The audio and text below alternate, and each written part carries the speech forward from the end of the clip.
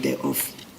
In August 2016, I was appointed Gauteng Provincial Deputy Commissioner for Crime Detection as a Major General until 31st December 2018.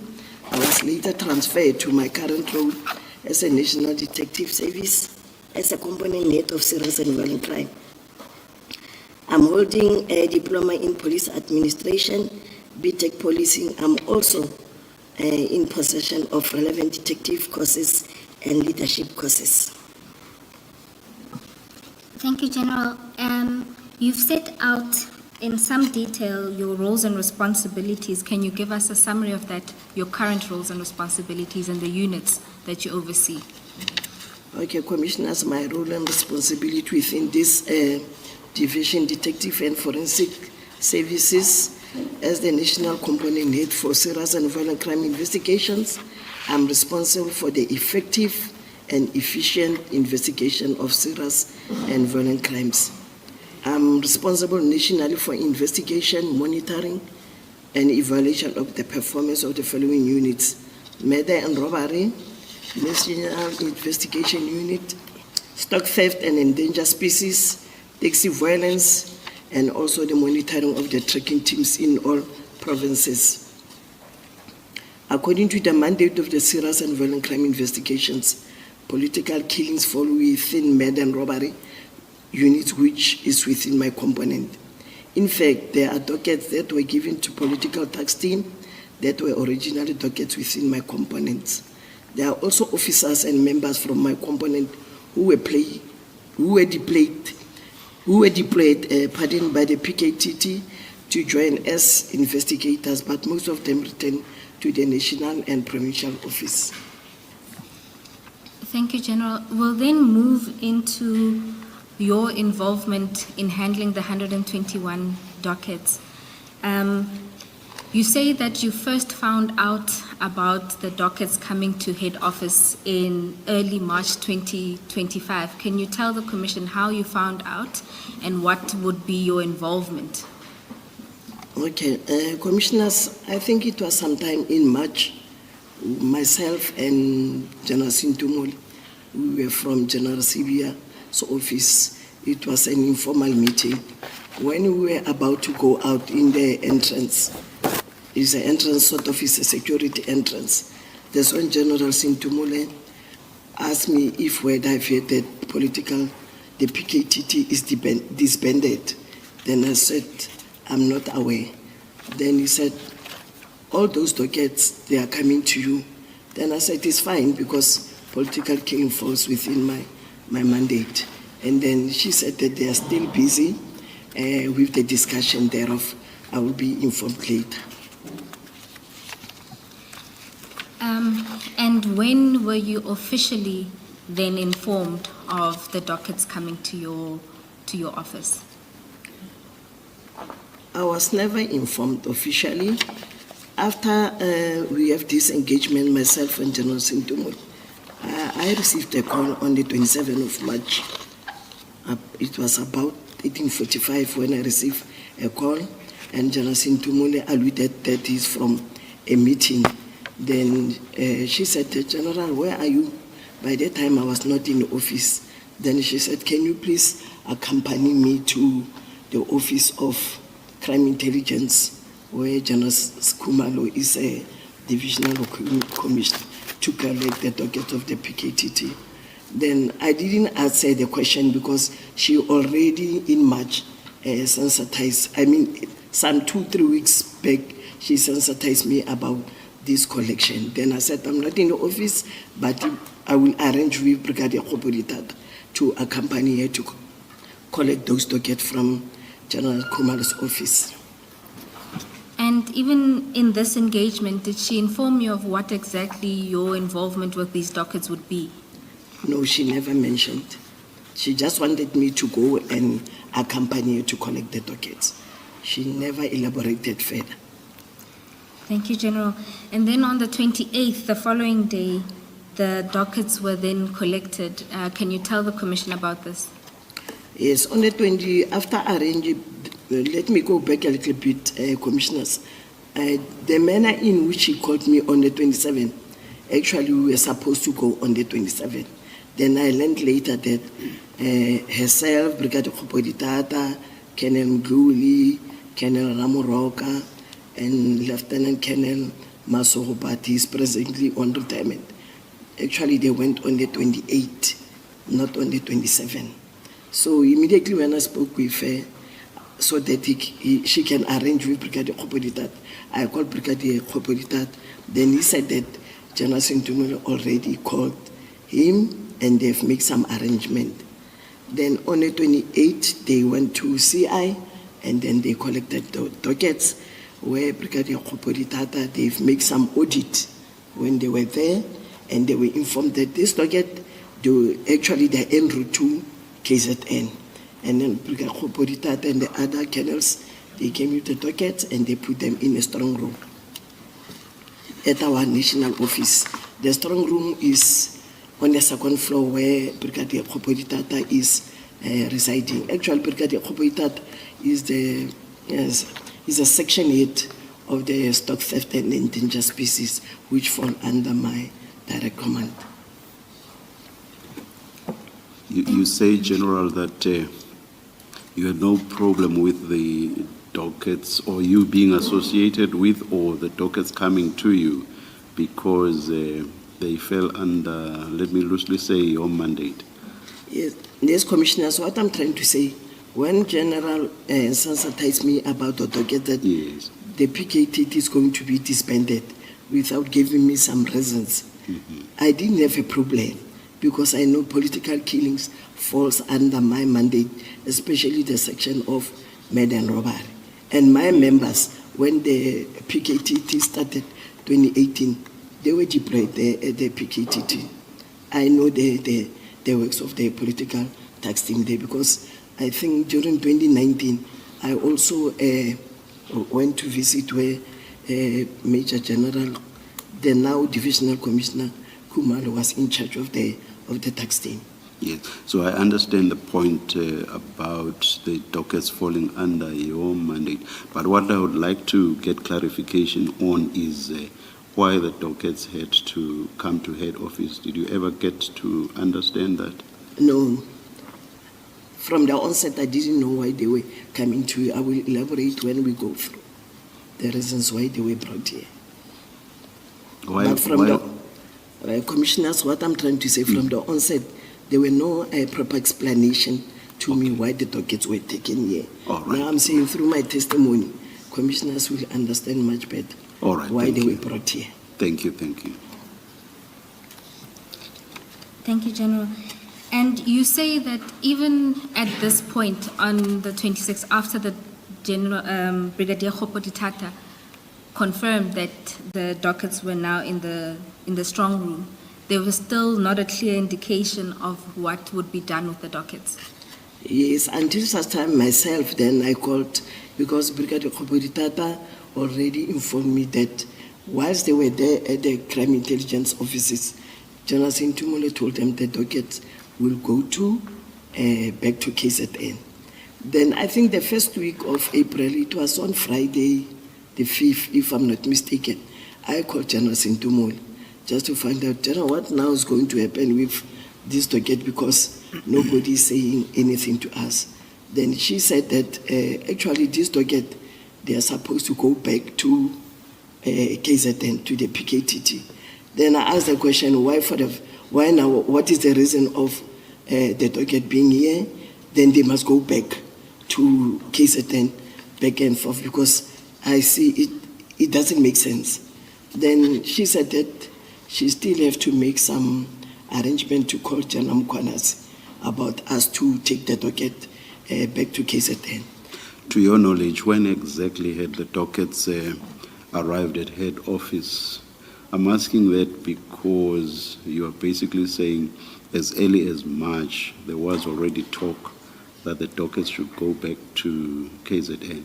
When had they arrived at head office? The docket arrived on the 28th of March. And talk for them to go back was when? Okay, Commissioner, the docket, when they collected the docket on the 28th, already they discussed it there. Brigadier Khopoditata, General Sintumule and the other officers, that actually this docket, they are only here for auditing, because they audited them whilst they like the counting. They counted from 1 and then the number was 118.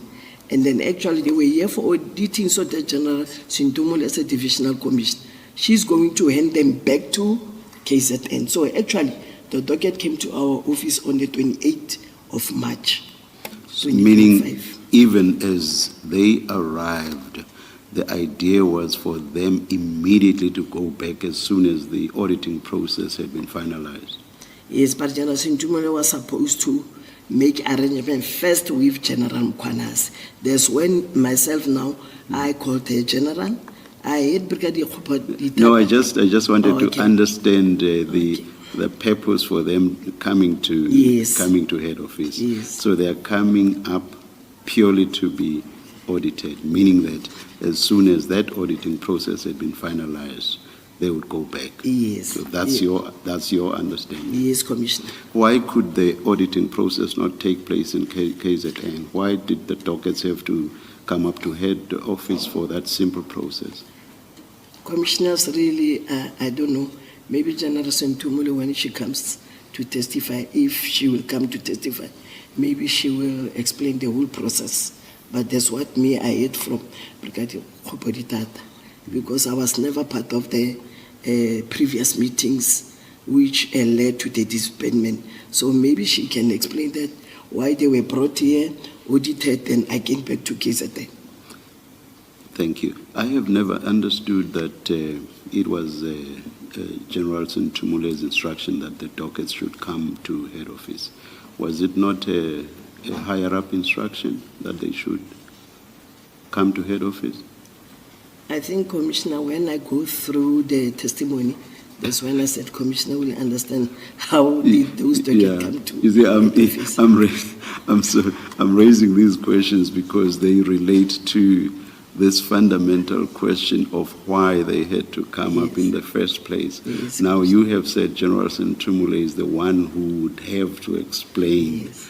why the dockets had to come to head office for the simple auditing process.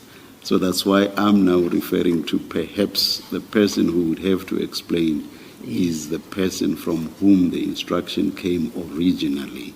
So it's in that context that I raise this. But if, as you say, you are going to say more on this later in your testimony, I will leave it at that. Okay, thanks, Commissioner. I will leave it there at this stage. Thank you, Chair. General, and you say that the auditing process was done within the day. Is that your testimony? Yes, they've done the auditing at the Office of Crime Intelligence. Before they brought the docket here, the auditing was done there at Crime Intelligence. And they even, there was a handing over certificate and some minutes which were written down, where General Sintumule and General Kumale signed both. And then in attendance were Brigadier Khupha together with other members from Crime Intelligence. I don't know, is it PKTT, but I know Brigadier Khupha Mgluli. His name is also appear in the attendance register where General Kumalo and General Sintumule have signed over the handing over of dockets. Thank you, General. Commissioners, for ease of reference, there is a statement in tab 3 of the files. The statement is by Colonel Mgluli.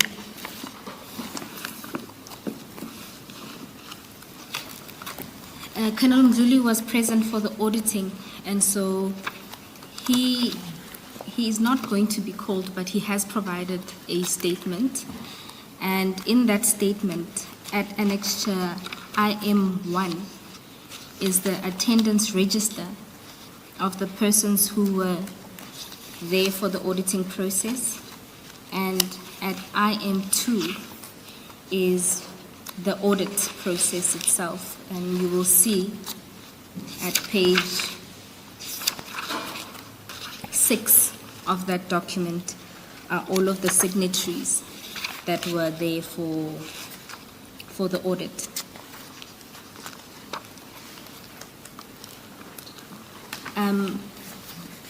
we wish to hand up or mark the statement as an exhibit. We are at Exhibit 33.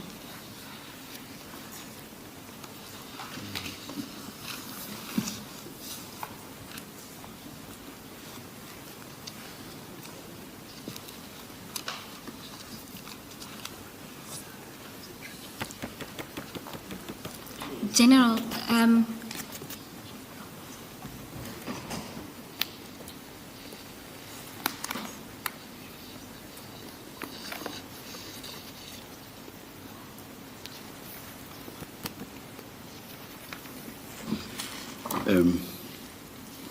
Ms. Bowe, we are saying there's rarely ever reference to the exhibits running on the side.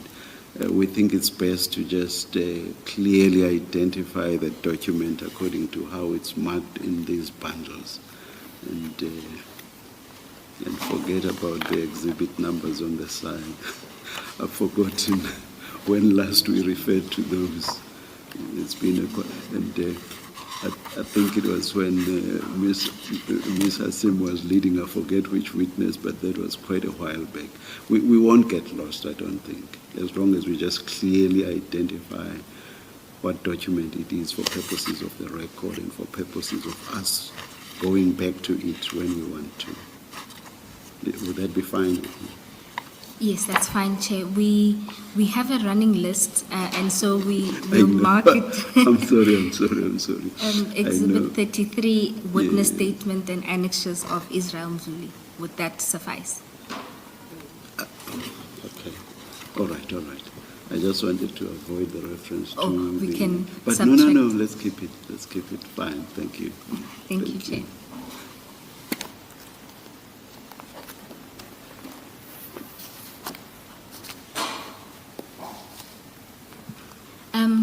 General,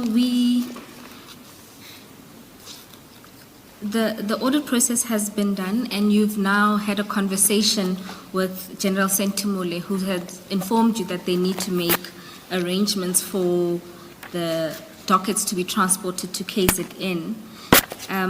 Did she indicate when this would happen? Yes, Commissioner, she did indicate. She even said that actually, General, let's plan maybe to hand over those dockets the following week. So the following week will be the week of the 9th or 10th. That's when she said that she's planning, but she will come back to us to give us the proper date when we can plan to go to KZN. Thank you, General. And you then go on leave. By the time you go on leave on the 11th of April, still no arrangements to take the dockets back to KZN had been made? Yes, there was no arrangement. But when I came back from leave during the first week of May, that's when I inquired from Brigadier Tata where actually what transpired whilst I was on leave. Then they explained to me that there was an arrangement which were made, and then itinerary were completed. I think it was done on the 24th of April, and they were planning to take the docket to KZN in my absence here. Commissioners, if maybe you allow me just to go a little bit before one of the preparation to go to KZN. Brigadier Tata informed to me when they were doing the audit, conducting audit, actually there were a plan put in place about the phases which is going to take place about this docket. And then the first phase of docket to be handed over, those are the one which they were doing the audit. Actually, there were 3 phases which is going to take place because of now the PKTT is going to be disbanded. So the first phase where this docket which they were auditing, the 118, there were docket which were still under investigation. And the second set of dockets would be what we refer to as decision dockets. Normally, there are some cases where we don't just arrest, you complete the investigation. After that, you send docket for decision for the prosecutor, senior prosecutor to give further guidance. That was the docket which will be the second phase. Those dockets, they are not yet handed over. It was just phases. The third phase will be docket from court, whether finalized or docket which are still on trial. That will be the third phase. But the phase which we are dealing now is 118 dockets which were still under investigation. General, can I just, before you move to the return of the dockets, what is the purpose of an audit? When you audit the dockets, why are you doing that? What are you looking for? And what are you hoping to get out of the process? Okay, thanks, Commissioners. When we do conduct docket auditing, usually we want to check whether the docket, for example, in the printout or checklist, the docket will be 118 with a specific case number, station, and the charge. So when you audit docket, you just want to check whether the very same charge appears on the list, which is on the printout, which you get from the case administration system. We check whether the complainant is the same, and then we have to do it through the right way of doing docket audit. You must audit with the system in front of you to check whether the charges relate with the charges which are captured in the system. That's the docket audit. But some other way of doing, the way they've done it, actually is an informal. They were just checking docket from 1 to 118, whether they are still the same as the one which are in the checklist or on the printout.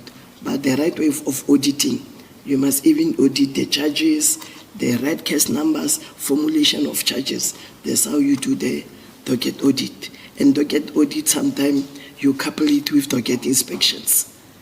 If you do audit, you also do the docket inspection. But auditing is just to get the gist of the docket, whether there is correspond with the system where they are captured. And then once you have done all of that, what do you do with the results? So you've completed the audit, you have confirmed that what is captured in the docket is consistent with what is in the document inside. You have your results, then what do you do with those results? With those results, the person who gave instruction to conduct the audit, you must give a certificate to the person, present to her or to him that the audit have been conducted.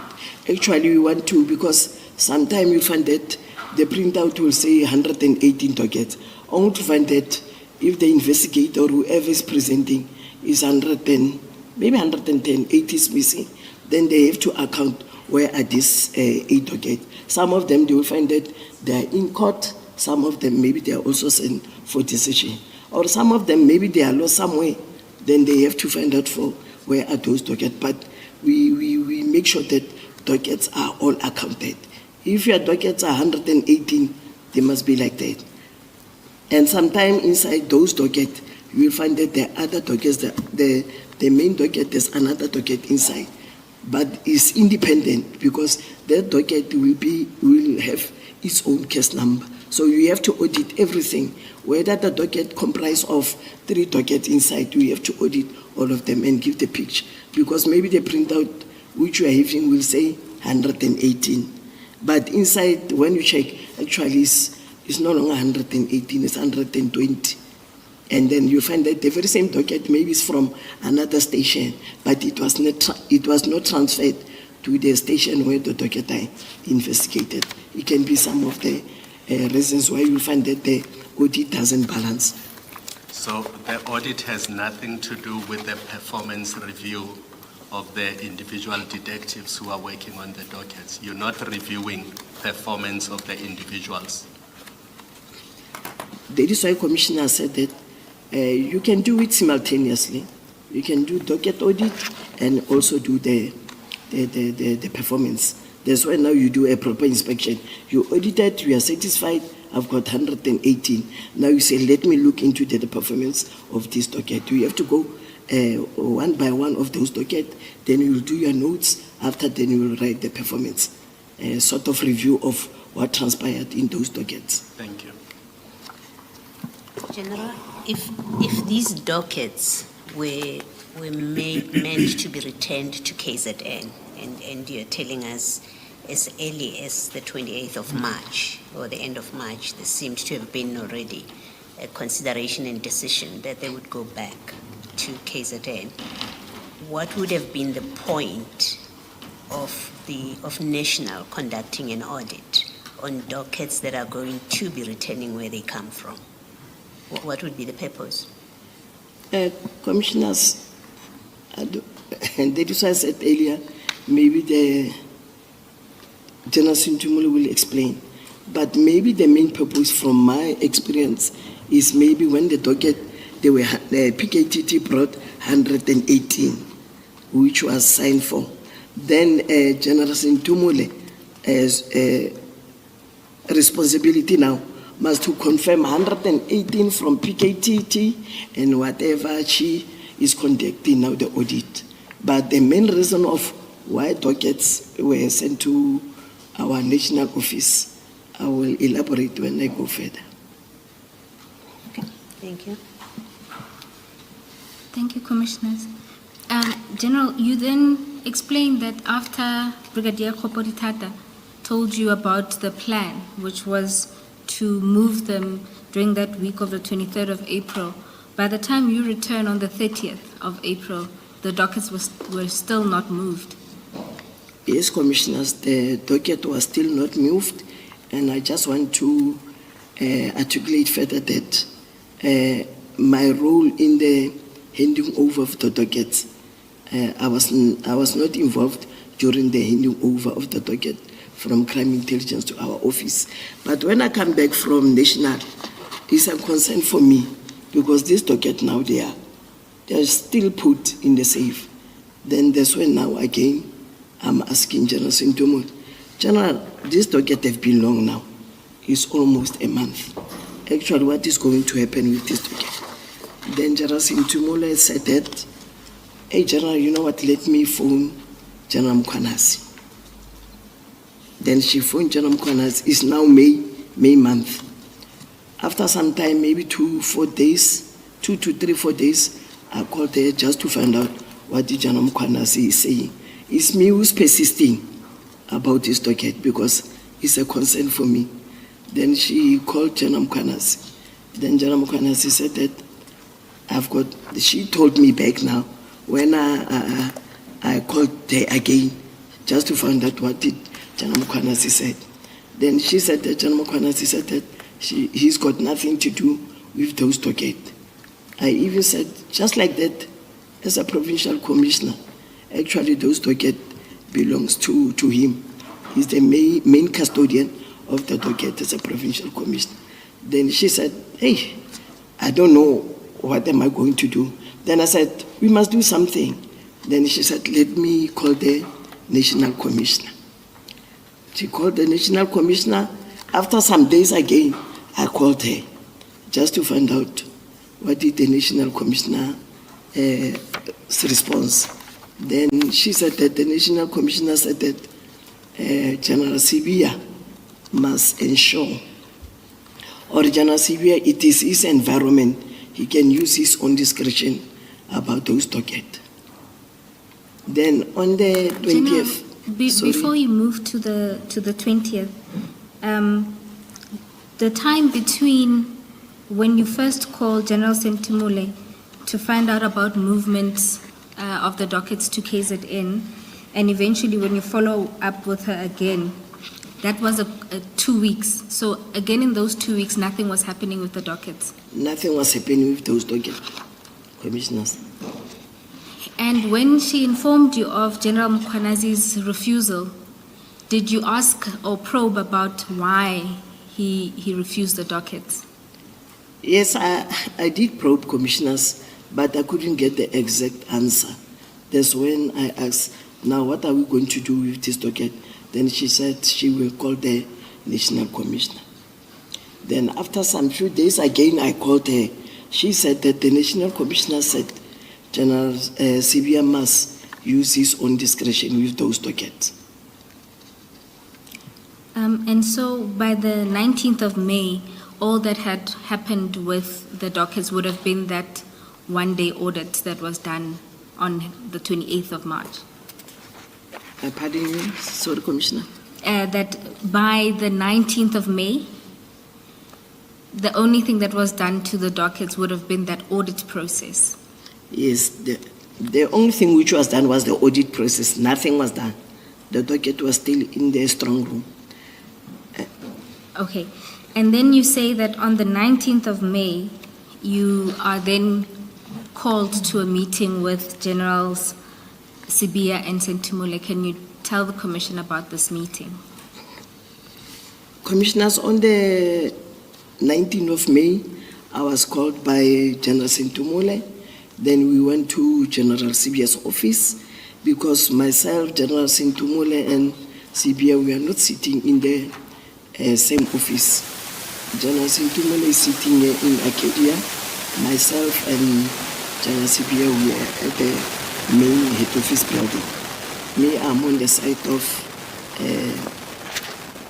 on the sixth floor. General Sibia is on the other side of the 7th floor. When I arrived there, I found General Sibia and General Sentumule. Then General Sibia said that maybe I've already heard that General Mkwanase refuses the docket, and the National Commissioner now says he must use his own discretion in those dockets.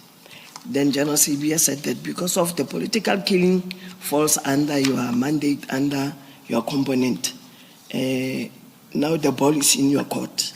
You must see to it what you do with those dockets, assemble officers so that you can proceed investigating those dockets.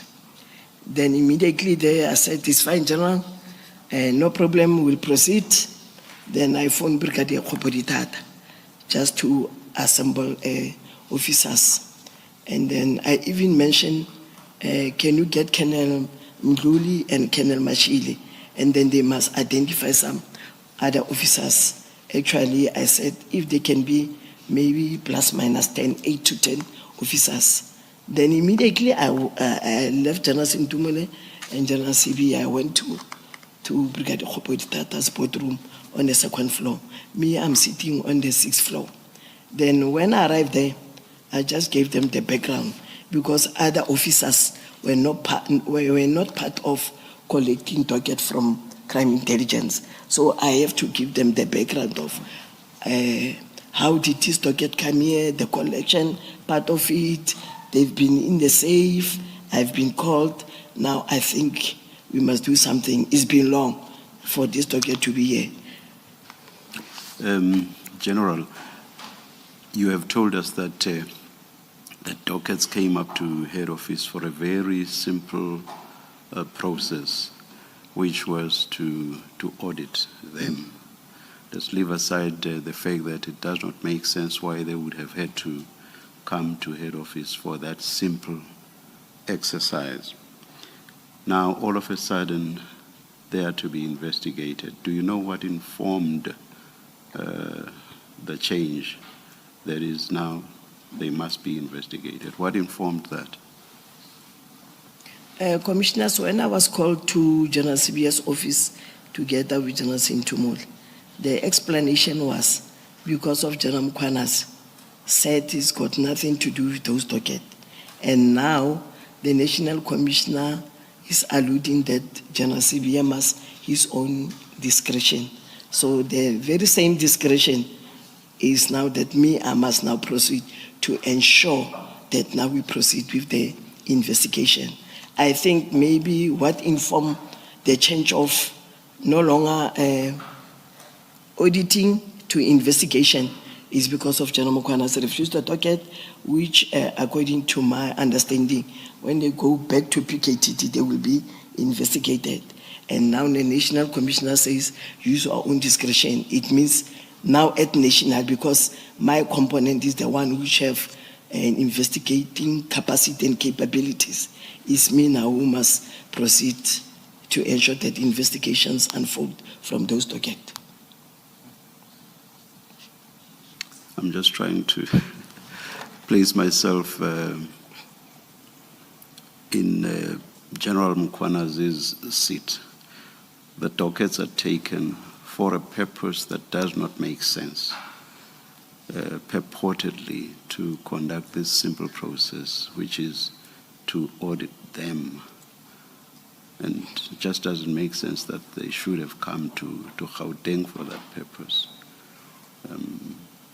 In that sense, perhaps one can, and I'm going to invite your comment on this, one can understand why General Mkhwanazi would have reacted the way that he did. If you wanted the dockets purely to audit them, why take them to Gauteng? It's true, Commissioner. I also put myself in the shoes of General Mkhwanazi.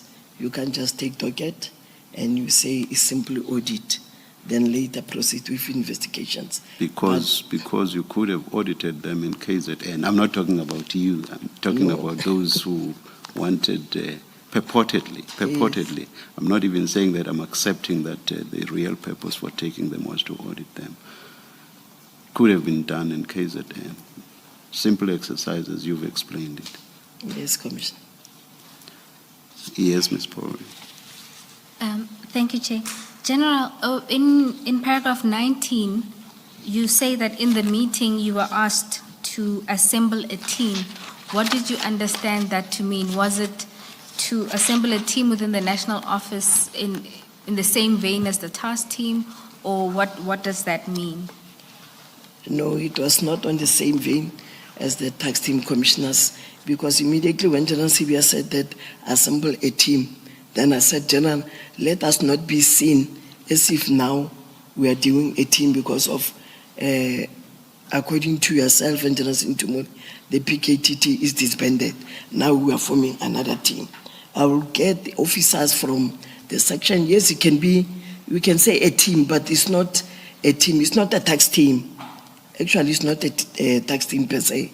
It's just members from different sections, because I was taking members from stock theft, National Investigation Unit, together with the Medan robbery, just to go and, because they're detective, we are all trained, we can also conduct investigation, irrespective of a task team. General, what did you mean by that, and why did you think it was necessary to say you should not be seen to be creating a team to replace the PKTT? Commissioners, why I emphasize of let it not be seen as a team, because the PKTT is a team, which was a tax team, is disbanded. But now we come up with another team. But in a layman's world or way, we can say it's a team.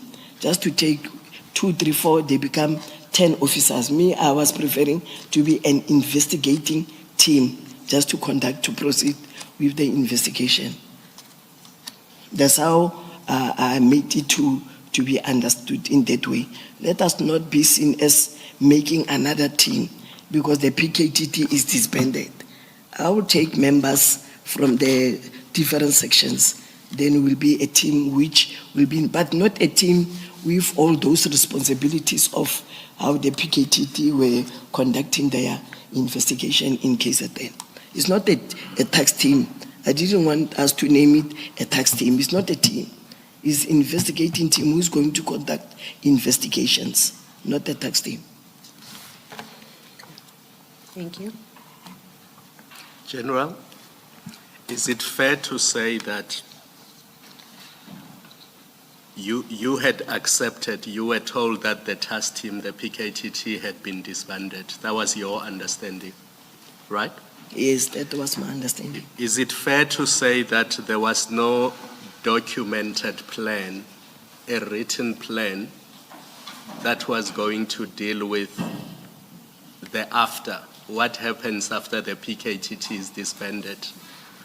Who's going to investigate these KZN political killings? What is going to happen to the dockets? Who's going to be the custodian? Who's going to account to the families in KZN who lost their loved ones? Who's going to account to the courts and the prosecutors in KZN about the cases they were involved with and the dockets they were involved with? Because I struggle to understand the idea that a detective who deals with stock theft in Johannesburg can be given a docket that deals with a political murder that took place in 2016 in KZN, and that person sitting in Johannesburg can then investigate that murder and get to the conclusion of the investigation, whatever that is. I just struggle with that, and I'm hoping, and I know it's not your fault, this was dropped in your lap, but I'm struggling to understand how that was going to work. Can you just enlighten us, please? Okay, thanks, Commissioners. Commissioners, after the meeting with, maybe I must proceed with now to what the Commissioner is asking now. After that engagement with General Sintumule NCB, then I went to Brigitte Mabandla. I've already informed him to get those officers. Then I went to them. I explained what transpired actually, the background, how did this docket came to head office. Then I instructed Brigitte Mabandla to take all those dockets from the strong room. I saw them, they were there in the crate. Then I said, colleagues, because now the ball is in our hand, as detective, let's start first with the inspection. Let's take this docket so that we can familiarize ourselves. To answer that question, Commissioner, which you said that stock theft from Johannesburg to go to KZN. Before you embark, you familiarize yourself with the dockets. But within that composition of the officers, mostly were from National Investigation Unit and the murder and robbery. The stock theft were only for the collection, because I know their strength, I know their expertise. So stock theft in head office, they don't investigate. But murder and robbery and National Investigation Unit and taxi violence, we do have dockets, we do investigate. And we also investigate dockets from KZN. It doesn't need that you must be in KZN, then you can investigate. We investigate all over the country. We get dockets from National, I go to Western Cape, all the provinces. You are a detective, you have to swim through. So those dockets, when we went through the inspections, we already saw the hanging fruits, the low-hanging fruits, where we can start with the inspection. So we have conducted the inspections, then we saw where we can start. And it's my fault that I said too many things.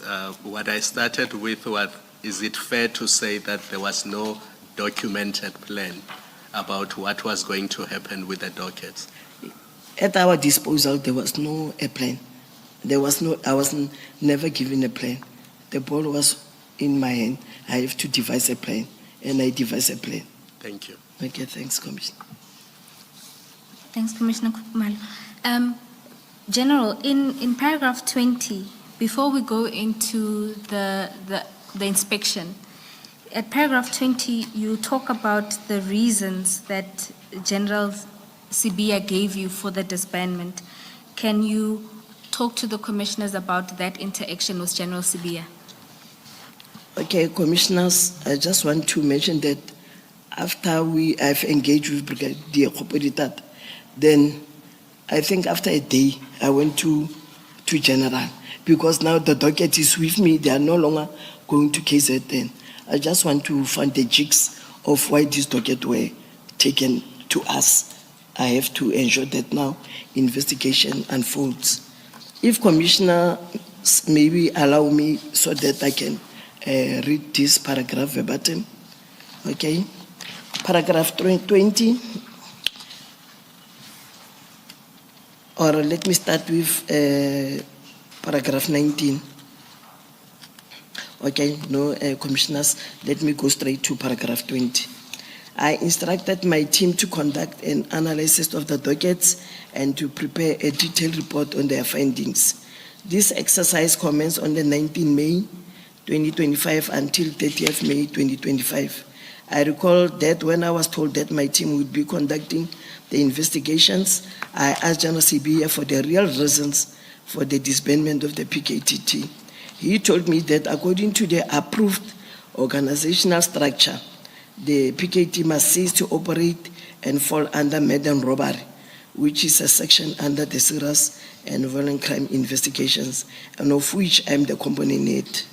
I'm aware of the study and the organizational structure.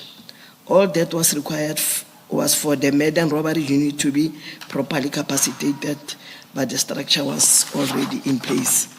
General Sibia also said that there had to be a fair representation of the murder and robbery sections within the 9 provinces, not just in KZN, and that the budget allocation for the PKTT was a problem because it was disproportionately higher for the PKTT in KZN than any other unit dealing with the same type of crimes.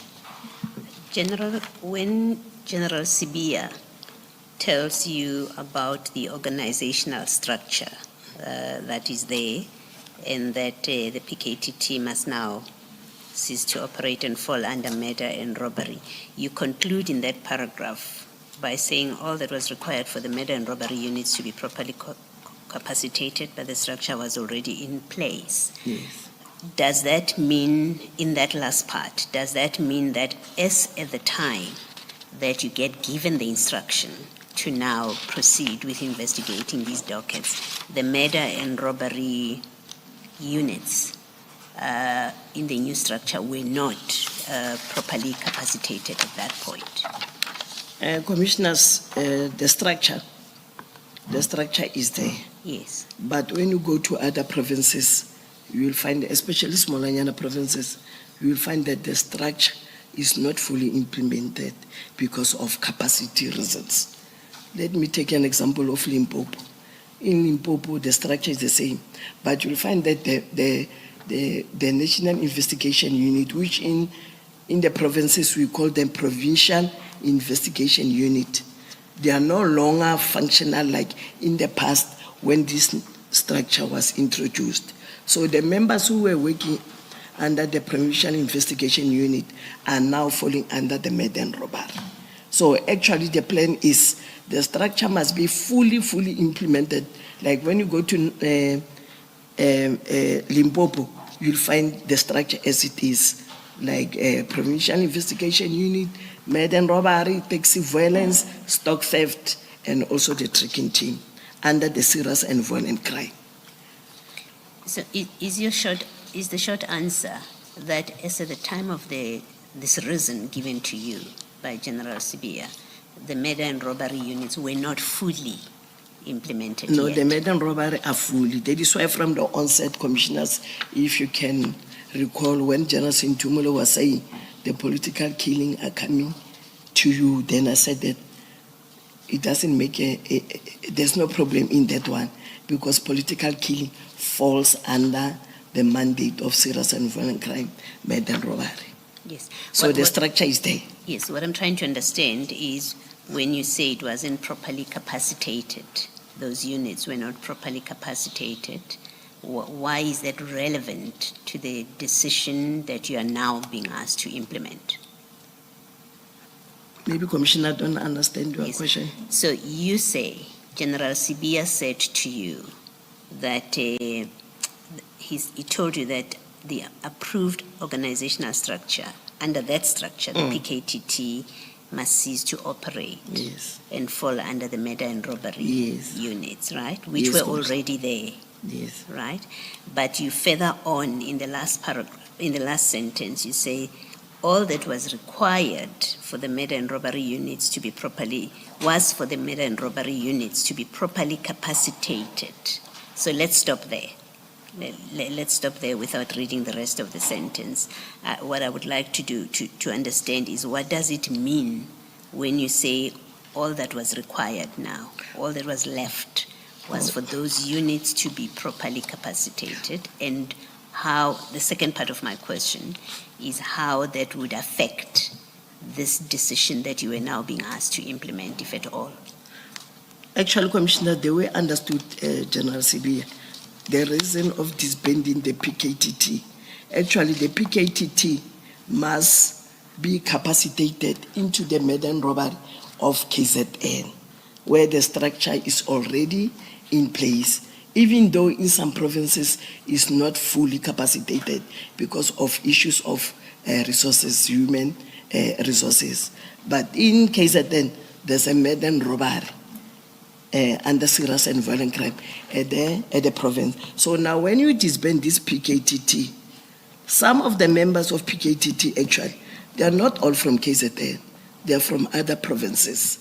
So when they go back to, if it is disbanded, members go back to their station or unit of origin, because some of them, they are not actually from the specialized unit murder and robbery. They were taken from the stations. Yes. And then now they are at the PKTT. So when this PKTT is going to be disbanded, some of the members will go back to murder and robbery of, if they are members from KZN, they will go to the murder and robbery of KZN, and the others will go to their respective. So was it your understanding that the members of the PKTT, the now disbanded PKTT, when they go back to their stations, all of them were now going to slot into murder and robbery unit? Was that the plan?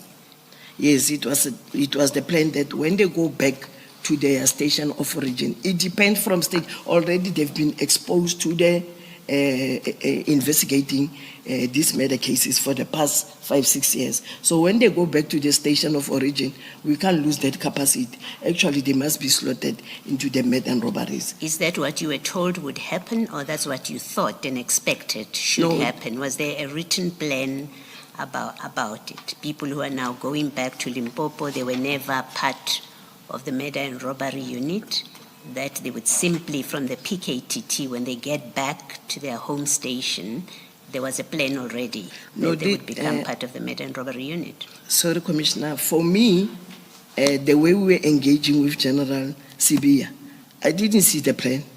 The plan was discussed through the executive management, where General Sintumule, Sibia, and the others were in that meeting. The plan which I'm just alluding now is through the engagement when I'm asking why the PKTT must be disbanded. That is why I say I'm aware of this study, because I'm also the signatory to that study of this establishment of the murder and robberies and other sections. And the reasons for that study to be conducted for this organizational structure is because of we used to have a lot of tax teams which were consuming a lot of money. So when the study was conducted, was how it will be best if maybe the old murder and robberies, the old SANAPs, narcotics, they can come back and then can be capacitated. Because of if you deal with only tax team to address a certain threat, sometimes you lose it, because most of the members of the tax teams, they are not developing. They don't go to courses, the promotions, because they are forever in the tax team. So if now they are in this specialized unit, we can plan for them so that they can also develop, they can also be trained. So it's one of the reasons why this study was conducted, so that it can be fair.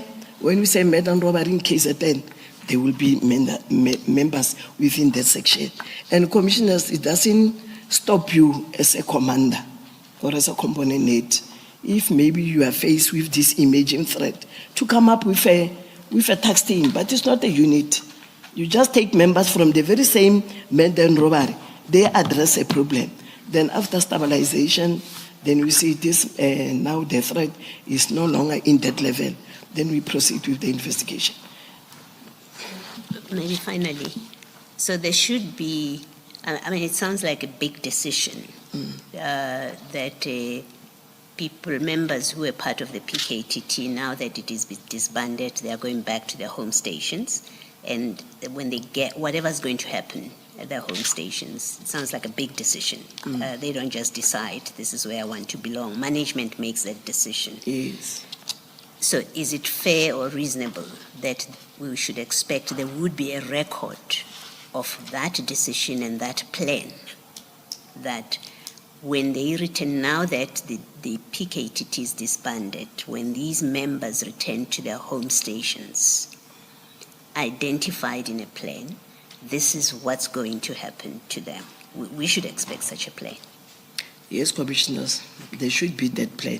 Okay. There should be that plan. So far, I can't allude to that plan. Yes. But there should be. We can't just disband people without a plan, go back to your station without maybe provisions for those members when they go back to the state. There should be a plan. Thank you, General. Thanks, Commissioner.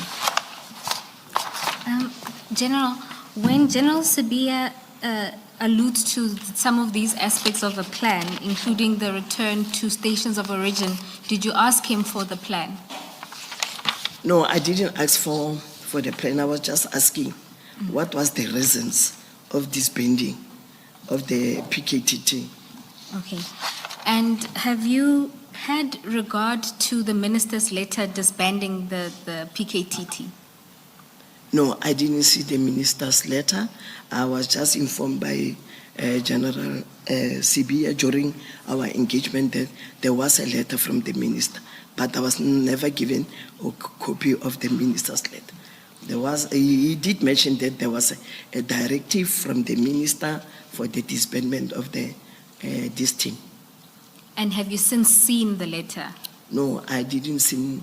I've never seen the letter in General CBA engagement, but later when we were engaging, I did see that letter, that directive actually. And in that letter, the minister does set out the reasons for disbandment, which is the team is no longer required, nor is it adding value to policing in South Africa. That sounds different to what General Sibiya described to you as the reasons. Commissioners, I think that one of the minister can answer. I don't know what was behind his mind or what was he thinking when he said that PKTT no longer serve value to sub-service, because of, even though they are disbanded, they are still police officials. They will serve purpose somewhere. They will definitely. I don't know what was the reason behind that. They will never serve any purpose, or they no longer serve any purpose. They will still serve because they are still carrying court dockets, those members. So they do serve. They do serve something in the communities and also in the police service. Thank you, General. Do you agree with the proposition that the minister's reasons as articulated in the letter and those provided to you by General Sibiya were different? I can't hear, pardon me, please. Do you agree with the proposition that the reasons articulated by the minister in his letter and the reasons that were given to you by General Sibiya are different? Yes, they are different because now General Sibiya was expanding. Only in the letter of the minister is very minimal.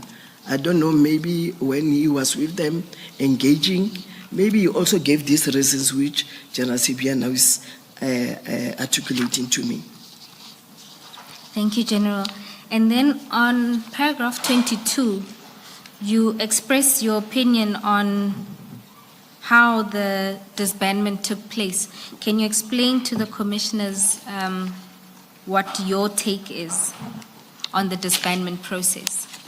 Okay, thanks, commissioners. Can I be allowed also to read the paragraph? Commissioners, I also wish to mention that although I was not involved in the disbandment process, I agree with the view that the PKTT should not have been disbanded without proper consultation.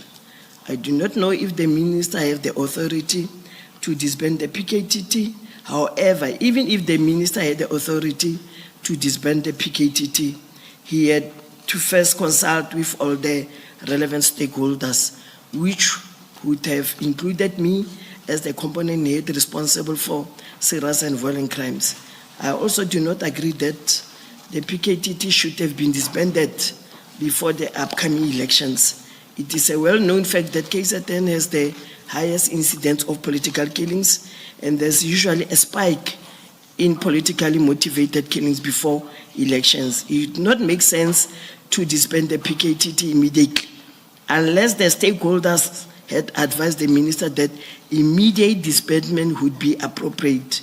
Having said that, I do not necessarily agree that the PKTT was more successful than any other team investigating the same types of crimes.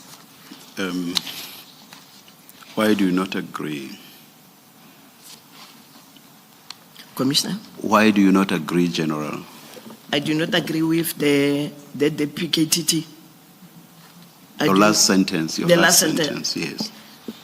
I do not agree, Commissioner, because of in these 9 provinces, we also investigate political killing murder cases, and we also investigate cases of murder, serial murder, serious murders. So now, if you say PKTT is the best team than any other teams, I think we are demoralizing our members who are working so hard as we sit here chasing suspect.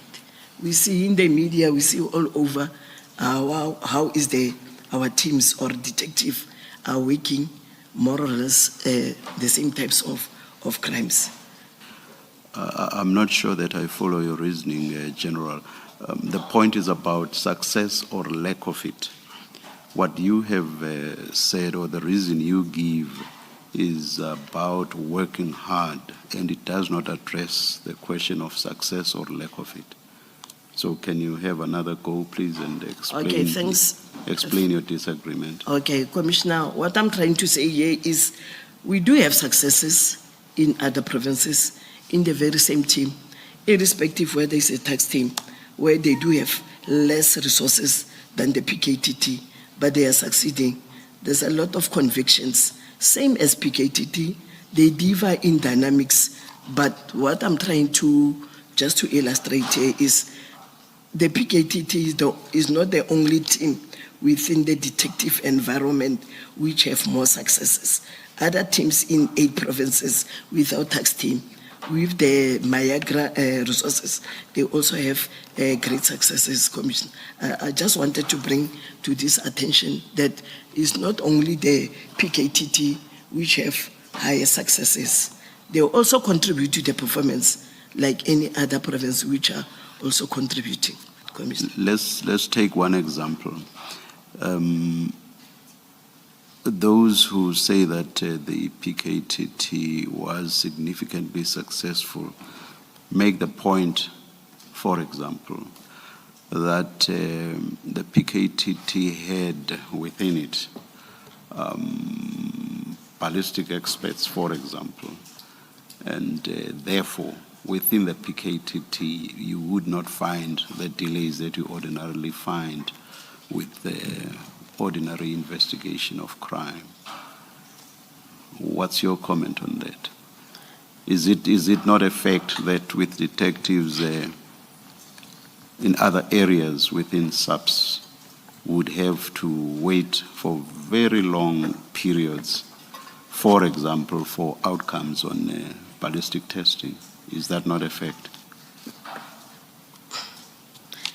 Commissioners, in other teams, we utilize our forensic labs, and there's a turnaround under the ballistic biology. Same with the PKTT. If they take the exhibit to ballistic, the very same ballistic experts use the same forensic lab. They don't have a special lab. They go to the very same lab. So there's a turnaround of 21 days, 30 days. So for them, when they say they've got the ballistic assigned in their team, it's just to expedite cases which maybe are court-driven. We also do the same in other teams. If the docket is a court docket, the prosecutor from court will write a letter of expediting. So more or less, Commissioner, if maybe commissioners were in our shoes of investigating, maybe we'll understand. So this is the arrangement which they have done with the labs, but it doesn't mean the other teams, they don't derive joy with some expert from the labs. And Commissioner, we can't afford to have a ballistic expert in every team. So this one, it was a dedicated team to address the political killings nature in KZN. That is why they've got this ballistic expert in their team. And when you do investigation, you don't only rely on ballistic experts. There's a lot of experts which are involved. For example, when we deal with... I said, General, let's take just that one example. Okay. So as not to avoid being all over the place, yeah. But just to, maybe I can conclude, Commissioner, other teams who also enjoyed the same example, ballistic experts in all the forensic lab which we have. But as I understood the evidence with the PKTT, they would expedite this testing in all their matters. That's how I understood the evidence. But as I understand you now with regard to other areas of investigation with other subs, it's in the odd case that requests for expediting will be made. Do I understand you correctly?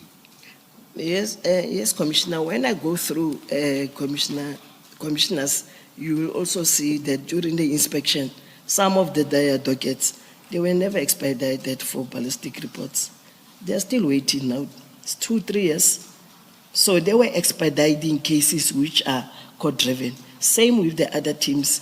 If we arrest a suspect, we request the exhibit to be expedited through the prosecutor request. They also expedite those exhibits. So for them, this docket 118, some of them, the DNA is still outstanding, ballistic report is still outstanding because of the agreement or the manner in which we work with the courts, because we know our forensics are overwhelmed with a minimum capacity of experts.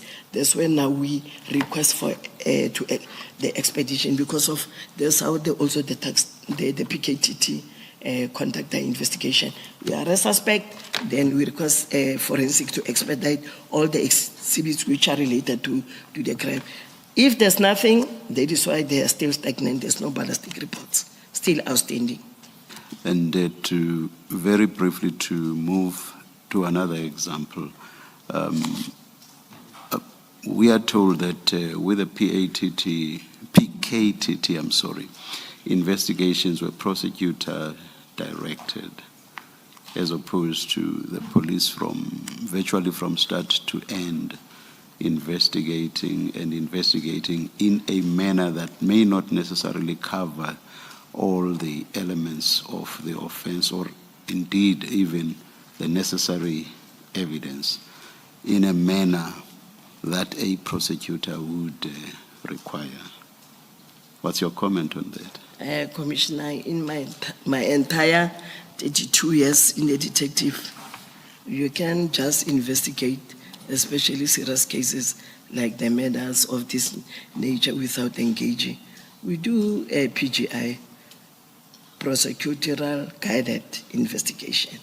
In most serious cases, it's not only PKT, we do with the NPA. Presently, as we speak, we do have a program to enhance that, so that at the end of the day, the outcome, you can see the convictions. But the PGI, we do mostly, all the detective, we go first, pre-trial, there's a PGI where we engage with the prosecutors. You don't just take a docket to court, then you come back. You sit down first with the prosecutor, and then we discuss these cases, and then the guidance will be given. Most of the time we do.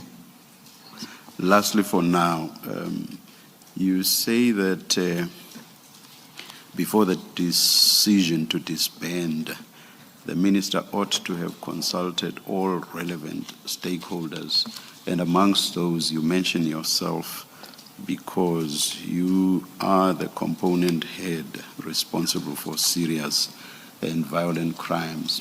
Was it the norm for ministers to consult with you on matters involving your area of function? Commissioner, here I was just illustrating that in this meeting, I understand this executive meeting. In the subs, most we've got the reporting protocols. I'm the component head. I've got the divisional commissioner, deputy national commissioner, and so forth, national commissioner. I didn't expect the minister just to call me I expected maybe from General Sibia and General Sintumoli to make me part of the decision which was taken to disband this PKTT, not literally with the minister, but myself also to be part of the discussion behind the disbandment. Maybe during that period, I should have come maybe with some better input, not just to disband immediately, to look into other areas of investigations or impact if the PKTT is going just to be disbanded immediately. That's how me now, I see it later when I'm discussing with General Sibia. Thank you, General. General, we now know that the instruction or the directive of the minister was that the PKTT must disband immediately, and it seems General Sibia must have understood it to be, it must be given effect to immediately. That's why the requests about the dockets, as we've now heard from other evidence. If you had been consulted, I'm not saying necessarily by the minister, your superiors, if they had in advance of the decision, before the minister made the decision, they had said to you, there's a plan to disband the PKTT by a certain date, what are the factors or the things that you as component head would have taken into account, or would have suggested and proposed and advised, in fact, would have advised need to be taken into account before the date is fixed for the disbandment of that decision? Actually, Commissioners, the factors or facts which I will depose during that discussion, I think I will input that maybe we can just disband PKTT immediately the way it is stated. We have to look into other considerations like the one which I've already mentioned, like the issue of the elections, because the municipal elections are next year. And as we know, the environment of KZN political landscape, maybe we were supposed to say, let's look into the issue of the political environment in KZN. Maybe let's just take it maybe step by step, not just to disband immediately as alluded here, but I can't say what does immediately mean. Maybe the author can explain what does he mean when he say immediately, of which is true, Commissioners. These tax teams really, we spent a lot of money on these tax teams. Maybe we were supposed today to take a gradual phasing out, not just bring docket, then phase 2 it will be this one, and phase 3, just gradually. And then we put it into a test. Maybe, for example, when we say gradually, then we take a test for 3 months or 4 months. Then we see if maybe gradually we have taken this out, and then we just test what is happening in KZN if this gradual movement will take place, unlike just abruptly. But I don't know, this immediately was just meaning immediately now, or what does immediately mean? But according to me, I would maybe just to suggest the gradual phasing out, because it's true, we've got the structure. If we don't do that, when are we going to capacitate the structure which is in place whilst we are still having this, the tax teams? And what would you have said about the dockets? What would happen should happen with the dockets that at that point are sitting with the PKTT as this decision is being considered? And when I say docket, I also take into account that the PKTT is a multidisciplinary team. That's what we have been told. What would you have considered there and said should be considered? The dockets were supposed to go to the maiden robbery of KZN. Okay, so they wouldn't come to national? No, not to national. Okay. We national, we give support. Yes. We give supporting investigation, but mostly at national. The very same docket, if it was properly discussed with all the stakeholders, it doesn't make, there's no problem if some of my members from National will work this case at 10 dockets with the members of the Madlanga Robert. The National Commissioner, together with General CBO, was supposed to give just directive, as most of the dockets, they come through their offices for us to give them attention or to take them from the provinces. But through the engagement with the province, we don't just take dockets from the provinces. We engage them because most of these dockets, they come as complaint at our office. So I don't see any problem, commissioners, if this docket really were taken to Madlanga Robert within that case at Madlanga Robert. And what about the staff, the members who at that time are members of the PKTT, and you've already said they come from different stations and provinces? What would you have said should be taken into account and how it should be handled? If you had the opportunity before the decision was made. Okay, Commissioner, I would say those members, because they come from different provinces, but now they are carrying dockets of KZN, they will be within that Madlanga robbery investigating those dockets there. Some of them, they will say because they belong in KZN, we'll maybe encourage them maybe to put some transfers to be permanently maybe posted there in KZN. Some of them, they do that. They work all over the province for some few, for a period. Then some of them, they are already interested there. Then they do make some transfers that they can be permanently advised. There's the advice which I will also maybe input. How about those members? Those who are interested to be within the Madlanga robbery in KZN, they can stay there and then we'll entertain their transfers as they come. So you would suggest that last part so that they continue working on the dockets? Yes, not just to take dockets, because they are the one who know those. You know, Commissioner, if you started the docket investigation up until you arrest, you have this interest, you want to see the outcome. Now somebody come take your dockets, you go back to your station of origin from your province, you lost touch. Already you have done that relationship with the deceased families. You are the one who's giving feedback. So mine will say, let those members remain in the Madlanga robbery in KZN. And then lastly, in that paragraph 22, you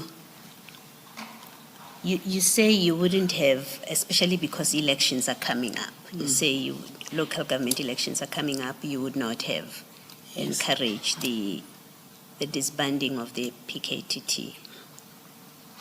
Now, I'm struggling to reconcile you saying that and also saying, well, they must be disbanded to go to the Madlanga robbery, to go and capacitate the Madlanga robbery units. And it suggests, and maybe just clarify that, in my mind, that which looks like a contradiction, where you say PK, you wouldn't have encouraged it being disbanded because we have elections coming, but you're also saying they must go and capacitate the Madlanga robbery unit. In my mind, it seems to suggest you don't think there's a need for a team such as the PKTT.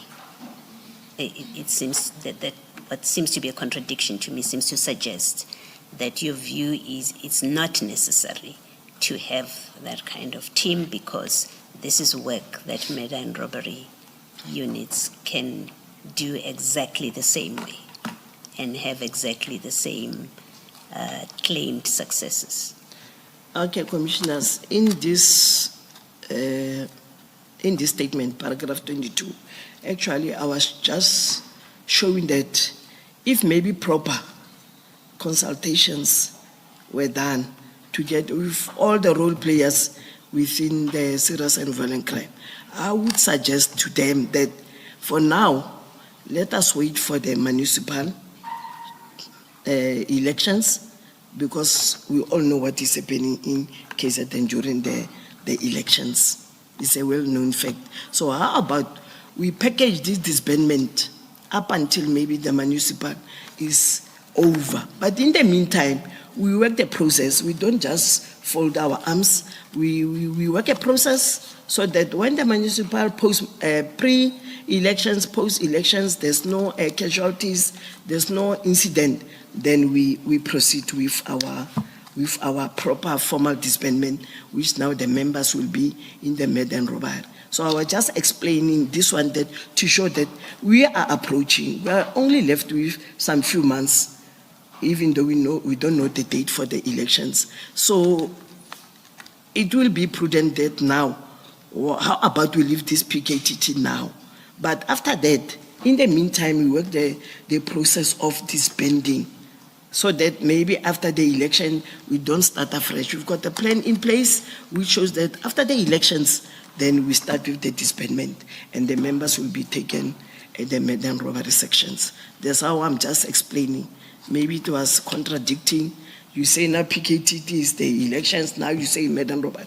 No, I was just trying to show that because the elections are incoming, how about we leave this team in place? But in the meantime, we work the plan. How after the election, then this member, they will be properly placed in their respective, especially in cases then med and robbery. Those who are willing to stay behind. Okay. Maybe lastly, and I hope I'm not being unfair to you with this question. Do you, and do say if you can't answer my question. Okay. Do you or do you not accept that there was a valid reason behind the idea to form a task team such as the PKTT to focus on political killings? Do you accept that there's a scenario where there is merit to having such a team? When it started? When it started, yes. Yes, Given what was happening at the time. Yes. There was a valid reason during that period. Yes. There was a valid why a tax team, because commissioners, we do have tax teams also. Yes. Irrespective of political tax team. We do have tax teams where maybe there's cash in transit, where there's also traditional healers are killed, where there's a lot, where women and children are killed, raped and maimed, the gangs in Western Cape. We also have that particular tax team, but they are not forever. When we stabilize that threat, the tax team ceased to operate. So there was a valid reason why this team was established from the onset. And is your position that as long as we haven't stabilized or you haven't stabilized the situation, if there's no evidence that you have stabilized the situation, or in fact if the situation continued, the problem with political killings, for example, if in the next elections you see a spike, is your position that there would still be an argument to retain the PKTT?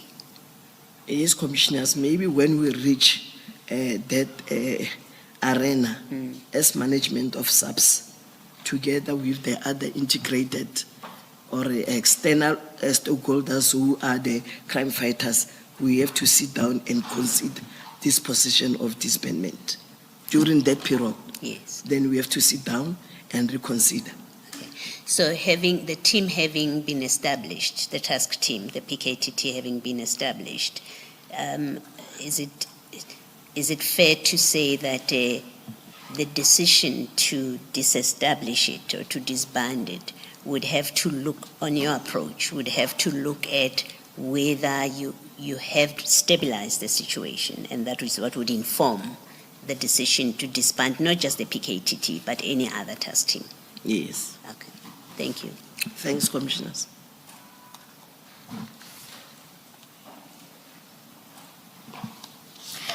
Commissioners, we were debating if this 1 minute can be used, but we will ask for a 1 minute early adjournment for tea.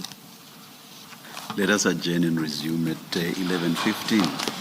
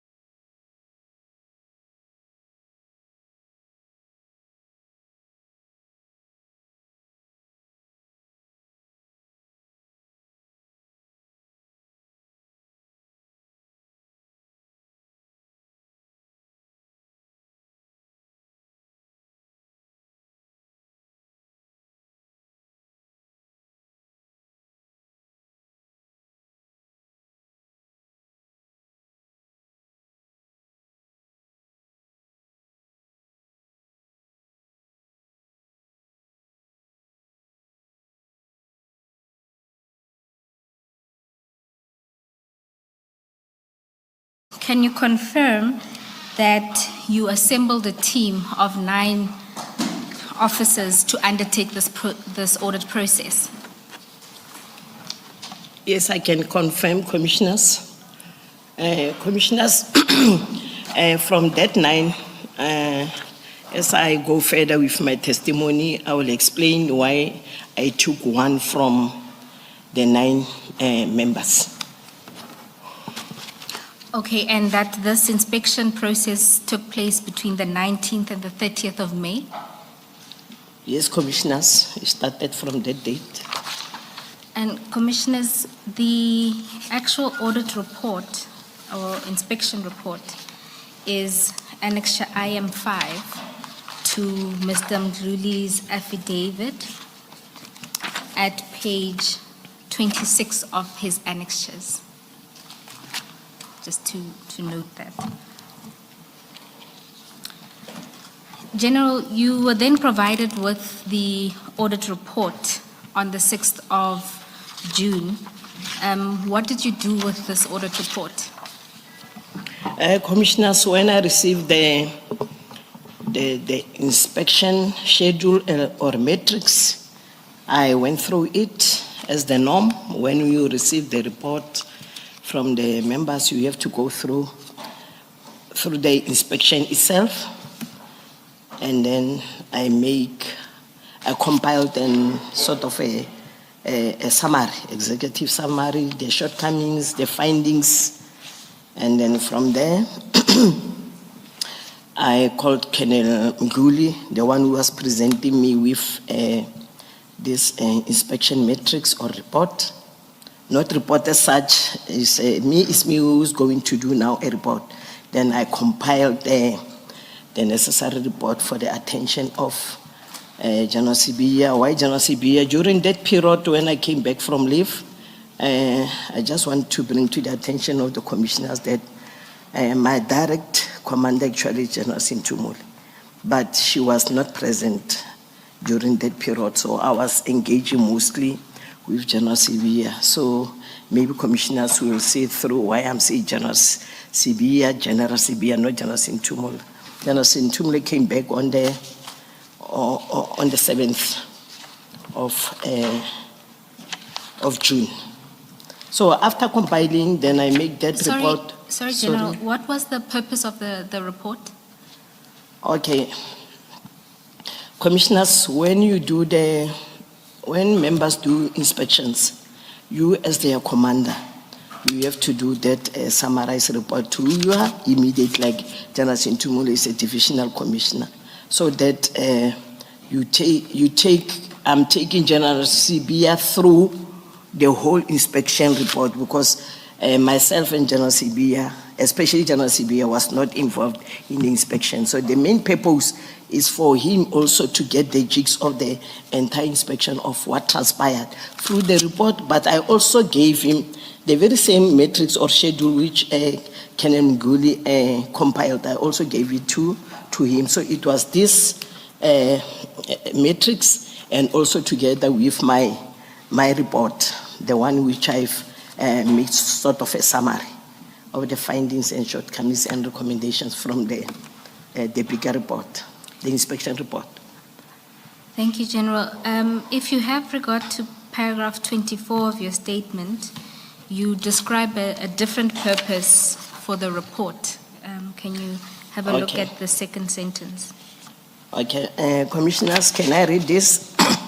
Thereafter, on or about 6 June 2025, I compiled a draft and signed report in the form of an executive summary of the inspection exercise undertaken. The purpose of the draft report was to motivate for the budget allocation for these dockets to be investigated and to get direction from General Sibiya and General Sintumule, as the report is annexed here to marked as MCM1. Yes, in this draft report, I went to General Sibiya, and then by that time General Sintumule was back. So I was just discussing this inspection with them, what is the findings, because they said that I must ensure that we proceed with investigation. Then that's when now I told them, I don't have a budget in my component because of the PKTT they are budgeted for. So now I must proceed with these 118 dockets. I need some money to go to KZN to conduct the investigations. And General, the need for money, if the PKTT was to be sort of, the members were going to be reintegrated into the murder and robbery unit, which is your component at a provincial level, why was there need for additional money? The money which is allocated to PKTT, the needs was looked into before when the money was allocated to them. So why now I'm needing this money? Because of, I was thinking the management won't go to the money which is allocated budget for PKTT so that they can reallocate or divert the money from the PKTT to 118. So I thought when I request this money, then I will be given some portion, either from the very same money which is given, because of 118 dockets is also budgeted within the PKTT. So by so doing, I thought maybe, for example, they've got 10 million, maybe I will get a portion, maybe 2 or 3 million, so that I can conduct the 118 because it's already budgeted. Actually, there I can say I was just trying, I can put maybe my luck so that maybe I can get something. And that's when now General Sintumula said, okay, General, just put it in writing. Request for funding. In the meantime, I will speak with the Chief Financial Officer, which is General Dimpani. Thank you, General. And would you have been able to proceed with investigations if funding wasn't available?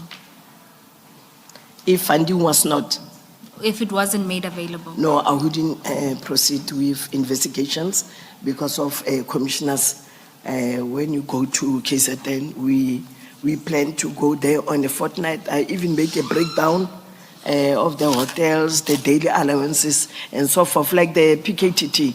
Then we said we won't go and stay there for 6 months. Maybe go for a fortnight, we come back, just like that, and go back. Up until maybe this 118, we reduce them to the acceptable level. We even said that maybe 6 months. Actually, we wanted to start from 1st of June until December. Then January, we do our assessment to see from this 118, because already through the inspection, we saw which one we can start with. So 118, maybe we were within that 6 months, maybe 60, 70 dockets. Maybe we were supposed to finalize. Sorry. It depends with the dynamics of KZN when we arrive there. But that one, it was another story. That's how we plan we are going to do. At least 6 months, there must be an impact on this 118 dockets. I know it was not your decision, General, but it just does not make sense to me to bring in a fresh or a new team when there was a team in place already. Once it had been decided by General Sibiya that investigations should go on, I just do not understand why those investigations should not have been conducted by the PKTT. It just doesn't make sense. Yes, Commissioners, because now I was finding myself in that dilemma. I also have to swim. I must come up and devise as a manager. How am I going to swim with this 118? That is why I was taking all these actions or maybe some suggestions. How about we do this so that we can also ensure that these 118 dockets can be investigated? Because, Commissioner, these dockets, they've been there also, not being given attention. And then I know, Commissioner, if dockets are sitting a long time with investigating officers, what feedback are you giving to the deceased family, especially where here we have lost life, irrespective whether it's a housebreaking or a theft of motor vehicle? The people need answers, and they need their satisfying answers. So that is why I was eager. Just give me money, I'll go and work this docket, Commissioner. And also, I mean, with the new investigators coming in cold, there would be delays. Do you accept that? Yes, I accept, Commissioner. I accept that one. Thank you, General. General, your report, the draft report that you compiled, is page 1 of the annexures. Commissioners, that's MCM 1, which starts at page 1 of the annexure set of documents. General, if you can have regard to paragraph 1.1 of that statement, of that draft report. So it's immediately after your statement. Okay, yes, I see it. You say there that on 31 December 2024, the Minister's Office issued an instruction through the Office of the Deputy National Commissioner, General Sibiya, who was acting as the National Commissioner at the time. Is that a correct reflection of what happened? Commissioners, in this one, I think it's a typo to say General Sibiya, because from our from our office we thought it was General Sibiya who was acting, but he later, during our engagement, he also brought this to my attention, because he also signed. He said that I saw you wrote me I was acting. Actually, it was not me who was acting, it was General Musikidi. So already these letters, they were signed, but I would like to apologize just for that one, because I wrote General Sibiya. Actually, it was General Musikidi who was acting. And General, this report, this draft report, did you give it to Generals Sibiya and Sentumule? No, this report, as I was explaining, Commissioners, General Sentumule, during the engagement of the dockets, she was not present. I just gave this report after we finished, and then General Sentumule came. I think it was on the 7th, mostly of these inspections. But the main one, the one when we were discussing with General Sibiya and General Sentumule, I gave them the bigger one, where I went and just explained to them what transpired through the inspections. And when we were engaging about the extra money, it was on the 7th of June, when General Sentumule advised that I must write a information note pertaining to a request for extra budget or funding to go and conduct those docket in case of the investigations. Commissioners, that information note is MCM 2, which is at page 13 of the annexures.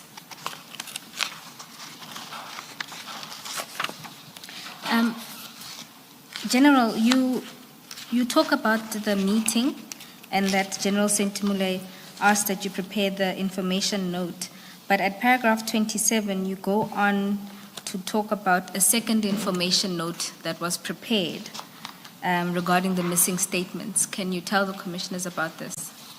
Commissioners, during the inspection of this docket and through my perusal, I was approached by Captain van der Berg, who was also part of the inspecting team. But during that inspection, we took 2 dockets from Eastern Cape, the one of Namtlamtwa who passed on. Then because of the sister of the deceased was calling General Sibiya just to get feedback of the cases. There were 2 cases, attempted murder and the murder one. So the docket was initially investigated in my office when it was taken by PKTT during October 2023. So in those dockets, Captain van der Berg brought it to my attention that there were 32 statements which were missing from the docket. Then immediately it raised some concern. I even asked Canon Glul, because he was leading the inspecting team, the inspection. Then I asked him, they didn't experience similar incident like this one where statements are missing. Then Canon Glul informed me, General, actually, we also realized that Umlazi and Greytown, There were also statements missing, 10, 12. He even said that it is mentioned in that inspection matrix. And then from there, I penned down this information note.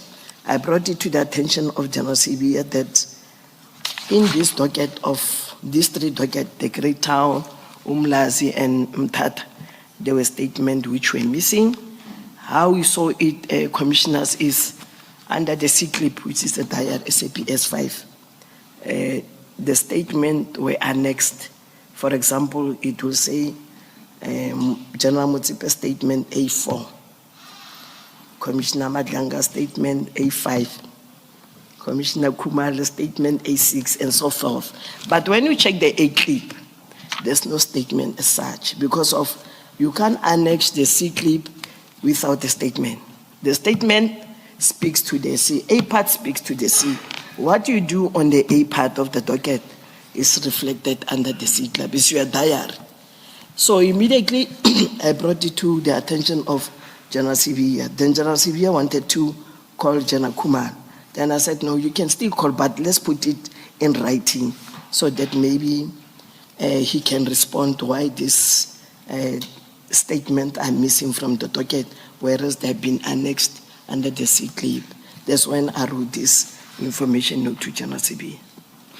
Are there instances when investigators would remove statements from dockets, General? Commissioner, pardon? Are there instances when investigators would remove statements from dockets? No, commissioners, we don't have those instances. Usually when you take a statement, maybe you for example, you go out, take statement. When you come back to the office, you do most now administration. You have to put it there and annex. So you can annex C-clip, my statement, whereas the statement is not there. So it shows the docket, the statement were there, clipped, I'm just assuming, and then they were taken out. Or maybe they were annexed before they were put under the clip. I don't know what was the rationale behind that. But you can't just reflect it under the C clip, whereas it's not on the A part, because they go hand in hand. Sometimes you put them under A, you don't annex. So when you go through the dockets, you'll see that A4 is not reflected, then we have to reflect it under the C clip. So in this one, I don't know what happened, but they were not there. Just explain the C clip to me, please. Or the C clip, commissioners, the docket is divided into, I can say 5 parts.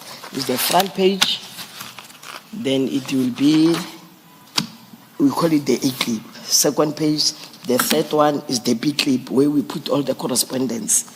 Then becomes the C, where we put all the diary. And then the last part, it will be where suspects are arrested, then we are charging. That's why we charge.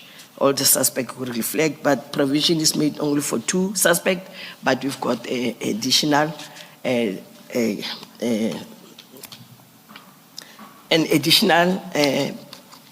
paper, or not a paper as such. It also forms part of the docket where you attach it. Is sort of an annexure that it will say maybe suspect 1, 2, 3, then the other one will 4. If there are 15 or 20, you can put as much, as long as they will reflect in the docket, and they look the same like the first one where we have charged. So the clips are basically part of the docket folder? Yes, when I say the C clips, actually we call it the SAPS C5 diary. It's a C part. So where you write every activity, like when you write... All of that is part of the folder. That yes. cover. Yes. It used to be brownish. When you open the docket, it used to be brownish in the olden days. It's brown. It's still brown. Yes. So those are there. Yes. Then the statements are loose pieces of paper that get put in, or no, that are placed in this folder, in the docket folder. Yes, the docket like this file in front of us. Then it go upwards. We call it A1, is the complainant statement. Yes. It's 1. Then go up. It's a loose piece of paper. Yeah, it's a statement. Yes. You put A, this one is A1. Then on the C part of the docket, you make a note of it. You make a note, the statement of General Motsepe is C, is A1. Just like that ballistic report obtained from forensic lab A2. All right, Just like all that, right. because it's part of the evidence of the statement. So they go hand in hand. Okay, So so you were able to tell from the folder, this brown folder, that notes had been made, that there's this statement, there's that statement, there's that statement, but the actual statements themselves were not in that folder. they are not here in the A part. All right, Yes. all right. Let me, I hope the evidence leaders will not fight with me about this. From a statement that we have read, a point is made that investigators had taken some of the statements out of the dockets. That's how I understand the statement. So you are basically saying that that's not supposed to happen. It's not supposed, commissioners. So if you want a statement for purposes of your investigation, you would have to take the entire docket.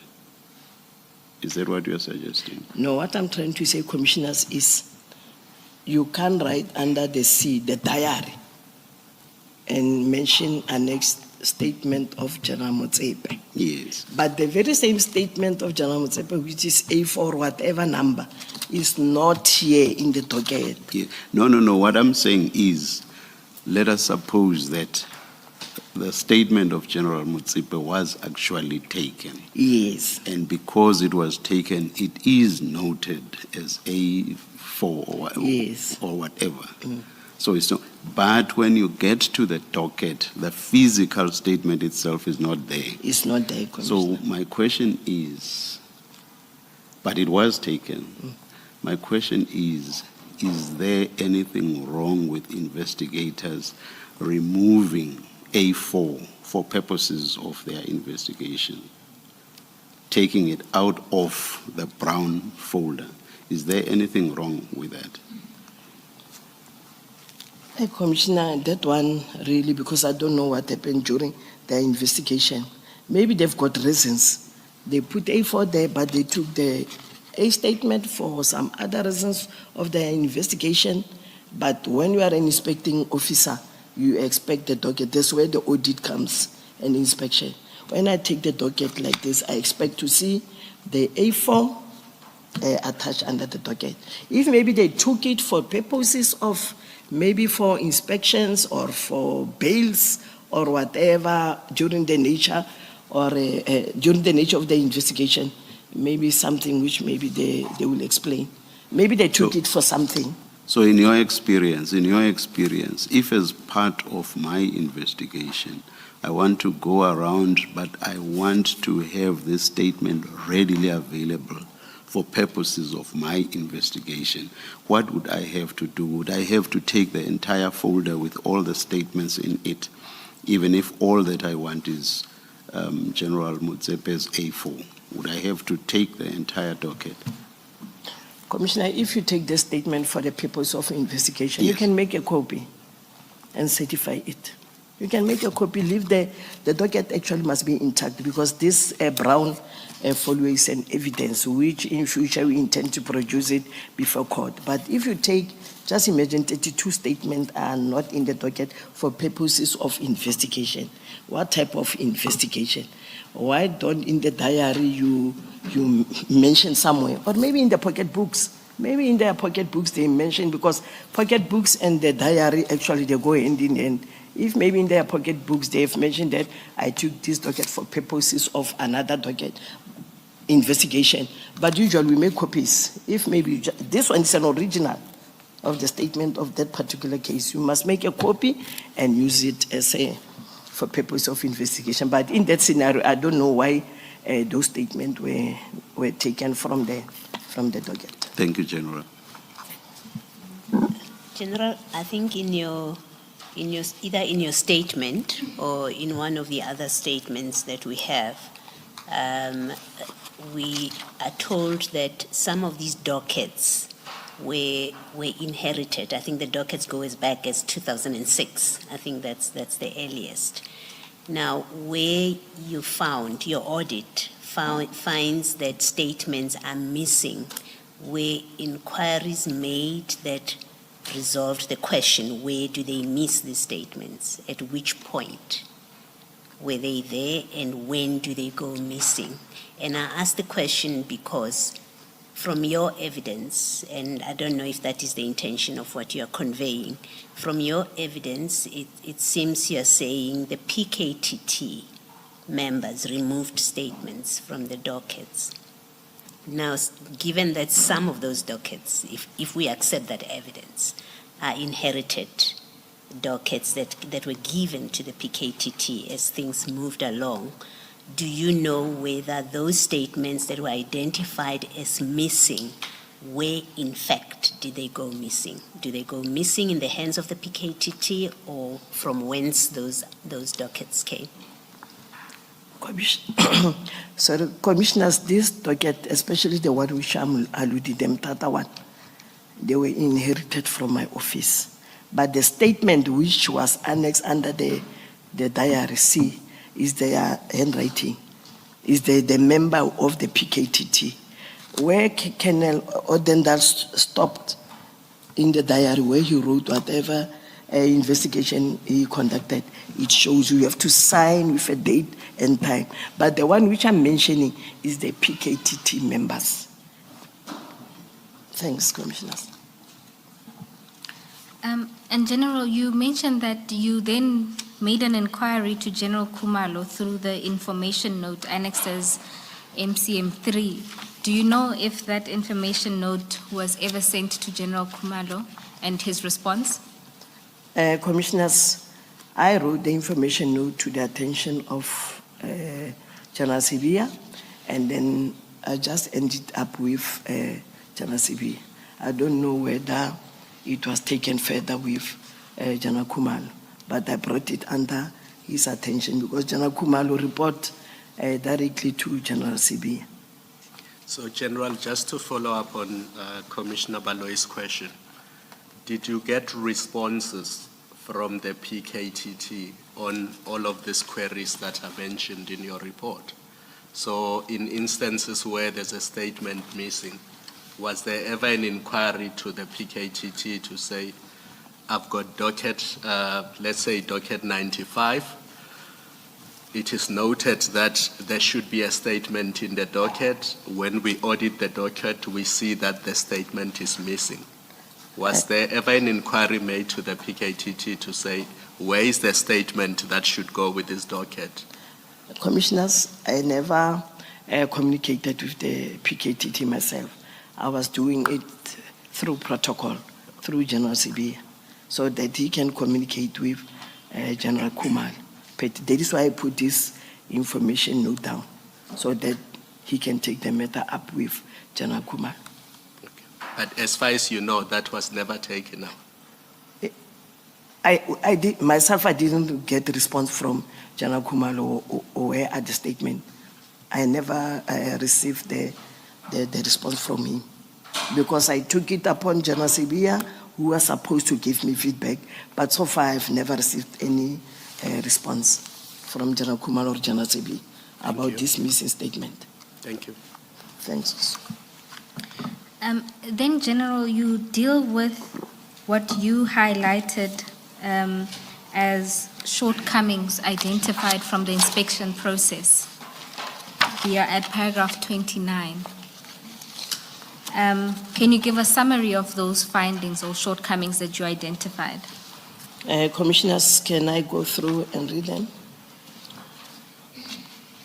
I further alluded that I was not directly involved in the audit exercise, but I did spot check a few dockets and receive comprehensive feedback from the team who conducted the audit.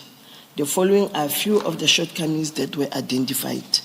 23 suspects were identified by witnesses, but these suspects were not arrested.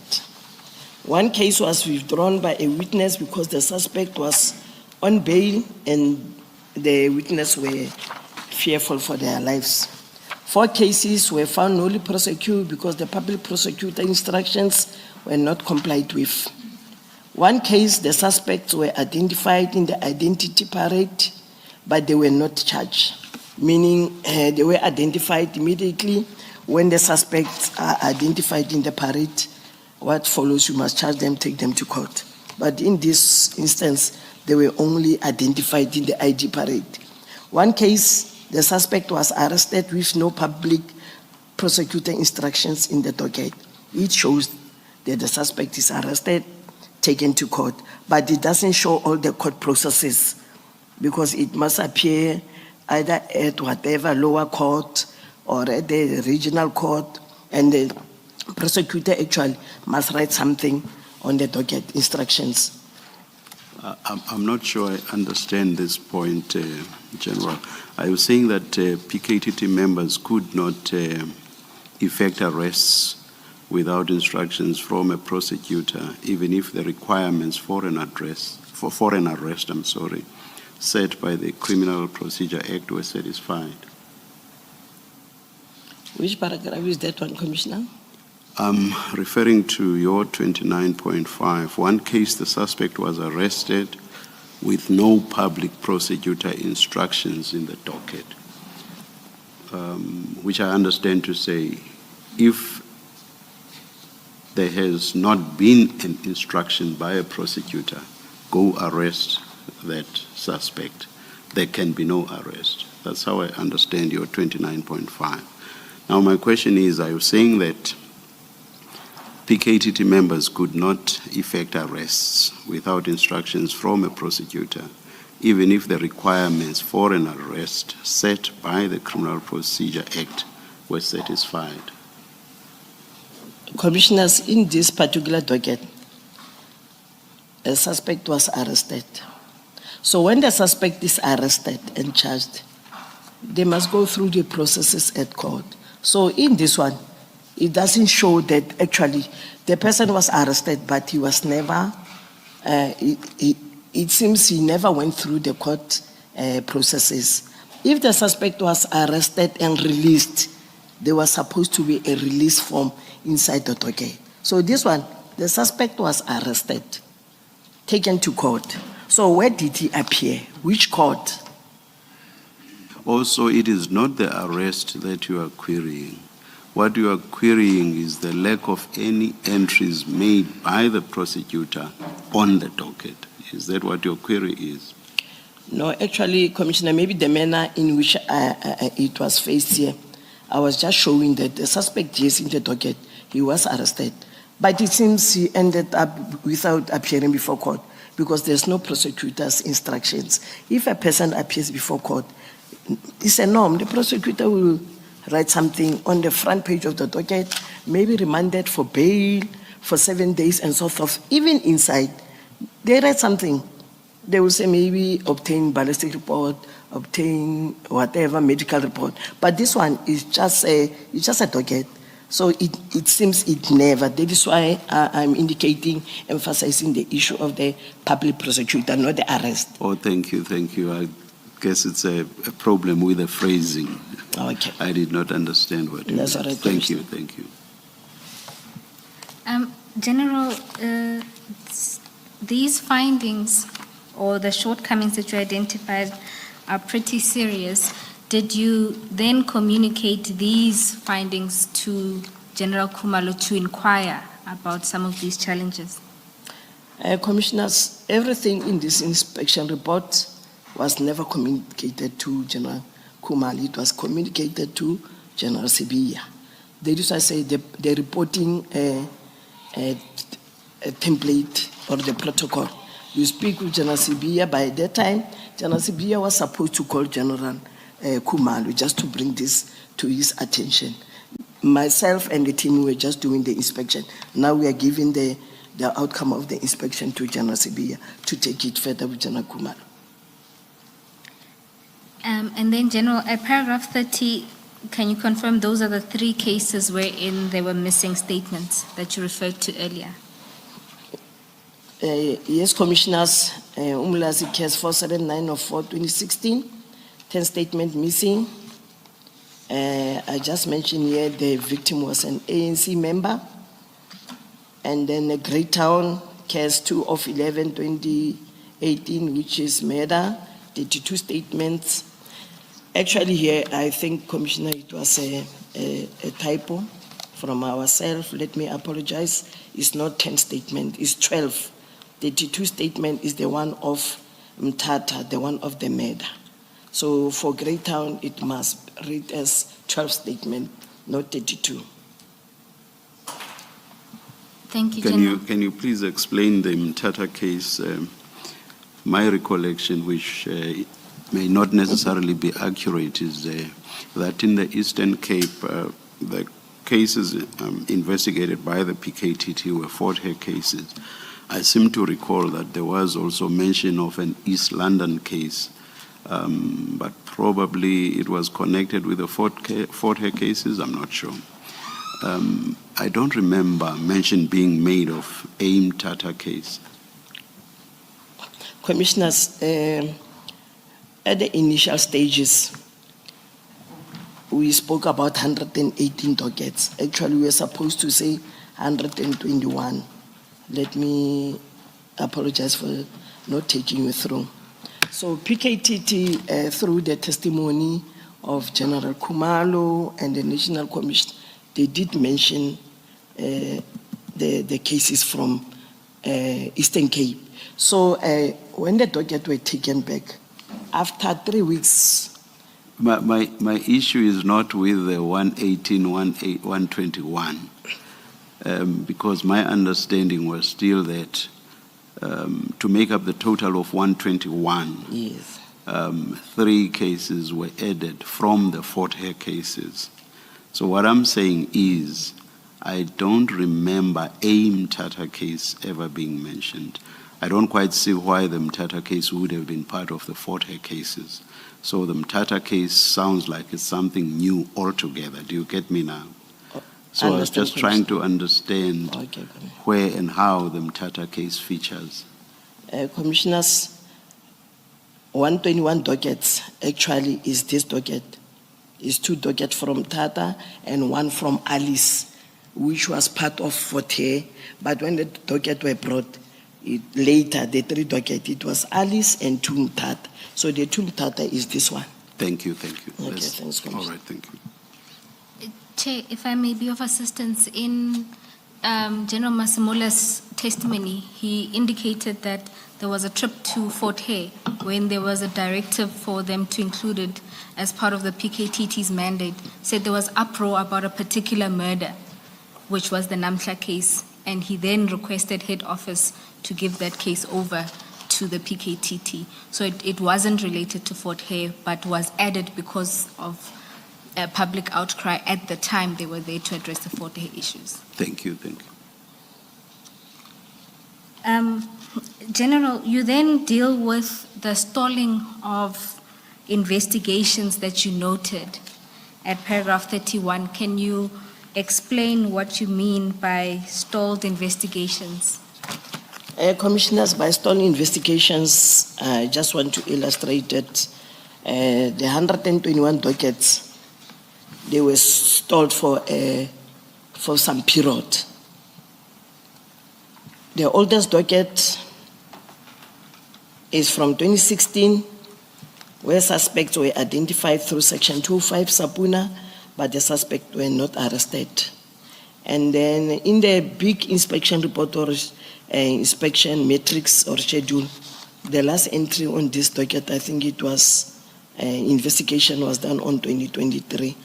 In this report, Commissioners, I was just highlighting to General Sibia the outcome from, I didn't take all the 121 dockets to put them here. I was just highlighting, like 2016, we are now at 2025. But the last entry in the docket, it was 2023. And then the next one was this one. This 2016 is Harding case, if I'm not mistaken, from the inspection report. And the other one was no evidence of investigations conducted, is some docket from 2016 until 2024. Senior Public Prosecutor and Director of Public Prosecution's instructions were ignored, not complied with. Forensic ballistic reports are outstanding for a lengthy period of time.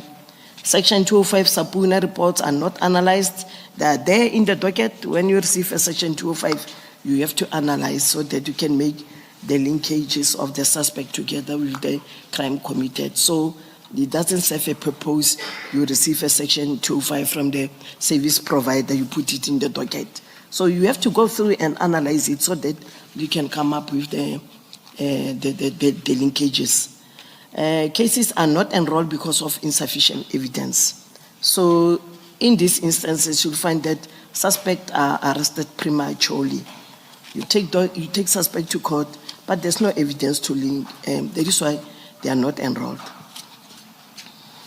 General, what you've done from paragraph 29 and the same in paragraph 30, you are very specific about the number of dockets that are affected by what you've identified as shortcomings. Yes. And in paragraph 31, you've so far identified 31.1, and I think you say it's a hardened case. So yes. It's clear there that you're talking about one case, yes. One docket, let me say.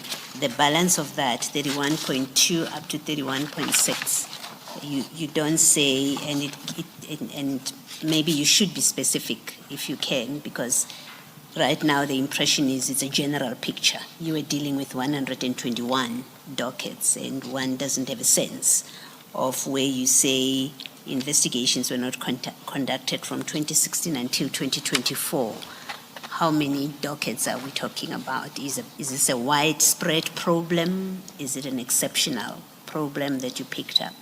And so on up to 0.6. Commissioners, in this one I was just giving a synopsis. Actually from 121 docket, it is a widespread where most of the investigations were not conducted. I was just highlighting the few. So some of these, there are commonalities. If I take the 31.3, Senior Public Prosecutor and Director of Public Prosecution, instructions were ignored. Maybe from 121, you will find 10 or 15. So here I was just highlighting the shortcomings of what is happening in the 121. But the whole document, this one, the matrix, it is indicating, there's a column which shows hiding case and then comments by the inspection team from my office. And then actually, it doesn't mean the officers in the PKTT never gave instructions. They did also give instructions. Some of the shortcomings which we have identified or the team identified comes from the very same officers who gave instructions. For example, analyze Section 205, analyze Section 205. Nothing was done also there. So other inspections or outcome come from this new inspection team. They saw other things which the same officers never came across, but this day contained in the docket. So I was just showing to a large extent what is happening in the docket by then. Because of commissioners, when you do inspection, by then you'll get, I will go to Western Cape, more or less I will get the same. Not when we do this inspection, we were criticizing or trying to point a finger to the PKTT. When we are inspecting, you will come up with similar findings in some other dockets. I just want to bring this to the attention of the commissioners. Commissioner Baloyi, we can, with the general, prepare a supplementary to deal with exactly which cases. We do have the complete schedule. Is that correct, General? It's correct, Commissioner. We do have the matrix here. Then, General, at paragraph 32, you deal with the Namhla case and a directive to immediately start investigating. Can you explain what happened there? Commissioners, the Namhla case was investigated prior from my office by Lieutenant Colonel Odendal. So during October 2023, the docket was taken to the very same Namhla docket. There were two dockets attempted, and then the murder one. They were taken to the PKTT. Then when the docket came back, General Khumalo informed the sister of the deceased that the docket are back to our office. But before that, General Khumalo explained, I'm using General Khumalo as a divisional commissioner, and then who said that is a project manager. I'm going to use, because I engaged with the sister of the deceased. She also told me the very same story. That when the docket before they were taken to our office, General Khumalo explained to the sister that they identified a motive and they were supposed to go through with the takedown of the target. And then the target applied for an interdict against the investigation. So there was an interim, there was an interdict, let me say there was an interdict against the investigation, but it was dismissed by the Mthatha High Court, I think this year, January or February. And then later, when they were still busy again now to make the takedown, Commissioner, now we are speaking things of last year. I think it was somewhere October. The docket was taken 2023. They were busy with whatever investigation. Then last year, when they were supposed to conduct a takedown, they identified most the motive and the target. There was an interdict. It was dismissed this year. General Khumalo told their sister that when they were supposed to do now is another takedown this year, the docket was recalled by General CB. Said they couldn't conduct a takedown this year, even last year, because of the interdict. So the sister called General CB complaining as if we are taking them as a family for a ride. Then General CB gave me the number of the sister. I took this docket from when they were still busy with the inspections. I took this docket, gave it to Captain van der Berg, because he was familiar with this docket. He used to work it with Colonel Odenda. And then I took it from him, but he was attending a lot of high court matters. Then by that time, I had two members whom I deployed in Quebec. They were investigating the insurance matters, which is very prevalent in Eastern Cape, especially in Quebec. Then I took this docket so that whilst they are in Eastern Cape, they must conduct investigation in this docket. Then the sister, through that explanation, she was happy. Then she communicated with Colonel Kenen and Mapeto. They were now the new investigating officer of this matter. So whilst they were also investigating, that's when now the docket now taken back to KZN. I was just explaining here what transpired of the Mthatha case, then Namklawan.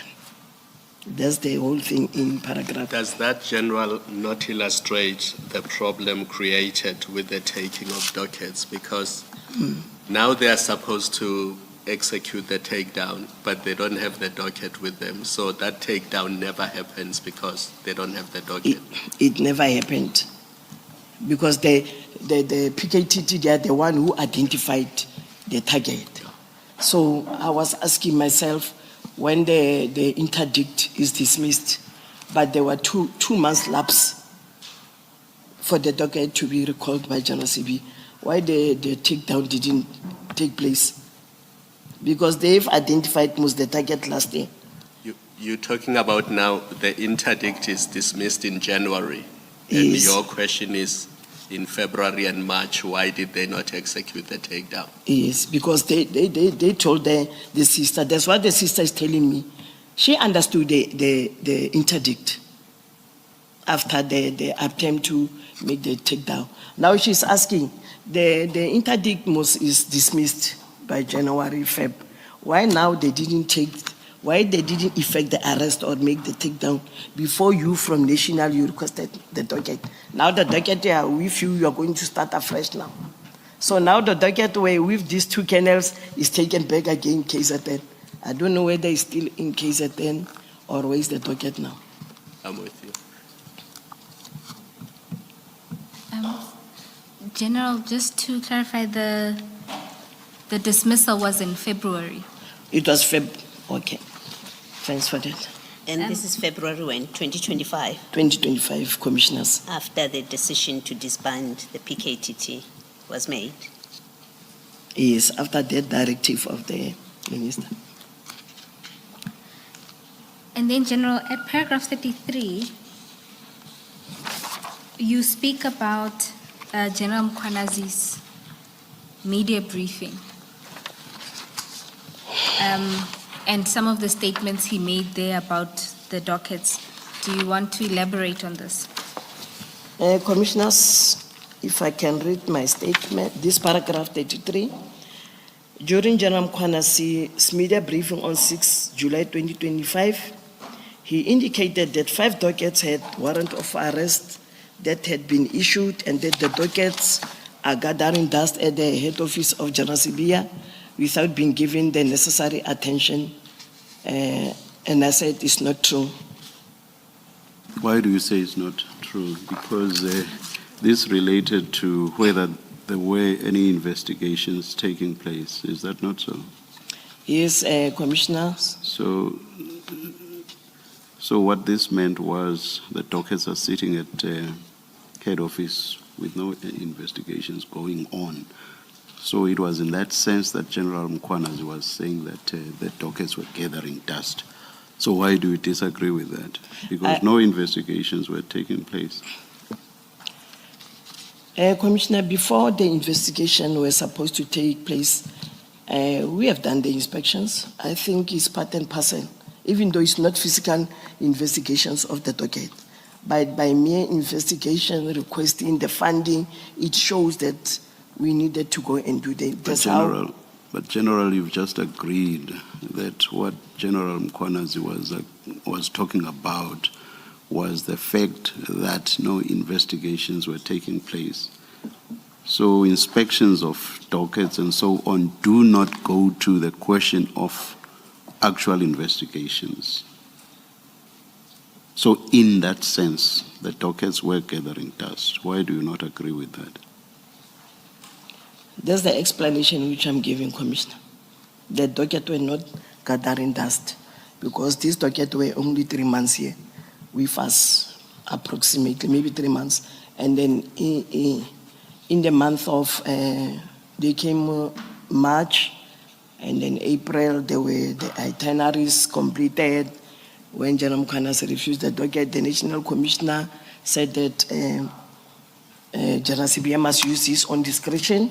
So also the inspections which we conducted, it shows we are doing something in the docket. General, you should not take this personally. It's not you being criticized at all, and let alone personally. Okay. What General Mkwanazi was talking about was that no investigations were taking place. Is that not so? That's what he meant in his media statement. Is that media briefing, rather? Is that not so? Commissioner will take that. So that the investigations were never conducted. In that sense, the dockets were gathering dust. That is what General Mkwanazi meant. Do you accept that? You see, General Mkwanazi's statement would still have been true even if someone, maybe a general worker, would pick up the dockets and dust them off every day so that there isn't literally dust on them. But they would be gathering dust in the sense that they were not investigated. That is all that General Mkwanazi meant. Do you accept that? I will accept that, Commissioner, Thank you. If you say Thank you. Tim. Thank you. And then, General,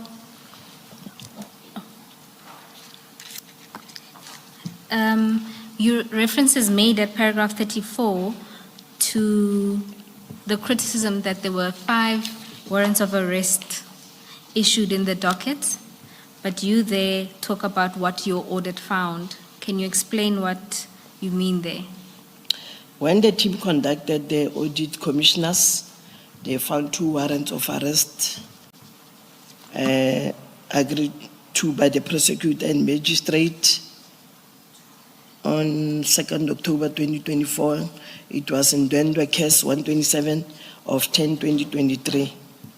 These warrants of arrest were never executed. They were there in Ndwendwe dockets, but they were never executed.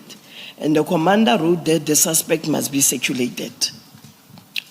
The procedure, as I know, it is when the investigating officer received a signed warrant of arrest, actually it's not supposed to be in there.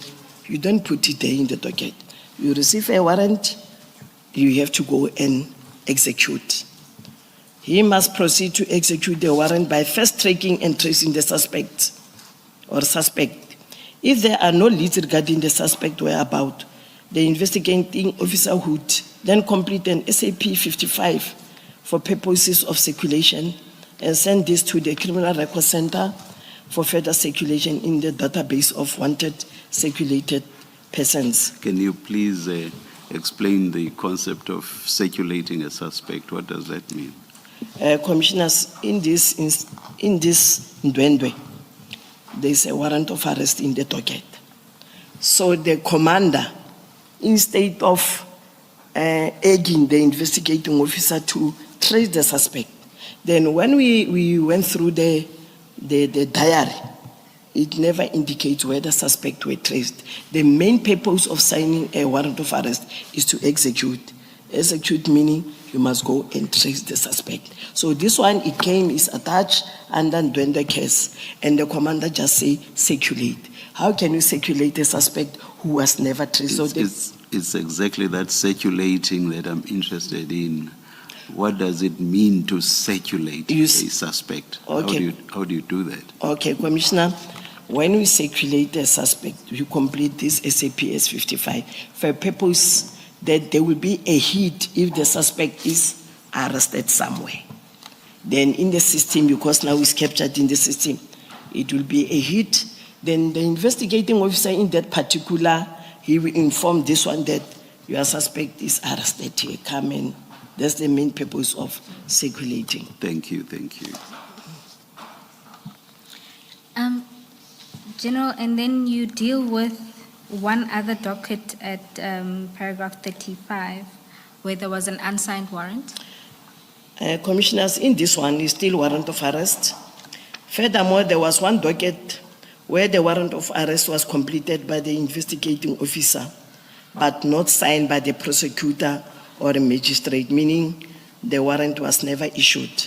So it's a warrant of arrest J50, completed,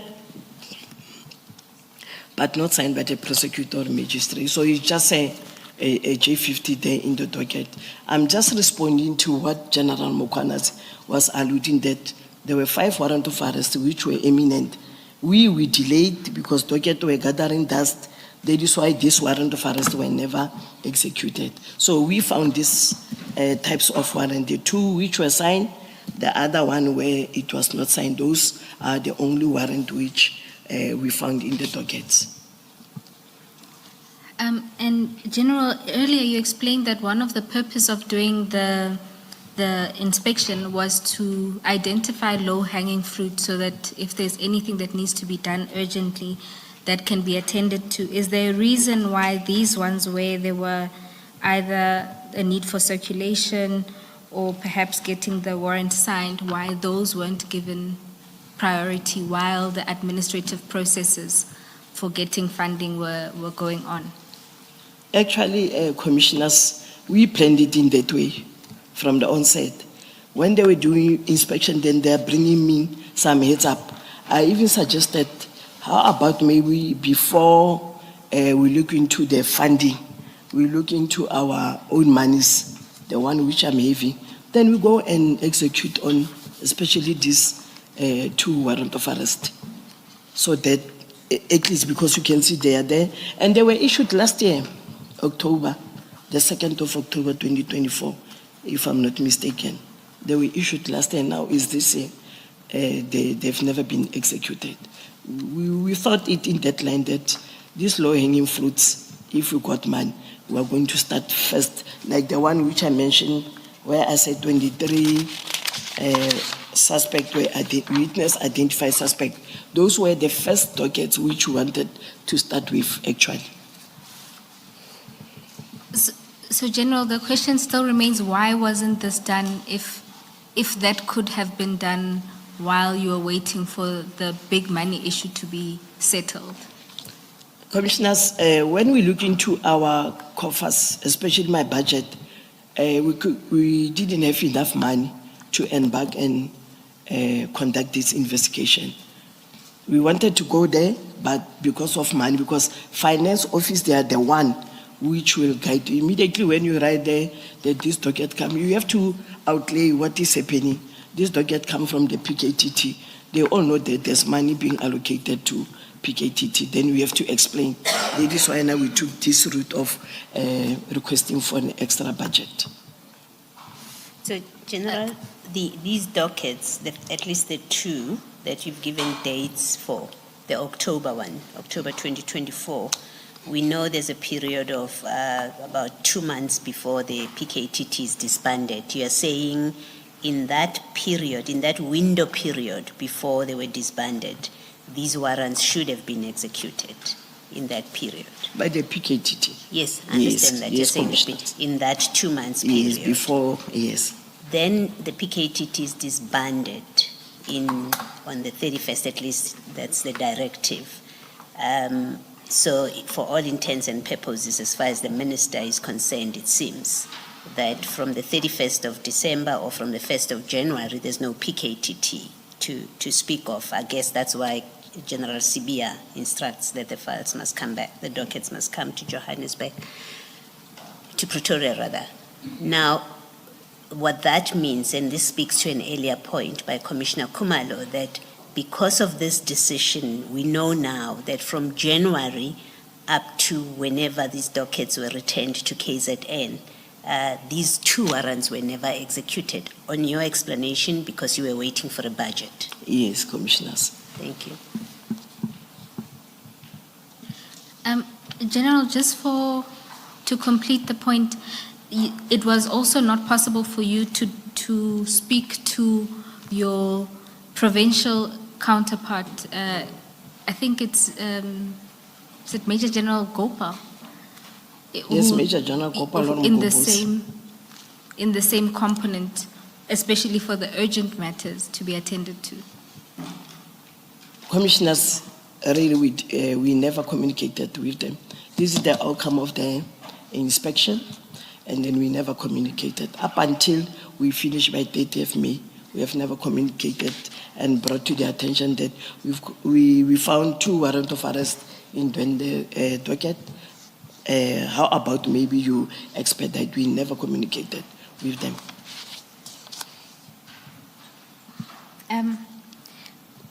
General, we're going to move to the next topic, being the allegations of defeating the ends of justice. And there you speak about a visit.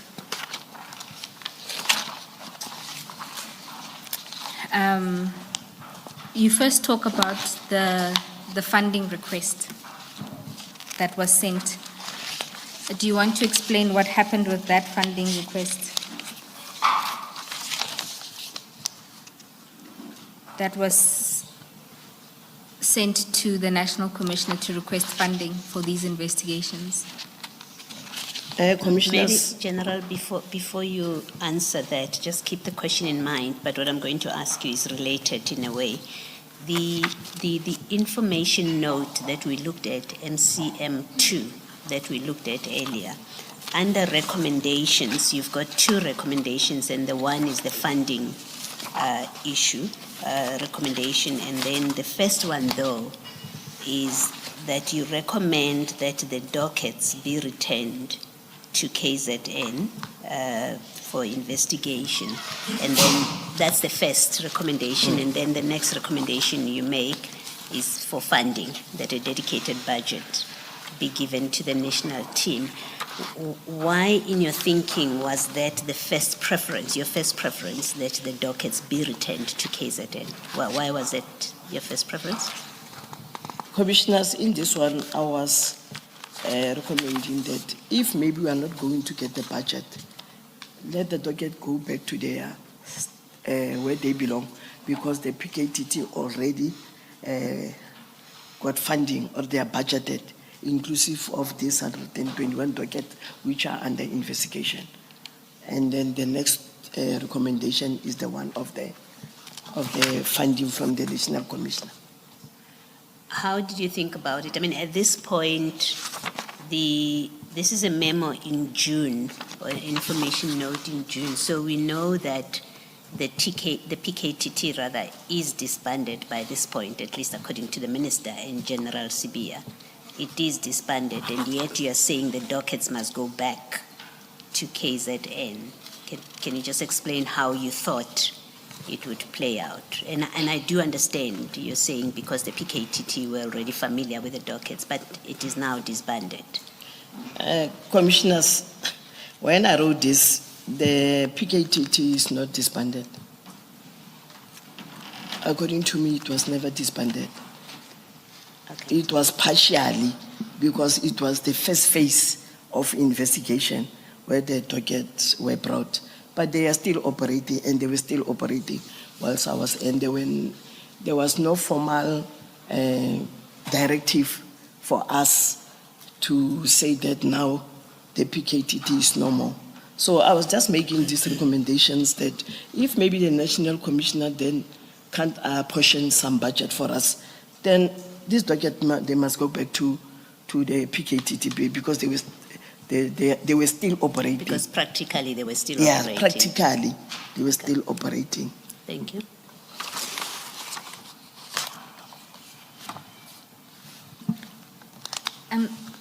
General, so at this stage, the funding request had not been considered by General Sibia, and it hadn't been approved by the National Commissioner.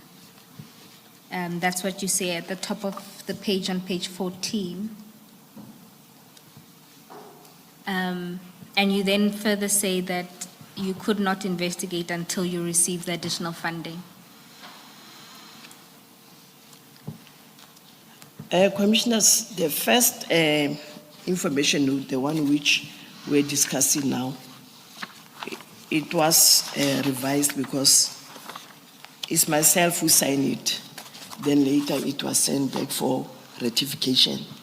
But the signed one, myself, I was not in the office, I was in another meeting. It was signed by Brigadier Tata on my behalf. So this one is the first one where myself, I've signed it, but it was never signed by the Divisional Commissioner because it was sent back from the office of the Divisional Commissioner for some ratification. We just put it here to show that actually we started this request for funding on the 23rd of June.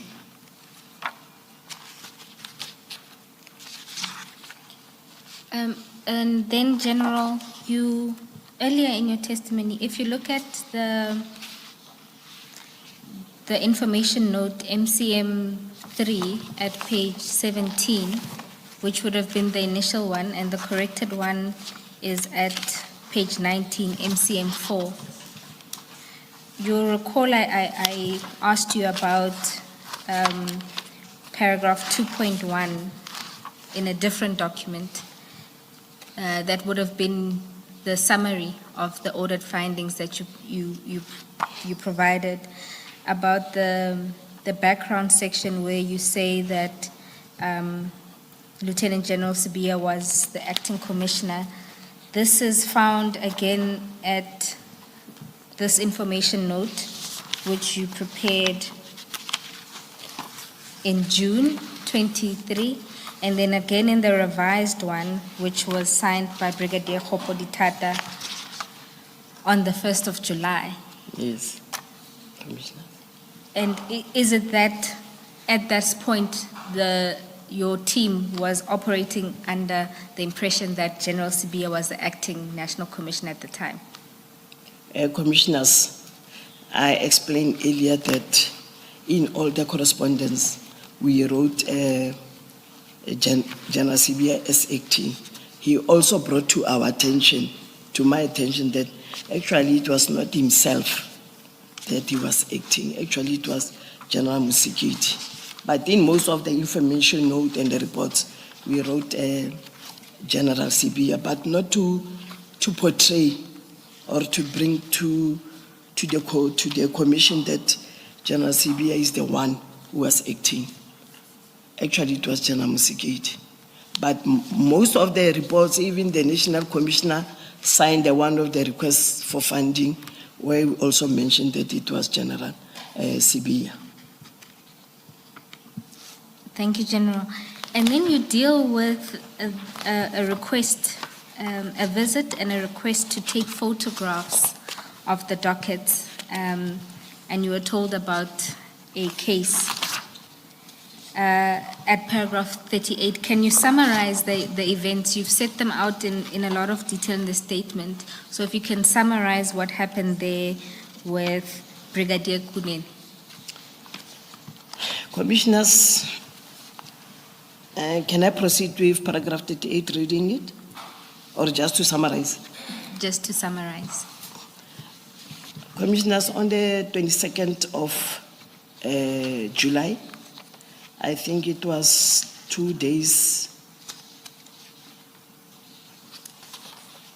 It was 2 days after the proclamation, if I'm not mistaken.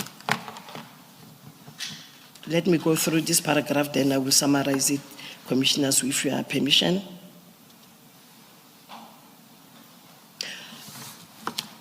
On the 15th of July, I received a call from General Mangali. He is the component head of Criminal Record and Crime Scene Management, National Office. Then he said that he received a call from General Mkhwanazi that he must avail a photographer for standby, and then he must take photos of the dockets, and then we must also furnish statement to Brigadier Kunene.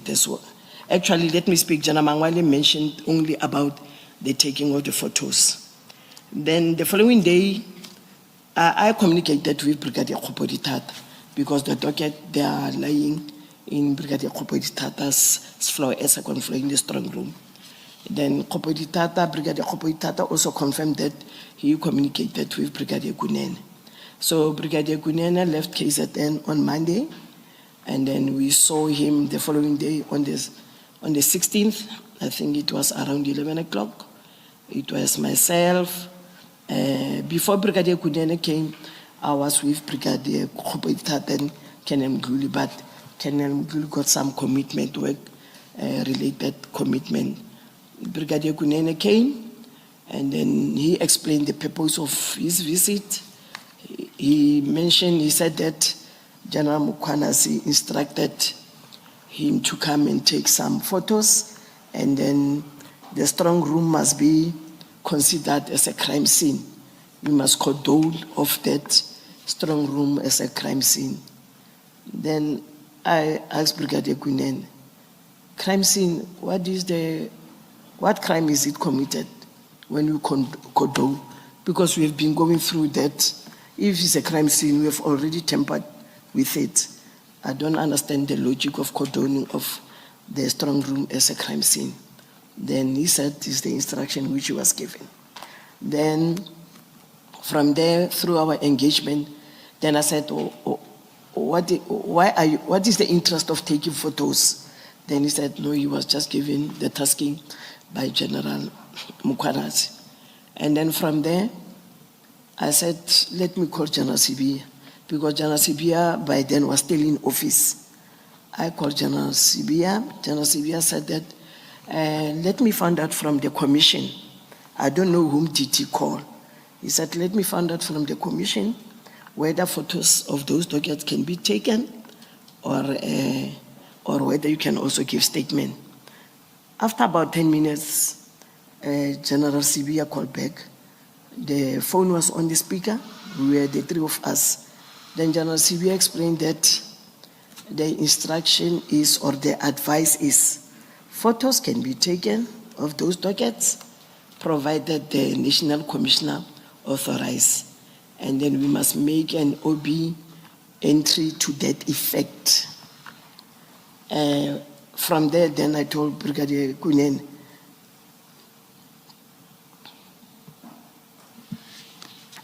And General, when you say that General Sibia inquired from the commission, you mean the Madlanga Commission? he is from Madlanga Commission.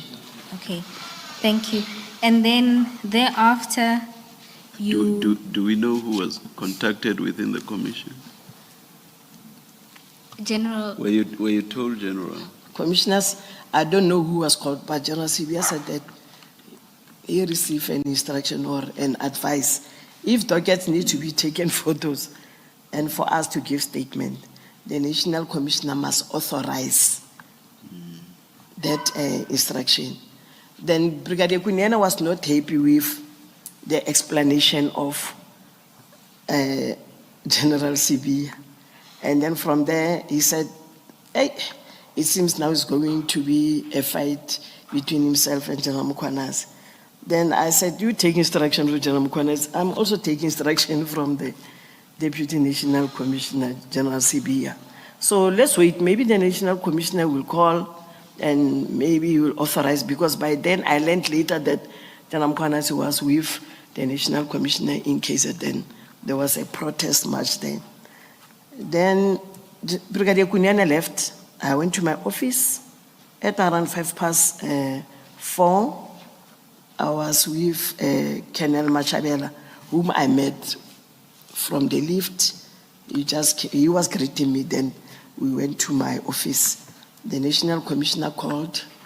Then he said that there's a certain investigating officer who is experiencing some resistance in the building. Then I said, who is that investigating officer? Then the National Commissioner said, no, General, we just need some photos. Then I said, General, who is the investigating officer?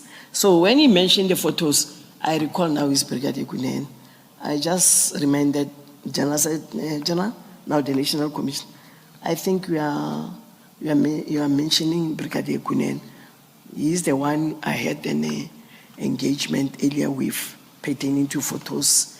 But now they're saying you must give, I called General Sibia, and then he said he inquired from Madlanga Commission that permission must be granted, you must authorize. Then the National Commissioner said, it's fine, General, I will authorize that one. But it never came to authorize that photos can be taken. So Brigadier Kunene, photos were never taken. I even gave feedback to General Mangali. And General, are you aware that at this point, General Mkwanazi had opened a defeating the ends of justice case for the manner in which the dockets were taken? I was not aware. I was not aware, Commissioners, that there was a docket opened by General Mkwanazi. Thank you, General. And then you then speak about the investigation that was conducted by Lieutenant General Patil. Can you also summarize then what happened there, your interactions there with the General? Commissioner, I was called by General Patil, the Provincial Commissioner of Western Cape. It was on the President made the proclamation on the 13th. It was on the 21st of July when you got the call. 21st. No, I was just adding 7 days to that proclamation of the President to get the exact date. It was on the 21st of July. Yes. I was called by General Patil in the evening on Sunday, and then he said that he wanted to see me on Monday at the college. Then I said, pertaining to what? He said, pertaining to the 121 dockets. He's been appointed by the National Commissioner to conduct the investigation. Then he wanted to know actually what is happening with those 121, how did they come? Then I gave him the whole story, the way I put it in my statement here. And then he said, okay, we'll discuss at length tomorrow. Then I said I will come. Then he told me that he's coming with a team of 5. Then I also told him I will come with my team, meaning Brigadier Khoboitata, Colonel Mguli, and Colonel Mashili. And we went to the college. We waited for them. Then he came around 1 o'clock. He was with the Deputy Provincial Commissioner, his Deputy Crime Detection, General Makashalala, together with Brigadier Truta. I think you pronounced it correctly, but the writing there is wrong. The X should be a Q. General Makashalala, not Makashalala. Or not The X. The X should be a Q, Commissioner will rectify. but you pronounced it correctly. Thanks, Commissioner. And then they came with Brigadier Truta, the Provincial Head Legal Service.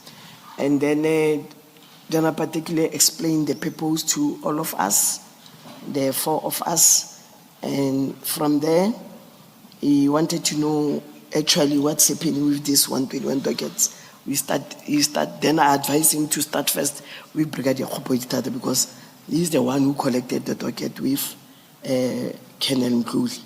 Then he explained, then later it was myself. I explained exactly what transpired and the way I put it in my statement that docket were brought to General Kumalo, General Sintumula arranged the collection, came to our office, conducted inspections, the reports. I even gave him this matrix, this thick inspection. We made copies for himself, General Makashalala, together with Brigadier Truta.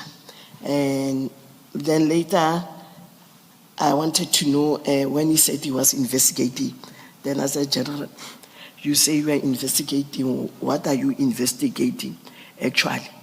Then he said, Motsepe, you know what, after this, whatever you told me, you must depose statement to me. Then we want to see whether there was no defeating the ends of justice. Then I even asked him, who's defeating here? Myself, Brigadier Khoboitata, General Sintumula, General Kumalo. Then he said, no, I won't mention who's defeating. I'm going to make a report to the National Commissioner. It's up to him with my recommendation. Then if he agrees, then the recommendation, then there will be a defeating. So during that time, I don't know, actually the defeating was against you. I was never consulted later as a suspect or somebody who's involved in the defeating of dockets, of this 121 dockets. Then we finished statements on the 24th. Then I gave General particularly my statement. And then, General, you note that on the day you deposed to the statement, you also received notification from the National Commissioner that the funding approval was denied. Commissioners, that's true.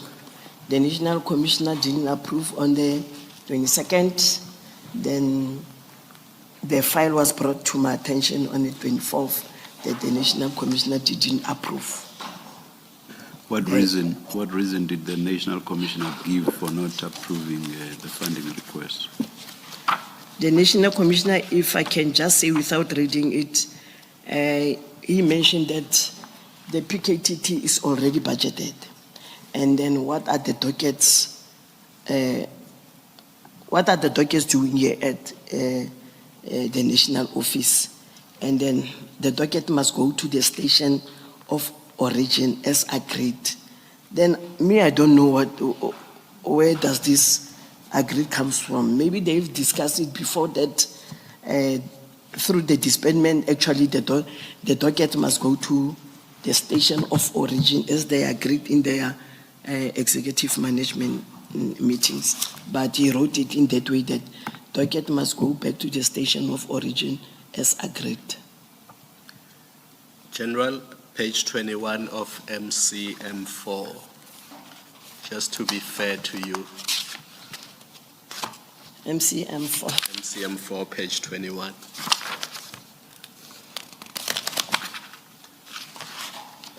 Your recollection was spot on, but just to be fair to you, you were referring to what is written there by the National Commission. Yes, commissioners, I was referring. Must I read it? Okay, commissioners. The National Commissioner didn't approve. Then he cited the following reasons. We can't spend double on the same function. Political killing tax team is there already doing the functions. Why are dockets at HQ? As it was agreed that some dockets from the team be returned to station of origin. And then, General, to complete then your team's possession of the dockets, you talk about what you hear from Major General Mohale on the 25th of August about the return of the dockets to KZN. Can you briefly address that? Okay, thanks, Advocate. Commissioners, on the 25th of August, we were preparing ourselves to attend an Interpol conference in Cape Town. I was approached by Major General Mohale. He's one of the component head with myself at the division. He's responsible for crime investigations, the so-called general crime. Then he's presently the acting divisional commissioner because General Sintumula is acting Deputy National Commissioner for General CBI. Then he informed me that there was a virtual meeting between himself and General Mkwanasi. And then I must make available a brigadier pertaining to the taking back the dockets to KZN. Then I said, I don't have a brigadier. Khopotata was on leave because Brigadier Khopotata is the one who started the collection. Then actually he was supposed to be the one who attend when they are taken back to KZN. Then I proposed I would give him two colonels, the one who were also involved with the docket. Is Colonel Mguli and Colonel Mashile. Then he said that the meeting will be tomorrow. They confirmed the meeting will be tomorrow on the 26th. Then on the 26th, the meeting did take place. And then when myself I was departing to the airport, he came to my office. Then he said, General, yes, we did attend the meeting. It's confirmed the docket must go back to KZN. Did you make copies of the dockets? Then I said, no, we didn't, but we were thinking of making copies, but we have never made copies, but it's not a problem. I will arrange before I leave that copies are made. I called Colonel Nguli and then inform also Colonel Mashile that they must ensure that these docket copies are taken and then to be handed over. The arrangement was they must be arranged. The arrangement was made that they must be handed to one of the PKTT commanders at the college. I understand it was Lieutenant Colonel Kumalo. So I left for Cape Town, and then whilst I was there, I keep in touch with them just to check whether how far are they with making the copies. They completed, and then the dockets were handed over, and then they were taken back to KZN. In charge the same as they were taken from crime intelligence by the Brigadier Khopotata and General Sintumule, and they were taken back to KZN on the 28th of August. Now, can you just assist the Commission with this from 28 March 2025 until the 27th of August 2025? Are there entries in any of those dockets that the investigation was progressed further? In other words, there was progress from when the dockets were first taken to when they were returned to KZN? Commissioners, in the diaries, the entries which was done was of the inspecting team when they were inspecting, just alluding maybe like Section 205 to be obtained, witnesses, but there were no entries of investigation, as no investigation did take place. So it The- was the audit, basically. The only entries were that an audit Oh, has the one taken of the inspection, place, yes. and these are the shortcomings that were Yes. picked up. Yes. But the murder cases themselves were not investigated. Only those two of the one of Eastern Cape, the attempted and the murder was taken by Colonel Kenan and Mapet whilst they were in Eastern Cape. Is the only docket where they wrote their investigation, what they have done so far with that limited time. Thank you. Thanks, Commissioners. And General, do you know that in that docket, the Eastern Cape one, the investigators had only gotten an opportunity to introduce themselves to the family and to the previous investigating officers? Commissioners, I'm aware. If I can elaborate further, they even went further to, I think it's 3 stations, where the investigating officers who were investigating this docket, they were killed, 3 of them. So they went to those stations. I forgot the stations, but they are mentioned in the dockets because of the information where Colonel Odendal was pursuing. We were supposed to get statement from those 3 investigators who were conversant with this murder of Namka, only to find that when they were busy with investigations, they were killed. So these 2 colonels, they went to those stations to collect the murders of those deceased investigating officers, to investigate together with this one of Namka, because they were killed because of, they do have first-hand information of who killed the deceased. Were these the original investigators before the docket was handed over to PKTT? Yes. Oh, thank you. Commissioner, let me rectify. The original was Colonel Odendal. He knew about these 3 investigators who were killed. So there are 3 murder cases in Eastern Cape, where now the new investigating officer, Advocate Power, was just saying to bring to the attention of the commissioners that in the docket of Namka, there's only an entry which introduced themselves to the sister of the deceased. Now I'm alluding further that even though maybe it's not written in the docket, they went as far as to those 3 stations to collect those 3 dockets, because those 3 dockets where investigating officers were killed were supposed to be investigated together with this main docket of Namka. Maybe let me ask the question differently. The 3 investigators that were killed were not PKTT investigators? No, they were not. Thank you. They were not. General, and then now we are going to move to the last topic of your statement, and that's the leaked audit report to the Sunday World.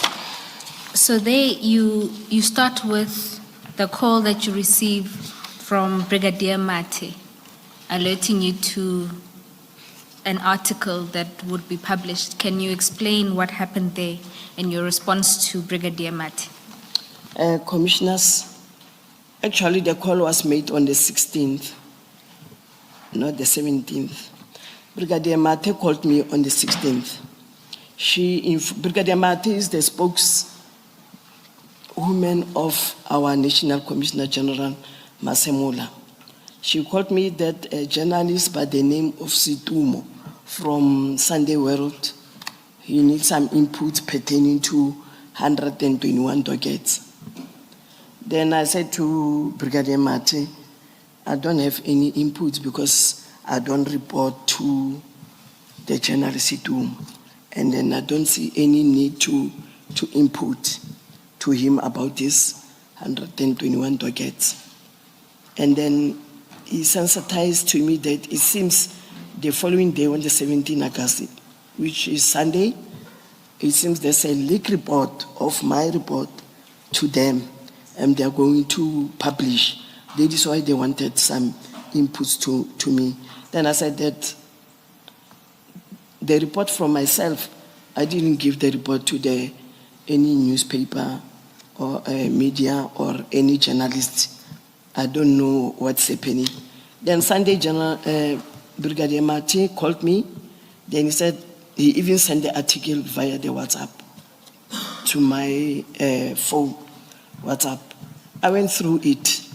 Then I asked her, how come, what's happening here? Then he said, hey, General, I don't know. Then she asked me, who did you give this report? I said, the only person whom I gave is General Sibia. I gave him not electronic, it was a printout. Then immediately I phoned General Sibi. I said, General, I gave him the whole story. That General Brigadier Mati called me on Saturday. Then here's the newspaper clip now. Then he said, let me go and get the newspaper. So around 11, he called me. He said, yes, I see the leak, I see the newspaper. Then I said, how come that report appears in the Sunday World?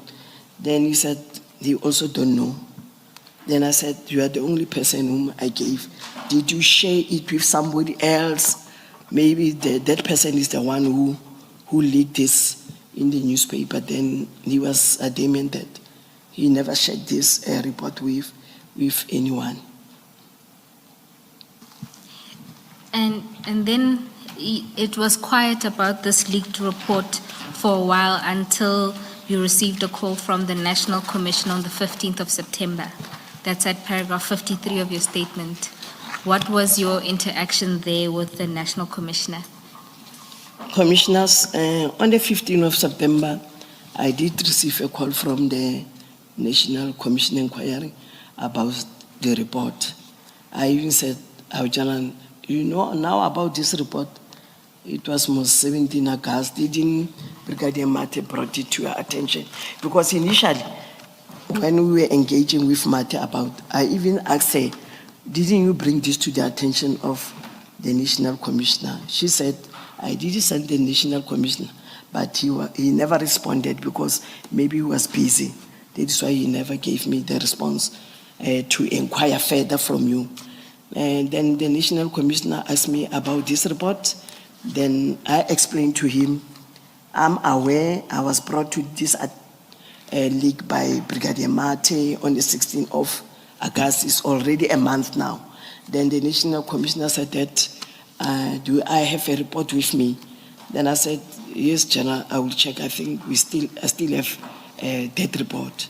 Then on the 16th, I was attending a management meeting which was chaired by General Sintumule when I received the call from the National Commissioner.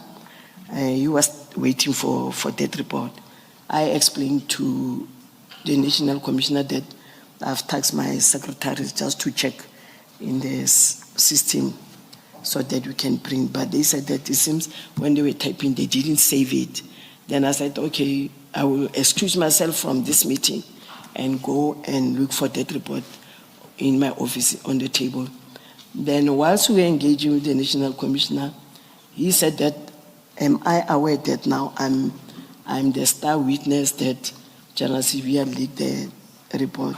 Then I said, General, I'm not the star witness of the leakage. I'm the witness that I gave General Sivia this report. He's the only person. I gave him in a print form. I didn't send it electronically. Then before I left, excusing myself, I told General Sintumole. Then she said that they were discussing this matter a previous week they were in Cape Town. Actually, she also advised the National Commissioner that they must conduct an investigation on how did this report leak into the Sunday World. So you are saying you did not type the report yourself? I couldn't get that, Commissioner. You are saying you did not type the report yourself? No, it was not typed by myself. Your PA typed it? Yes, my secretary. So actually then it was not just you and General Sibia who had access to the report. It was you, your PA, and General Sibia. Yes, Commissioners. Maybe if I can explain my PA. When we were busy typing this report, The one which I put that I dispute what General Mukwanasi said. My PA sent it to the office of General Sibia, the secretary there, because we were busy with this report. Then I called my office, just sent it to General Sibia's office. Then that secretary that side put only infused that paragraph which said that I dispute what General Mukwanasi was saying. So now from there, I got the copy, I gave the copy to General Sibia. So when a national commissioner was requesting a copy, that's the copy which I was saving. And then from that meeting from General Sintumole, I went to the national commissioner, then I gave him that copy. So what commissioner is asking is true. The person who typed, it was electronic, but it was printed copy to General Sibia, and the other copy, I did have another copy. Thank you, General. So in fact, General, your PA and General Sibia's PA had access electronically to this report that ends up with the newspaper. Yes, but I asked them about the leakage. They were also amazed. They said, General, they can investigate, they can take our gadget. Mine also, I'm saying, can be taken. It can show that I didn't send the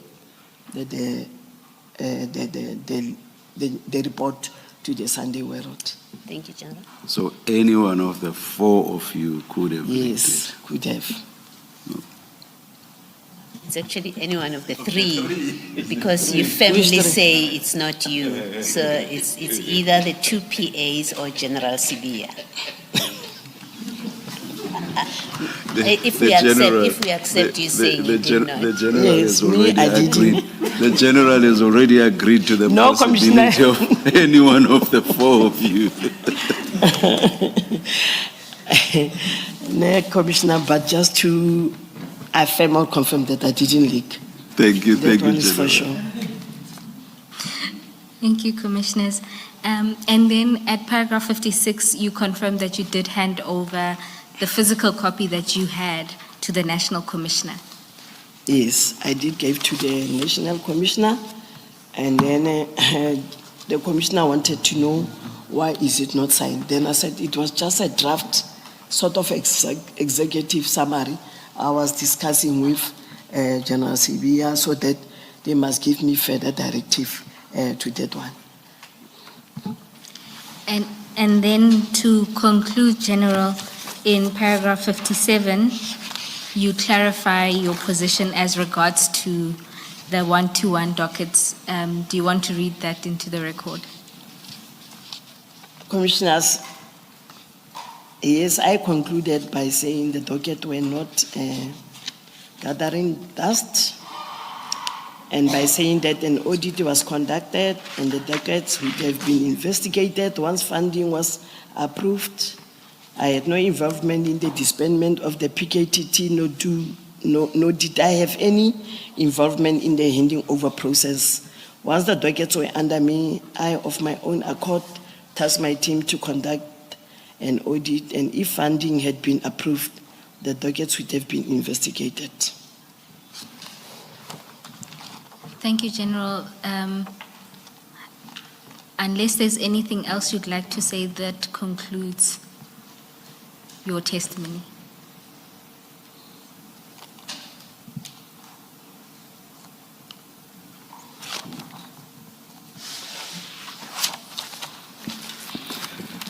Thank you very much.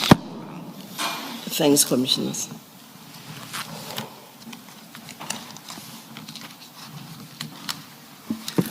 Let us adjourn and resume at 2 p.m. Let's adjourn.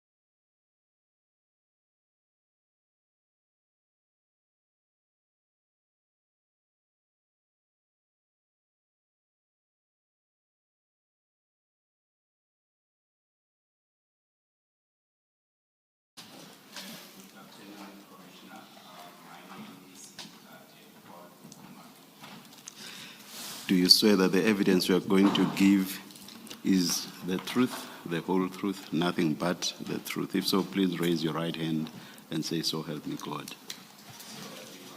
Thank you.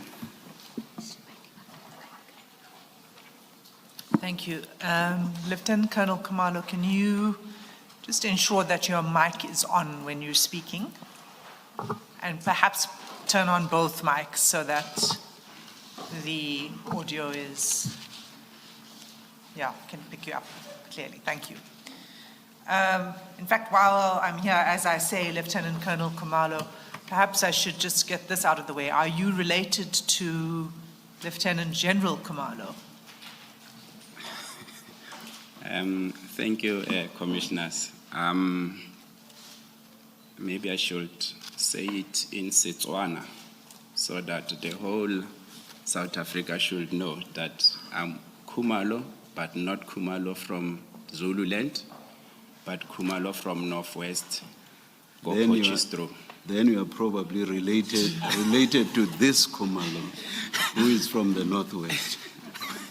No, in short, Commissioner, I'm not in any way related to Lieutenant General Khumalo. Not at all. Thank you, Chair. Thanks. Thank you, Kenneth. All right. Can you begin by describing your role and the office you occupy in the SAPS? Thank you, Commissioners.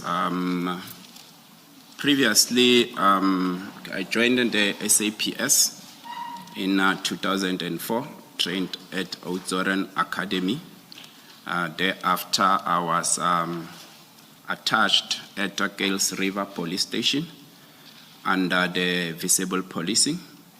A year later, I joined, in 2005, I joined a specialized unit called the National Intervention Unit in Cape Town offices. I then, 2011, got promoted to a warrant officer post at the Office of National Commissioner in Head Office. Subsequent to that, I then got promoted in 2017 to a captain post at Human Resource Development under the Office of EDTP, Education Training Development Practitioner. I then got transferred to ORS in 2019, and I was the coordinator and planning officer under NOC, which is the National Operation Coordination Office under ORS. 2022, I then got promoted to a lieutenant colonel rank at Ilembe district, a district that is based or that is at KwaZulu-Natal, as the operational commander of the DOCC, which stands for District Operational Command Center. Subsequent to that, in the midst of all my promotion, in 2018, I was then deployed at the PKTT as one of the tactical commanders of combat. And as I was deployed with the team, in 2022, I was then appointed as one of the TACJOC commanders. And subsequent to that, I was then, as the other commanders of MAJOC, which is our mission area center, got promoted, left the PKTT. I was then appointed as the MAJOC commander. And in 2025, I left the PKTT and I moved to head office. Thank you very much. Thank you. So you were with the PKTT from its inception until this year, is that right? That is true, Commissioners. So you're intimately familiar with the work of the PKTT. That is true. And you've held, if I can put it this way, leadership positions within the PKTT as the TACJOC commander and then the MAJOC commander. Yes, from the onset, I was at a leadership position as I led the tactical team, which is our combat team. Thereafter, I got obviously moved to other positions, as I alluded earlier on. Thank you. Lieutenant Colonel, you start the main section of your statement by describing the nature of the dockets that the PKTT handled. And particularly from paragraph 3 to 7, you describe that. And there are several reasons. Can you please take the Commission to why you feel it necessary to explain this? And what is different about the dockets that are handled by the PKTT? Okay. Perhaps I should first start by explaining the approach that was or that is applied by the PKTT.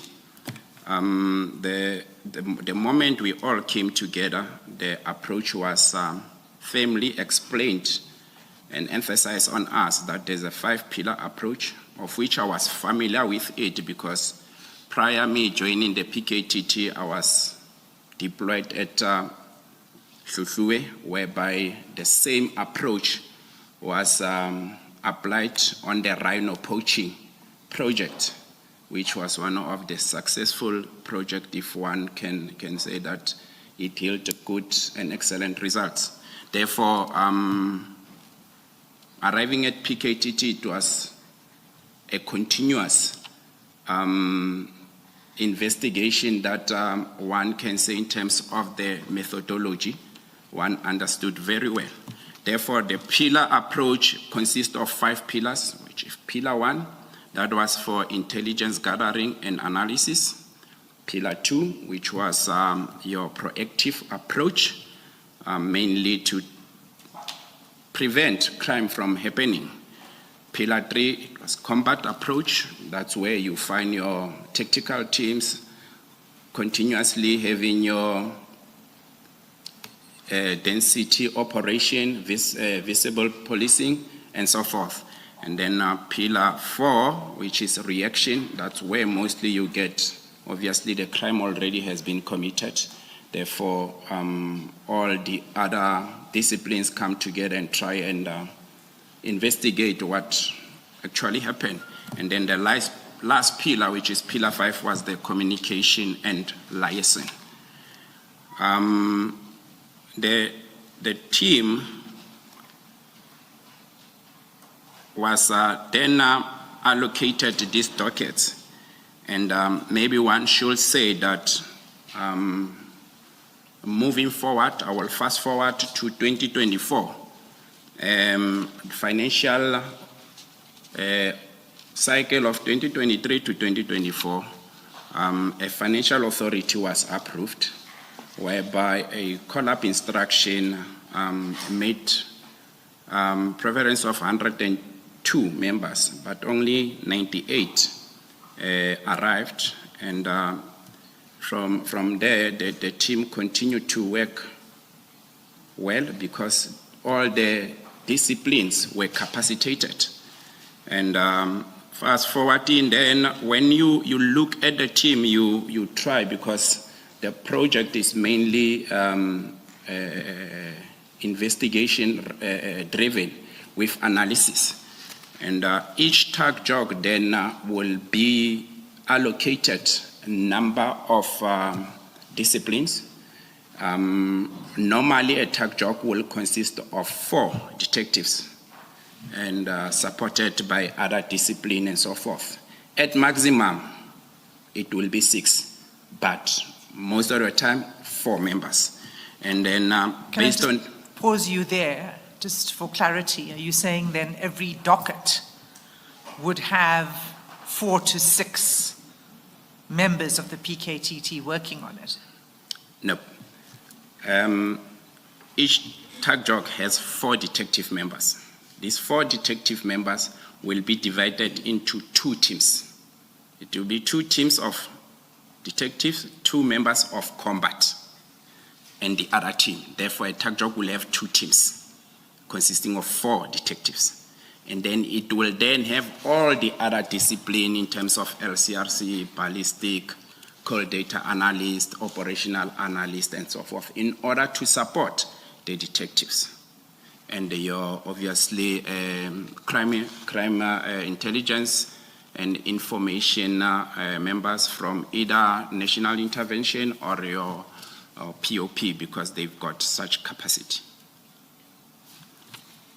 Fast forwarding, the team was then allocated with different cases, of which we categorized them in 4 categories. One, it was, we call them main cases, which were politically related. And second batch, we call them parallel cases. Parallel cases is cases that were linking in any sort of linkage to the main case. Therefore, that docket will come to us on our request. Then we'll have ad hoc dockets. Those were the self-generated cases by the team, whereby whenever the information guys receive information about illegal firearms, or members are driving off the combat and they come across something, they will then search and obviously recover firearm in that case, because firearms are found by us. We've got the capacity of the detectives, then we will take over that particular ad hoc case. One should also stress that because majority of the political related cases, a tool that is commonly used is a firearm. And we did recover a lot of firearms that are linked to the cases, but there is still some of them that are still outstanding. Therefore, doing this ad hoc operation, intelligence-driven operation, it's part and parcel of policing. Therefore, it was relevant for us to seek for such firearms. And then last batch of cases, then it was traditional leaders cases, which were allocated to us last year, April, on an instruction of high authorities. So that was when your mandate was extended as a PKTT, April 2024, to include traditional leader killings. Indeed, Now, Commissioners. the question I asked, and it was with reference to your statement, paragraph 4 to 7, is what about these matters do you say made it complex? Okay. What are the reasons you say so? There is 5 points that I would like to deduct from my statement, Commissioners. If we look at paragraph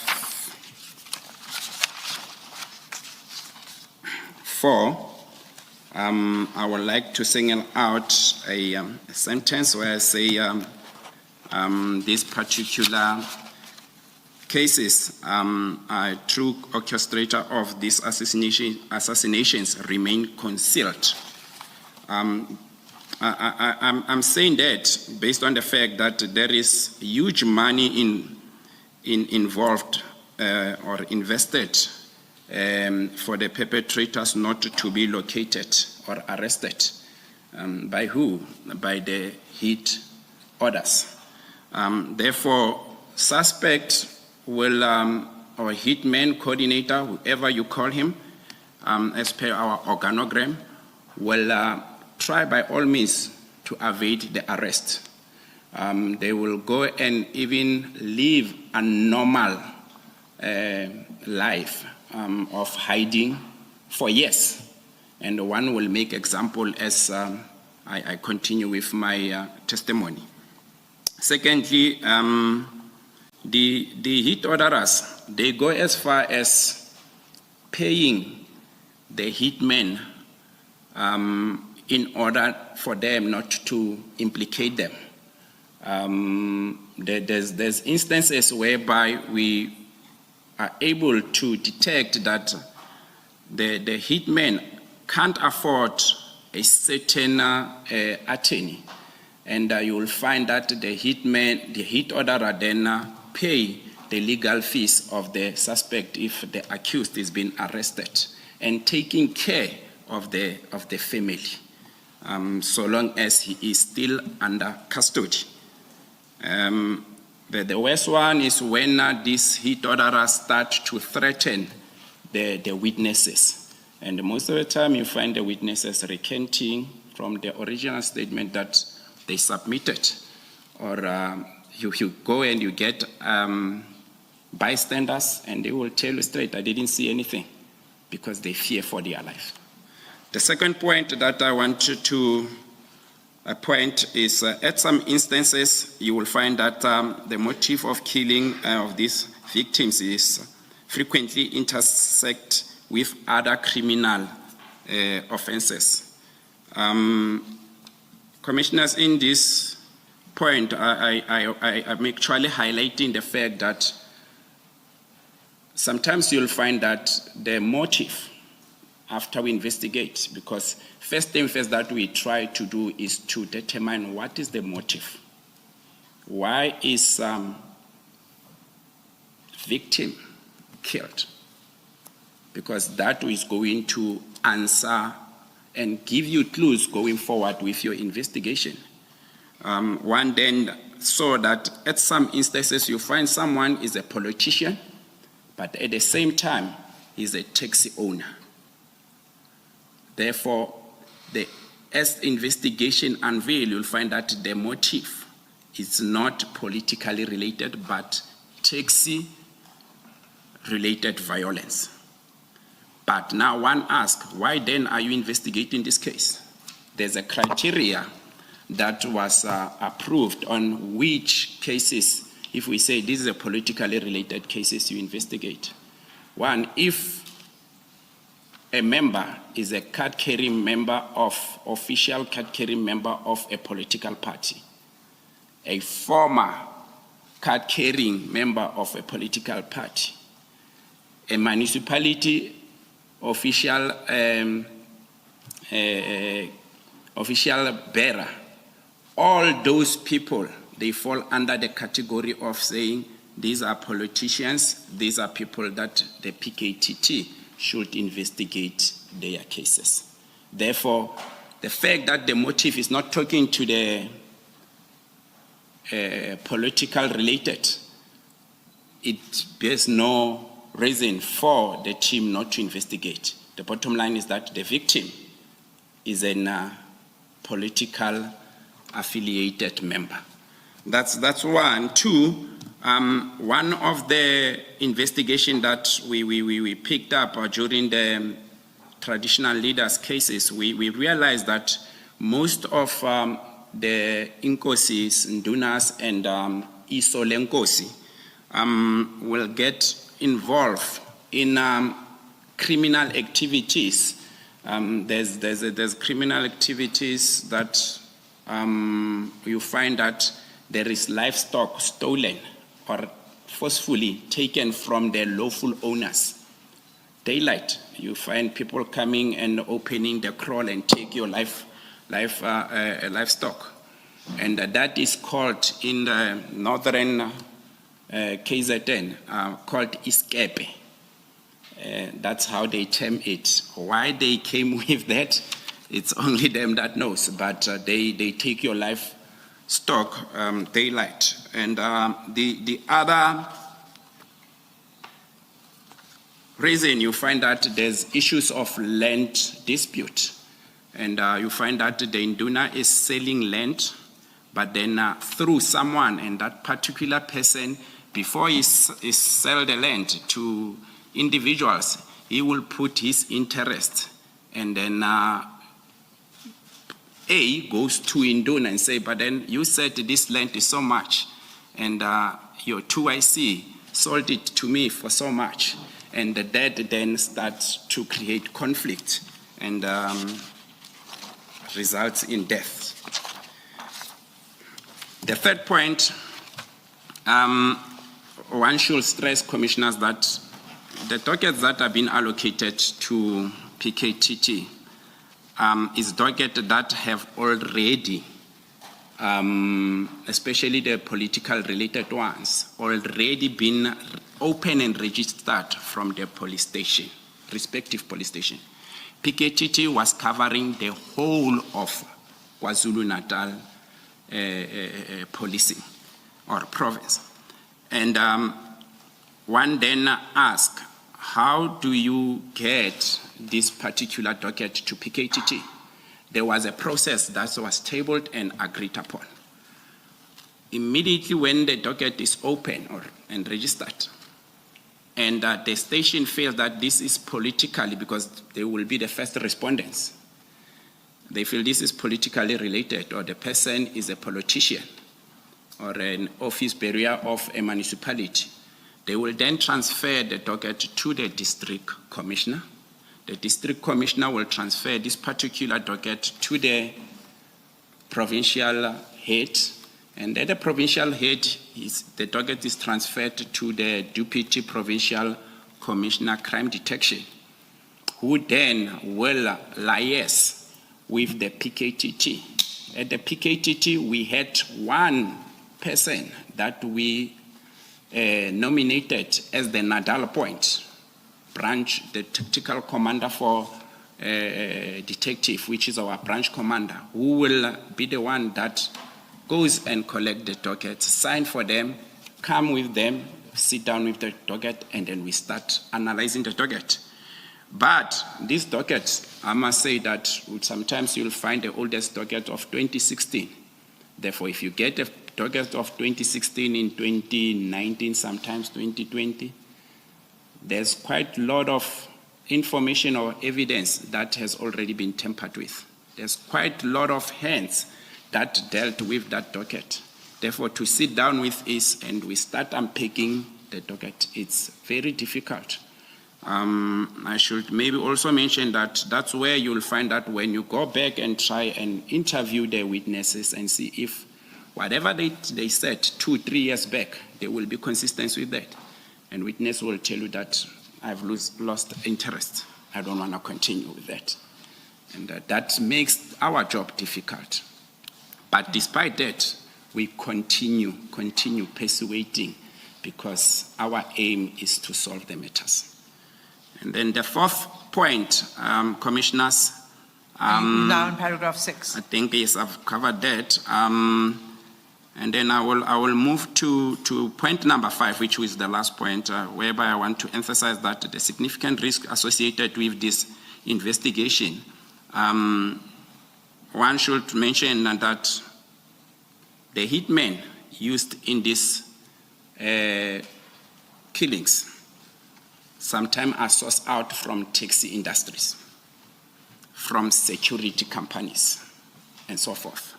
Because I recall at some point, General Khumalo made an example of a certain firearm that was sliced, and the firearm belonged to a certain municipality, and municipalities, because they had securities that was guarding the premises and so forth.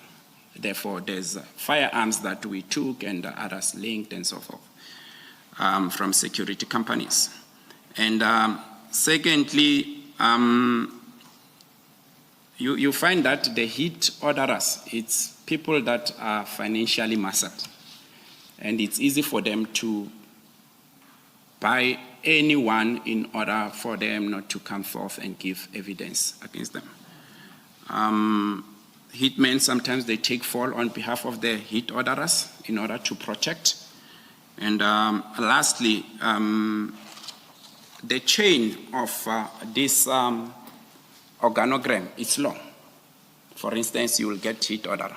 Sometimes it's not one hit orderers, they are together, 2 or 3, because they've got one common objective. You get a coordinator. Coordinator can be divided into 2. Coordinator that knows the hitman, coordinator that will deal with resources, because sometimes hitmen, they don't come with resources. They tell you that for me to execute this job, you need to give me firearms. You need to get me vehicles. And others will say, I come with my firearms, but whatever that you charge me will be double. It's a profession to them. That's what we are trying to dismantle as PKTT.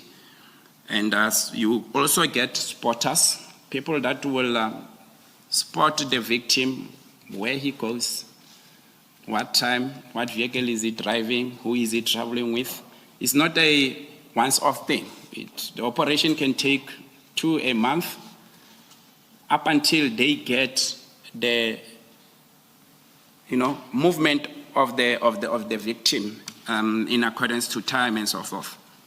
Then you will get your driver, person that is only hired to drive. Make sure that after the shooting, you just drive. Then you get your hitman.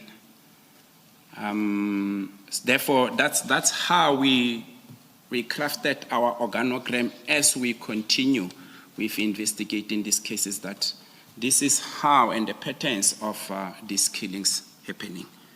I think I've... And finally, you say in paragraph 6, the final reason you talk about the complicated nature of these cases and these dockets is the threat to the investigating officers. Do you want to say something about that? Yes, Commissioners. Sometimes you find that the same people which wanted or ensured that the victim is no more or is being assassinated, if they see that the team is closing to them, they will then try and come for the investigator. If not, the docket, because they know that if we mess up with the docket, there won't be clear evidence to link us. If we capture or we ensure that we take the investigator, then we are certain that we are safe. Therefore, that's when then we decided that combat needs to be with the team. And that is going to assist in protecting the investigators, including the docket, that you safeguard this docket, you safeguard the investigators. Nothing happens to these two item and a human being. The docket and the investigator. An investigator. And you've had experience of the team being ambushed in the past? Indeed. Perhaps people might even think that why using National Intervention Unit, because they are highly trained? Why using Tactical Response Team, because they are highly trained? They could go out there and fight the crime. Whatever that they are doing in PKTT, they are fighting the crime. In the past 7 years that I've been with the PKTT, we have experienced 3 attacks. But in those 3 attacks, I thank God even today that there were no casualties. The first one happened in 2019 when our team was traveling from southern side of the KZN, where they were investigating a politically related cases, and they came under fire at night. They were able to survive that, even though 2 of them, they were shot, but at the lower part of their bodies. The second one and the third, they happened actually in the same month. This was in 2022, December. The first one happened in Phoenix. The team was busy with the observation, and shockingly so, the victim in this followed the team up until the team reached a garage. And when they were at the garage, the victim started opening fire on our members. It was 4 members of the PKTT.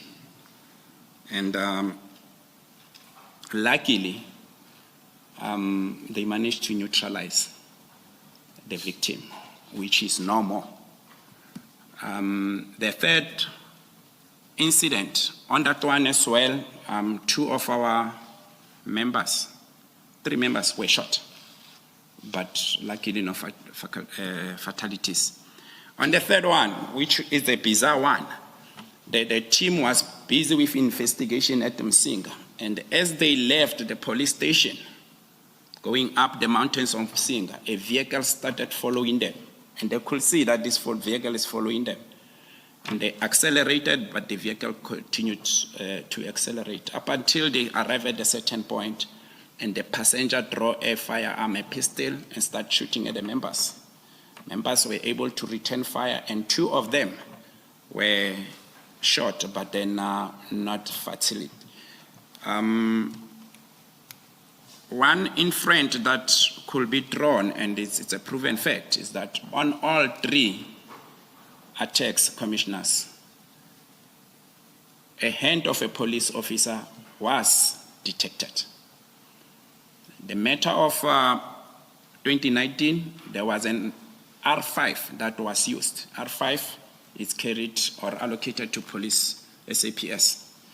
And then on the other 2, definitely the member that shot our PKT members at Phoenix, he was a member of SAPS.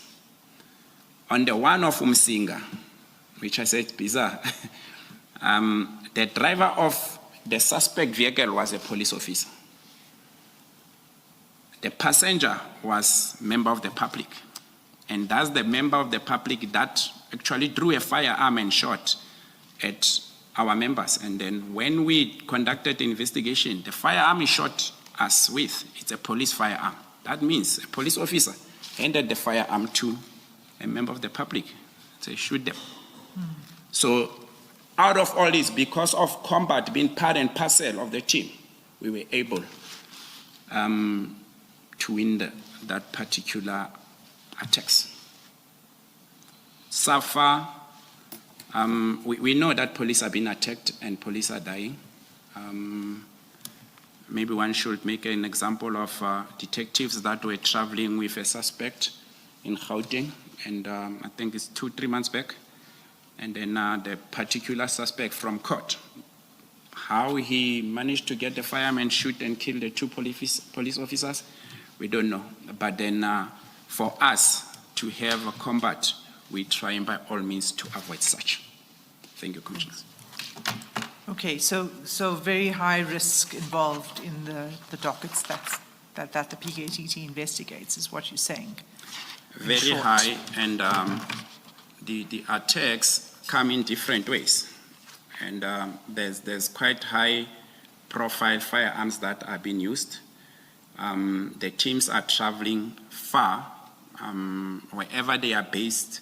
Sometimes they travel about 500 kilometers to a particular crime scene and back. Therefore, you can imagine all type of terrains they are coming, driving through, and the exhaustions and all that. And that's where your enemy actually will strike.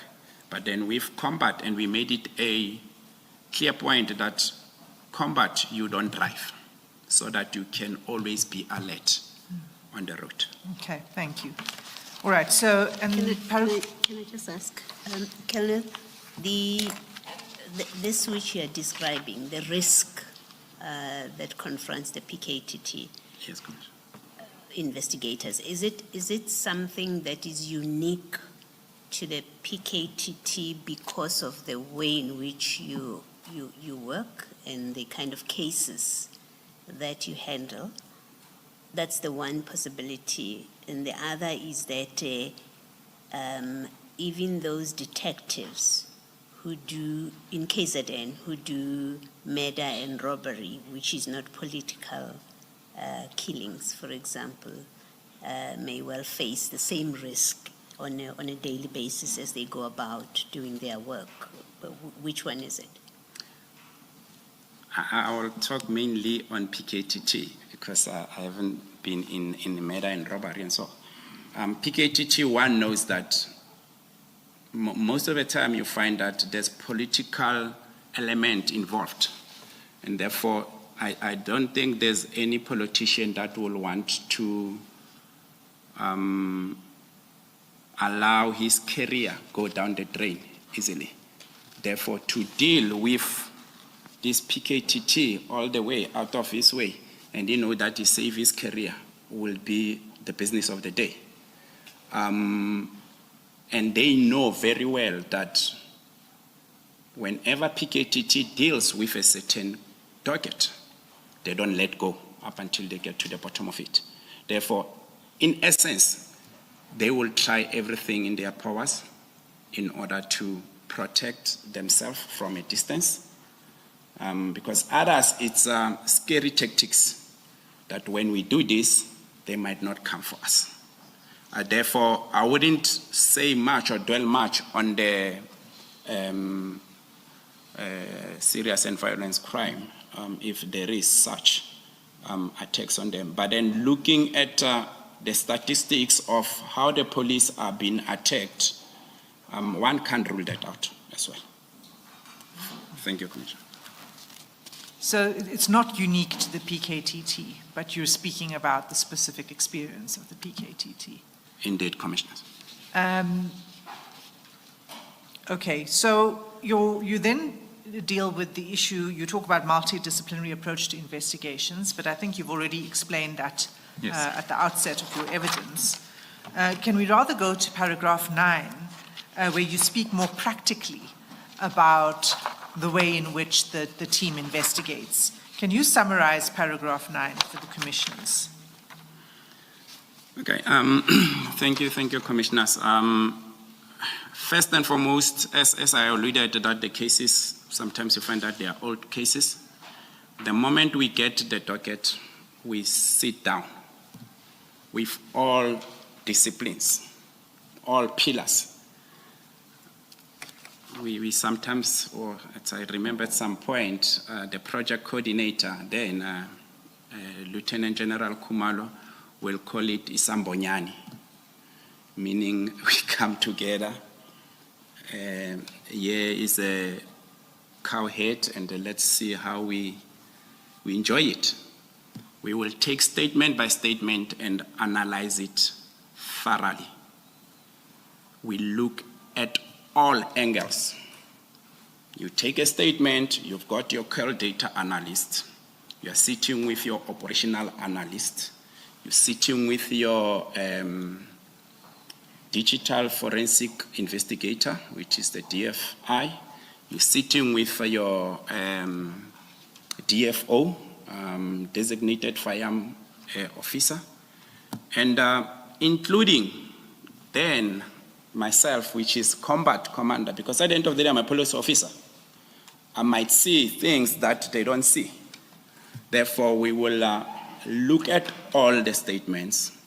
If there is things like your call data, vehicle tracker, you sit with statement, you sit with call data, you see what is this person saying versus the call data. Do the two corroborate each other? You're sitting next to the statement, there is a vehicle, a tracker vehicle. And then you look at it, this person says, on the 25th of January, he was in Pretoria. But the tracker is actually placing him in KwaZulu-Natal. Is this person telling us the truth or not? Let's check who was driving the vehicle on the day. You take the call data and you check the call data based on the vehicle, based on what is saying in the statement. And these three needs to talk the same language. We follow on exhibits. Where is the exhibit? They were collected, they were submitted at, be it ballistic, at lab, at question documents, and so forth, or scientific. All these disciplines will sit and we then see how are we going to solve this case. During that process, commissioners, we have projected, because the nice thing, as I said, in Tlogo Yenkom, you have projected. We're projecting this statement. Whatever that tasking we're generating out of that, it's typed. It's also shown on the screen. Therefore, each and everything that we are doing is going to be followed through via our weekly or daily activities, which we call them the taskings. Therefore, all the capabilities of the PKTT sitting together are able to generate taskings, and follow-ups will be done. What was important is that we then created what we call past 24 hours and next 24 hours. If we give you a tasking today in the morning, we expect within 24 hours we will get the feedback of such. And that feedback, at the TAGJOC, you will have same structure with TAGJOC commander, branch commander, detective, analyst, and so forth. They go and implement what we discussed at MAJOC level together. And every morning they send those taskings to MAJOC. MAJOC sits, and then we monitor. We have groups where we check. If we see that what we agreed upon, that you go and meet B, why are you starting with A? We said start with B because we picked up that there is some element that were not included on B statement. Put A on standby, go to B first. So all that helped in ensuring that our investigation flows. So practically what you've described in now and in your paragraph 9 is this teamwork approach to the investigations. That seems to be quite a central theme. Is all of the different experts coming together to detect and investigate. Am I right on that? Indeed, commissioners, that assisted a lot because bringing together all these experts were able, because whenever a tasking that comes up for a certain discipline, that particular member that knows that I need to run with this and be able to account the following day. So you paint a picture that's quite impressive. Are there never delays in the investigation of these dockets? Our monitoring tool of the daily tasking compels you to comply with the instruction, because when you are giving a tasking, it's sort of an instruction that go, obtain 1, 2, 3. Commissioners, I must say that sometimes it will be difficult because you find that the members are sitting at court because the matter that they are attending, there's a court appearance. Immediately after that, those members, they are not going back to TAGJOC. They must continue with the case that is under investigation. And to secure appointments and so forth, other people will tell you that it's 1,600 hours. I'm not there and all that. But to me, as a commander sitting there, I'll tell you that I want my statement. How you get it? See to it. I've given you resources. I've given you a vehicle. I'm protecting you. I've gave you tasking. I want the feedback. Therefore, turnaround time was of importance to us because we knew that PKT is not a permanent structure. Therefore, we need to work with speed in each and every docket we're dealing with. We have limited detectives with plus 300 politically related cases. Therefore, at some point, we were giving ourselves 2-3 weeks, if not a month, to finalize a case so that it can move from under investigation to court going. And I must say, at a later stage, I will give example of such, that particular instruction was attained as cases were investigated. There's a case that was investigated within 7 days. And that the following Monday it was at court. That shows the dedication and the instrumental part of having all the disciplines sitting together. Thank you, Commissioner. Thank you. So if we can go to paragraph 11, and particularly the last sentence of paragraph 11, you talk about the prosecutor-guided investigations, or these sessions, these PGI sessions that you'd hold. And you refer to verbal instructions. Can you just explain for the Commission how that works, how it would be that there would be verbal instructions on a docket from the prosecutors? So it's your last sentence in paragraph 11. The last two sentences, pardon me. Paragraph 11.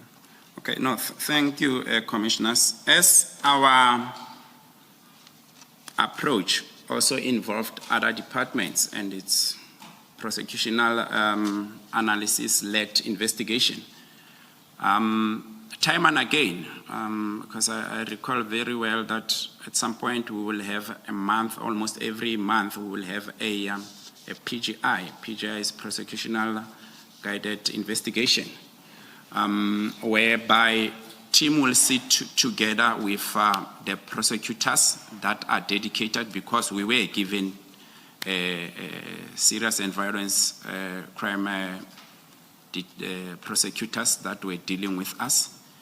And during our sessions, they will guide and give advice on how to go with the investigation. And some of the tasking will obviously be put on the slide, our tasking slide, and others, the prosecutors will tell us, or sometimes you find that the teams, after we have met and given the report on a new case that it was allocated to the PKTT, when the investigation is almost complete, we will go and brief the prosecutors. And the prosecutors will look and give guidance there and there. After that, the prosecutor and the tag job commanders will then time and again interact. And that's where sometimes you find that the prosecutors will give verbal instruction to the team that go and obtain this statement. And when you have obtained it, let me know. If possible, give me a summary of the statement. Sometimes prosecutors will make comments on the docket, or after we have had our PGI, they will request for those particular dockets that we brief them on, so that the leader of the team that is dedicated to us will go and read the docket so that he can be able to then allocate them to the prosecutors that are relevant to the cases. And you say these sessions with the prosecutors, or I suppose even what you were describing before, where the team sits to analyze a docket. Yes. That would not be written into the investigation diary, the C-clip or the SAP5. Maybe one should, commissioners, put this out that a docket is divided in sections. You've got a cover docket, you've got the A clip, the B clip, and the C clip. Where the senior counsel is referring to, as I say, P5, it's attached on the C clip. That's where you write the activities of what is happening on the docket. That, it's merely an investigator's space. The investigator, branch commander, and sometimes a commander, they are the ones who are writing there, and the prosecutor. Because the moment the docket goes to the prosecutor, he needs to endorse if he wants to, if he will give instruction or he will write the email to the team.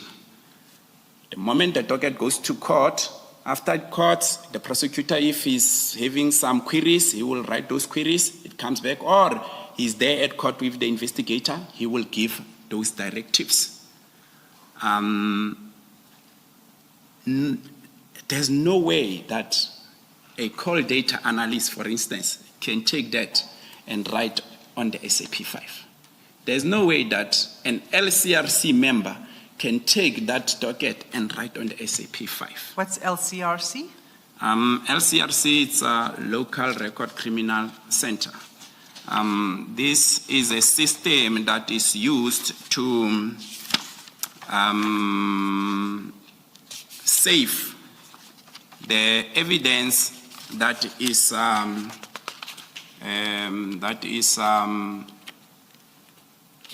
found at the crime scene for easy reference, or in case if this docket, for instance, if it can go to another team A particular IO will just go into the system and be able to get. Let me pause you there. I really just wanted you to define LCRC for the commissioners, but I'd interrupted you. You were saying that it would be only the investigating officer Yes. that makes entries into the CCP5. CB5. Yes. So other investigation, well, I don't even know if you'd call it, you can tell me, other work that's done by analysts, other investigative work, would not necessarily be recorded in the C-clip.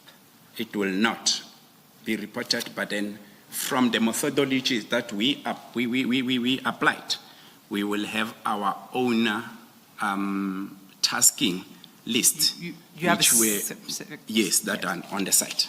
Yes. Okay. So So if I have only the docket, Yes. are you saying in the docket, I will not get information about your forensic analysts? It won't tell me what work they have done or they are doing. The same with your ballistic expert. Will that not be in the docket itself? No, Commissioner. The information will be on the docket, but who will have written that information is the detective, not an analyst or an expert. But effectively, there's a lag, LAG, not LEG, Yes. between your taskings, the progress you are making in terms of those taskings, and what's contained in the docket. The result of the taskings, of course, will, I assume, eventually get into the docket, or find its way into the docket. In our instance, Yes. others are there. Others, you'll find that they are not there, but there is those records that are kept in our archives on the tasking list. Thank you, Commissioner. But what I think the chair is asking you is that there'd be a lag, there'd be a space of time between the activities and the taskings that result in something concrete that goes into the docket. No, definitely, Commissioner. Okay. Thank you, sir. Okay, thank you. So now that all, again, to me, sounds quite complex, and it sounds like these dockets would have, so it's a combination of what's physically in the dockets, but also what's in the minds of the investigator and in the PKTT, etc. Yes. What does that mean for the way in which the dockets are transferred? And if we could now start heading towards that part of your evidence, the handover of dockets. What does what you've just described, what does it mean for the way in which the dockets must be transferred? I think in that way, Commissioners, if the process is being given enough time, ample time, the receiver will get full information. In this sense, the PKTT IOs will definitely draw all the taskings and compare them with the SAP5 if the SAP5 it's updated. If not, they can make copies of such, attach them on the SAP5. It will also be imperative for the during the handing over that the other party be present and have ample time to go through the docket and get full explanation on why there is this statement on the A clip, whereas it's not indexed on the C clip. That explanation can be there. But in this instance, with PKTT, one must say that the handing over was messy. Before we start the handover, I just want to ask you, as a member of the PKTT for 7 years, what was the impact of the decision of 31st December 2024 on the members of the PKTT? Were you informed well, were you aware that it was coming? Were you informed beforehand, or were you informed afterwards? How did you come to learn of it?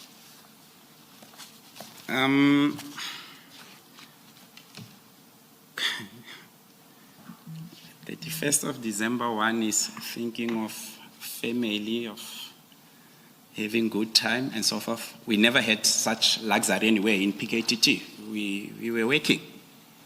When we came across the letter on social media, I think from the 98 members then that were with the team, all of them were accessing or having accessible access to the social media. Neither of them was at the age whereby he'll say, no, I'm not a social media person. Therefore, commissioners, it struck everyone it was like a lightning. And me, as the major commander, I was receiving all these phone calls. And first thing first that came into my mind is how I'm going to address these members. Because this says with immediate effect. It's the 31st of December. We have already submitted the financial documents for January. And there comes this letter.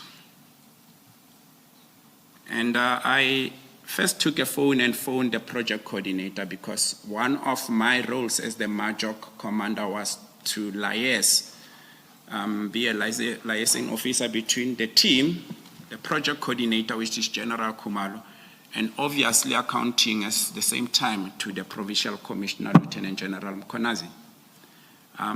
But my immediate commander then, it was Lieutenant General Khumalo as the project coordinator. I phoned him and I said, Mphathi, ngibone enye into la. Kwenze njani? And he said, Khumalo, I'm shocked as you are shocked.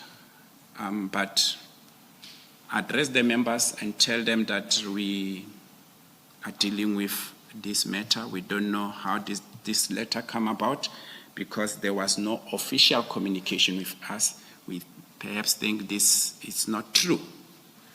Therefore, I then called the commanders, because I felt like, let me first talk to the commanders and they go and talk to the members.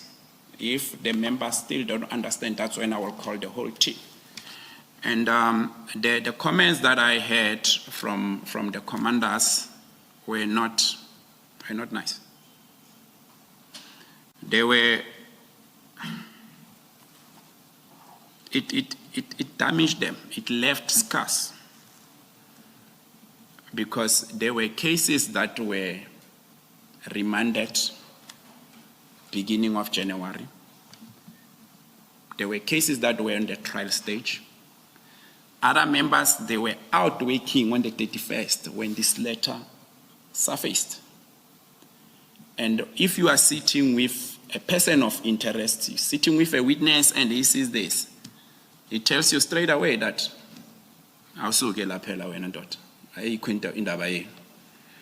and you're trying to contain yourself as a member, but you are unable because this person keeps on saying these things. Please translate that. Please get away, because there's no business that bring you to be here, because this person is referring to this letter. But then I kept on, commissioners, keeping the members abreast in terms of what is happening between head office and myself in terms of communication, and if we are leaving or we are not leaving, because General Khumalo put it clear that stay on put while we're addressing the matter. Members were, morale was down. They couldn't take it. Up until, maybe I should extend it, that I even suggested to General Khumalo that, General, could I coordinate that members perhaps get EHW, which is an employee of wellness, to come and address them? Because they didn't take it nicely. And General said, before you go there, I will request the provincial commissioner to come and address the team. And indeed, on the 10th of January, General Mkwanazi, it's unfortunate I wasn't there, General Mkwanazi went and addressed the members. And he assured them that you are soldiers on the ground, continue doing policing, investigating by preventing and combating crime. We at the executive level will attend to the letter. Okay, thanks. It was not a nice feeling, I must say, Commissioners. Thank you, General. The handover, what you're about to turn to, begins on 25 March. Does that mean between 31 December and the impact you've described and 25 March, the work continued, the work of the PKTT continued? In between these dates, what the instruction that I got from General Khumalo was that continue working, but you aren't doing any investigation. You'll only monitor the court-going cases. These are cases that were either at court for bail application, for trial, pre-trial, and so forth. That is what we were supposed to monitor. All the dockets that were under investigation, we were not touching them. There's only one matter which General, I received a call via General Mkwanazi that there is suspects that were arrested under the district of Ilembe, and they are talking about their involvement in the killing of a certain politician and all that. I then dispatched a team to go and interview these particular two suspects, who later confessed, and they deposed the confession statement in that regard through an independent officer that is not attached with the PKTT on their involvement, and their firearms that were recovered were sent to ballistic, and they subsequently linked with other 3 cases of which they confessed on those dockets, on those cases. So that was the only case that during that time we went and picked up, and within 2-3 days, I think, let me say in a space of a week, we were able to place all these matters at court, because at first they appeared with possession of unlicensed firearm. And as they continue and are confessing on the other crimes that they committed, and then within a space of a week, we were able to place all these matters at court.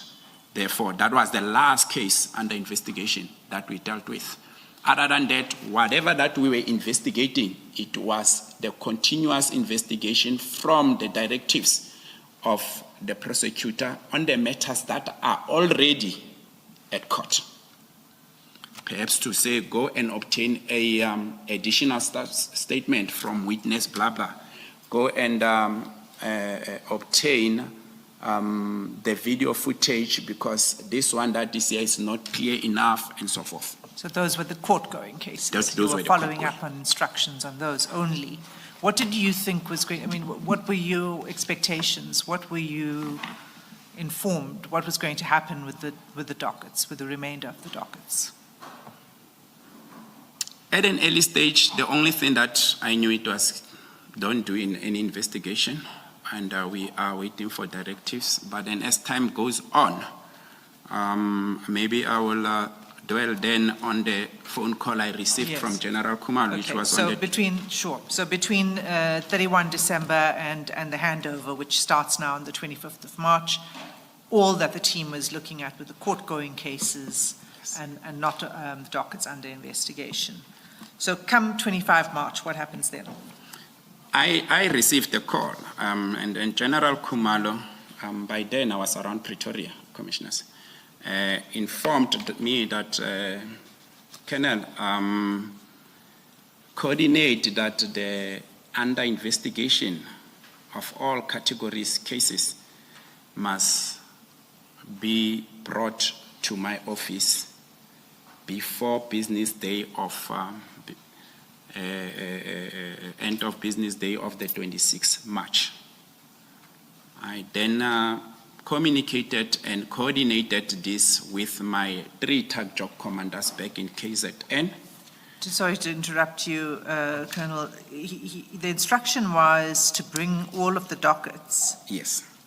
to head office. Head office. The very next day. That sounds like a very unreasonable request. It was, hence earlier on, commissioners, I say it was messy. Because I think if we were given ample time, there would have been a smooth handing over. Because handing over, it's a very crucial and important process. If it's not properly coordinated, we will start pointing fingers to each other, of which it's not necessary. So you have 24 hours. I've got 24 hours. All right, and so how did you comply with the instruction?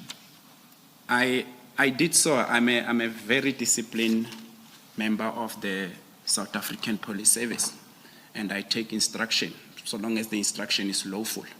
If it's an unlawful instruction, I get it from any senior officer, I will never carry out that instruction. Therefore, the instruction I received from General Khumalo was lawful instruction. And I then made phone calls to my 3 TAC job commanders, including my tactical commander detection based at Majok, that ensure that these dockets are collected. After you collect them, that is all under investigation dockets for politically related, parallel cases, ad hoc, as well as traditional leaders cases, which traditional cases were dockets that we received a year ago because were allocated to us in 2024 April, and there were 45 in total because we managed to take 5 to court in that time. Through my communication with them, commissioners, the TAC job commanders, I also told them that as you collect these dockets, because each and every, the PKTT,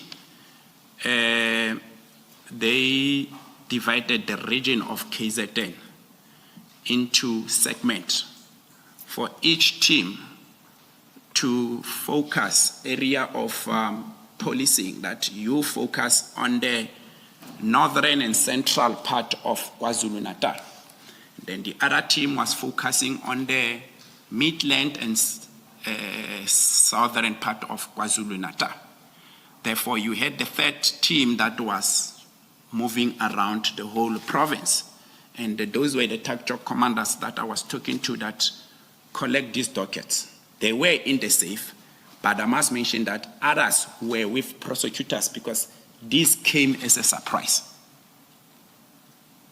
The prosecutors had dockets that they were in court. Others, they wanted to write instruction or so forth, or just maybe the matter was coming up for trial. The prosecutor wanted to familiarize himself with certain aspects. Within 24 hours, members had to try and scan all the dockets. On top of that, I told them that prepare a report so that when this docket goes to head office and that there is questions pertaining certain things, we are able to go to our archives, draw those reports, and able to answer on any queries that will come forth. Okay. Indeed, on the 26th, I think it was around 1400 hours, combat members arrived and they handed this particular docket to me. I was at the office of Divisional Commissioner Crime Intelligence, Lieutenant General Khumalo, and I took the 118 dockets. 118 were only from KwaZulu-Natal. I handed to the office of General Khumalo. So if I could just ask you to look at paragraph 14, perhaps you could just read that on page 5. Just from the last, you say that it was an urgent instruction. And at the bottom of page 5, you say this resulted in the process being quite chaotic. Perhaps you can just read from there to the rest of the paragraph. I don't know if I should read it on record or you want me to. Please. This resulted in the process being chaotic, ordinary. Prior to a transfer, each docket goes through a thorough inspection by the respective branch commanders, confirming that all statements are present and intact. During this process, one is required to ensure that the work is properly recorded in the C-clip. In this case, given the rush, the team scanned the dockets and quickly prepared them for transfer.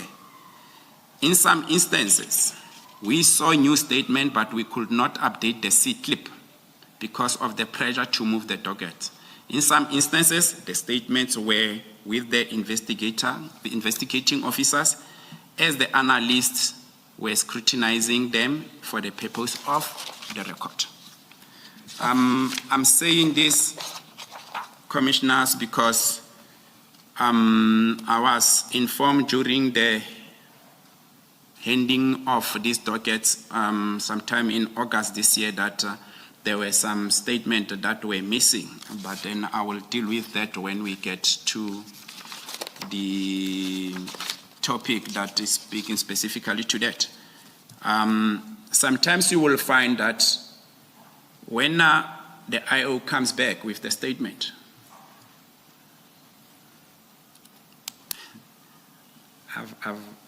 I've learned the detectives through my 7 years working with PKTT. If you allow them,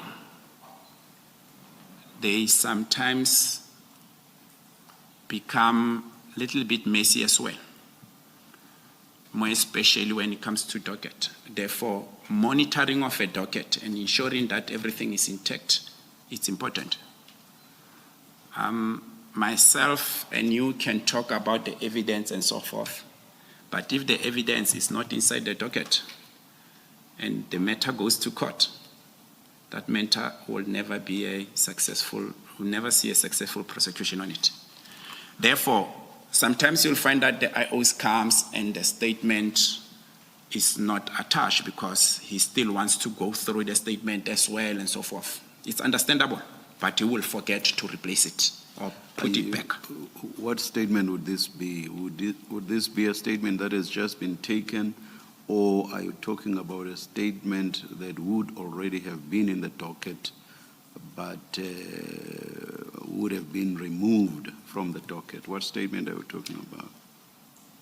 Either way, or one, on the statement that is already taken and was in the docket. Sometimes you find that analyst says, I'm going through the call data and there's something that I'm not satisfied with. Could you please bring me the statement of witness B? I want to compare or analyze it with the call data and see whatever that it says is indeed depleted on the call data, be it because of whoever that he was communicating with, be it the location because you're looking at the towers, where was he transmitting on that particular day or time. That is one.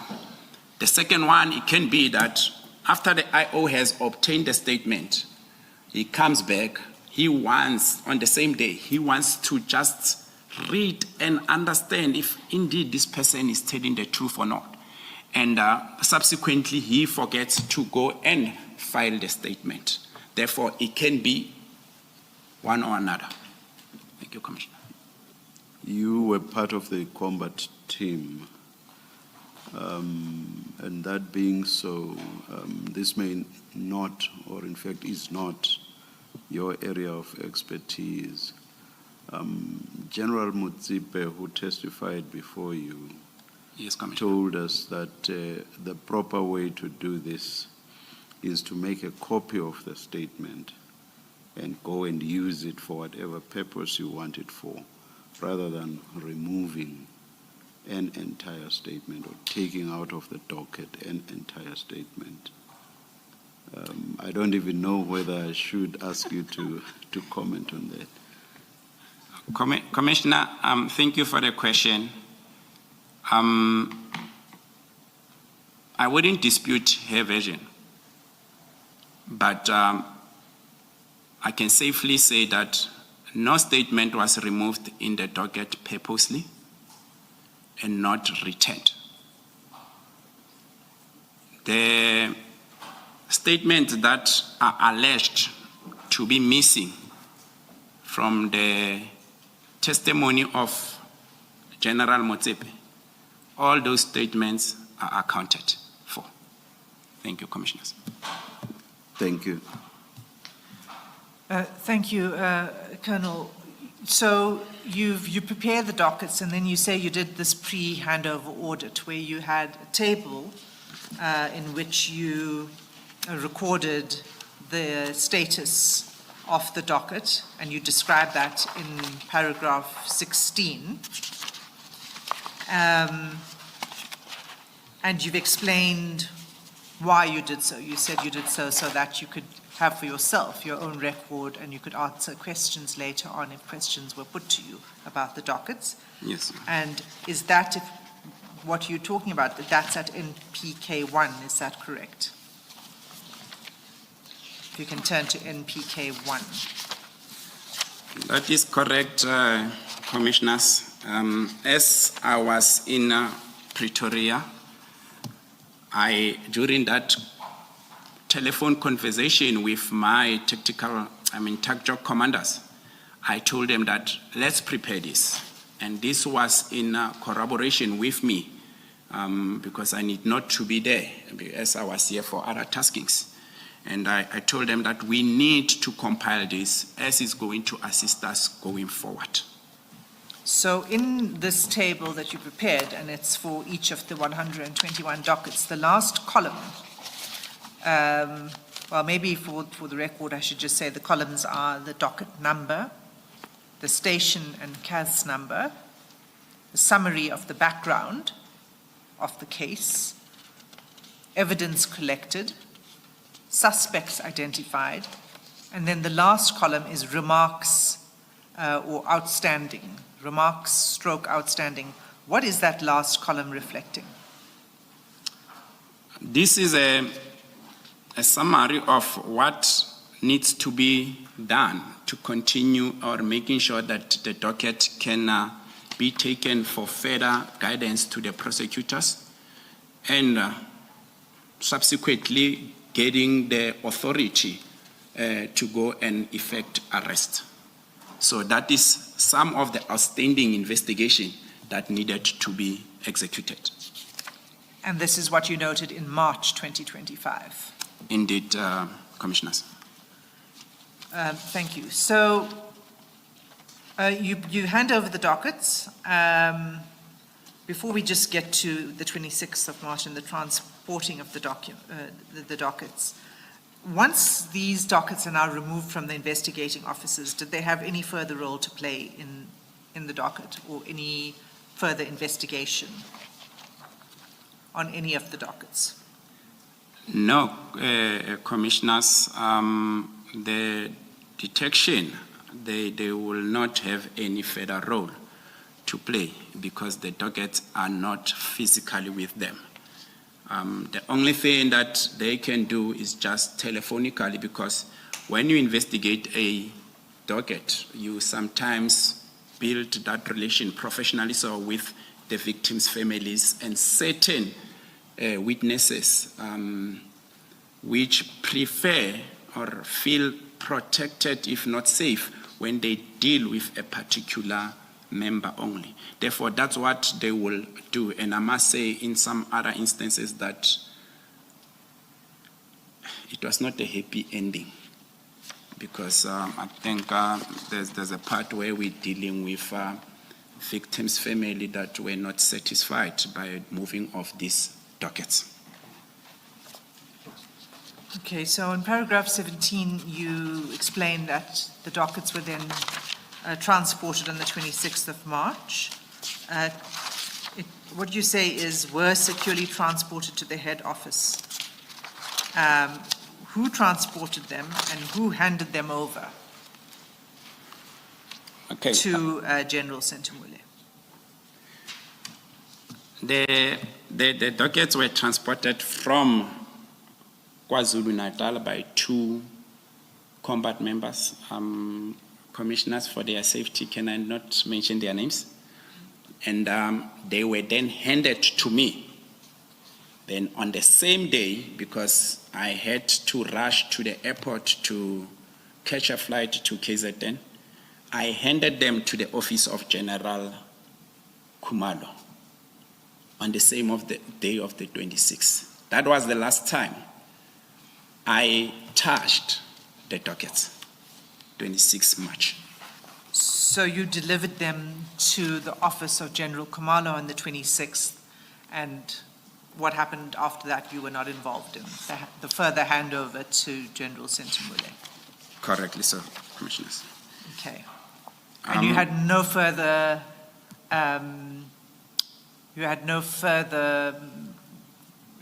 contact with the dockets or investigation or work or nothing? You had nothing more to do with the dockets from that day? Indeed, the Commissioners, I must also just emphasize that from KwaZulu-Natal, I handed 118 dockets.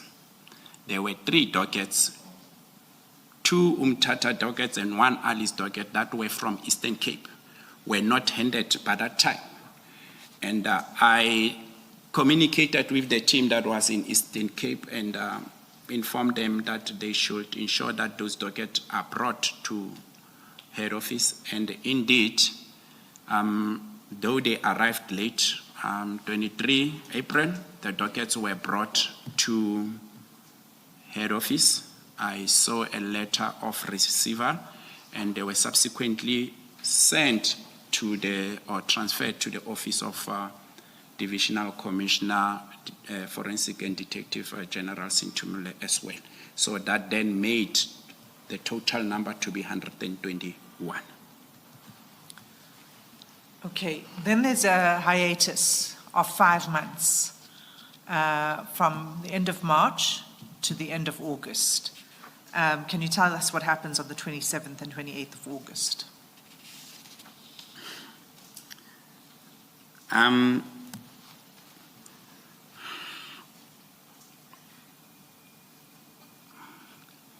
think there is, if one has flew, catch a flight, more especially the route between Johannesburg and Cape Town, there's quite a lot of turbulence. And when you hit that moment of turbulence and your flight move from a certain level, goes down, the moment it reaches the air again and it starts to flow, you feel uncertain. And ask yourself, what is actually happening? Is the pilot safe? Are we safe? You look around and so forth.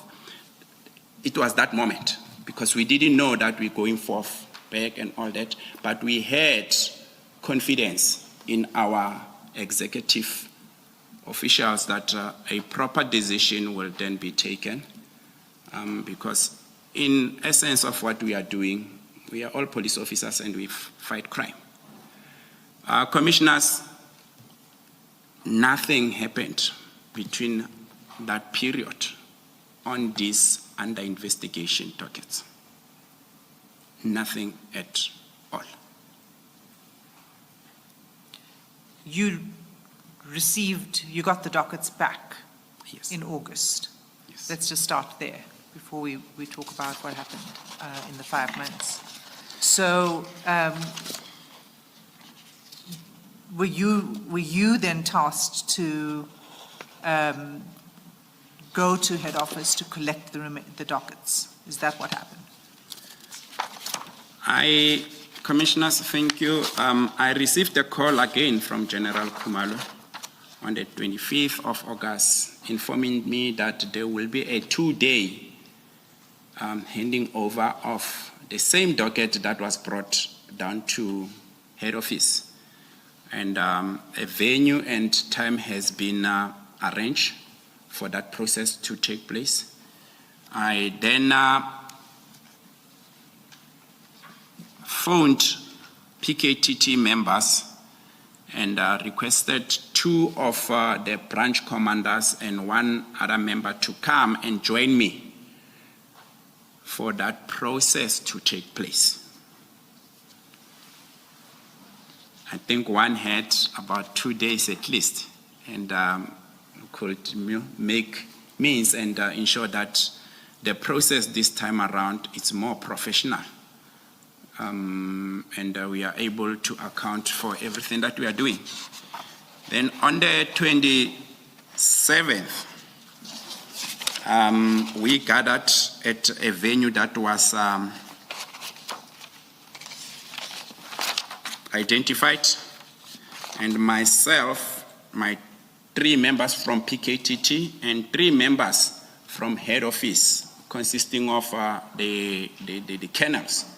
We sat down and we started the process of handing back the dockets to PKTT.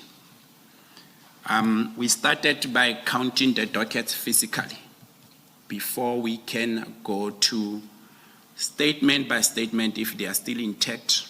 Mind you, commissioners, that we made copies before the dockets could come. And we were comparing that with what we are getting. Because before we started that process, I informed one of the kennels that, this is the process that we are going to do. And the kennel said, no, but then, Khumalo, this is not what we did. On the 28th of March, when the dockets were handed to the office of generals in Tumula, I said, I was not there. Therefore, the process of handing over, I need to account for each and everything. This is the process that we are going to do. That is why it took us 2 days. And I think even the senior officers, for them to allocate 2 days, they anticipated for that. Or else, we could have just came there and say, these are the docket, 121, we leave. But because we went into depth of those particular inspection, that is why we could then pick up that instead of 121, there was actually 123 dockets. How then we get to 123 is because the other 2 dockets were very slim and they were in between the docket, one docket itself. They were in between them. So that is why we couldn't, because of the rush. I guess even head office, because they were like, no, it can't be. We got 121 dockets, but then we are getting 123. And they accepted that. So, hold on, let me pause you there. You're saying now, in August, when you are inspecting the dockets being returned to you, there are 123. Yes. Those 2 additional dockets were slipped into others because they were these slim folders. Yes. But were they originally there in March when they were given to the head office? Surely they were there. It's unfortunate that we never picked them up because according to our categories, those dockets were filed as closed. They were not supposed to come down because they were not under investigation. They were closed files already? Yes. So the head office hadn't picked that up either. Head office didn't pick that up because they were also amazed that no, there is 2 extra dockets during that process. But then one might say that it was one of those oversight issues. Then we sat down, commissioners, and we started with the process of handing over. And through the handing overs, one must mention that there is comments that were noted and fairly so by the head office team in respect of the investigation that was conducted by the PKTT. The comments are on SAP 5, and maybe if I can draw the commissioners on page 10 of my statement.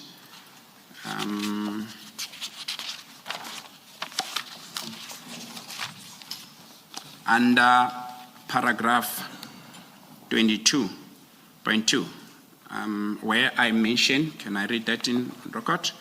Most of the docket were audited. 92 were audited and audit notes recorded in the C-clip of the docket.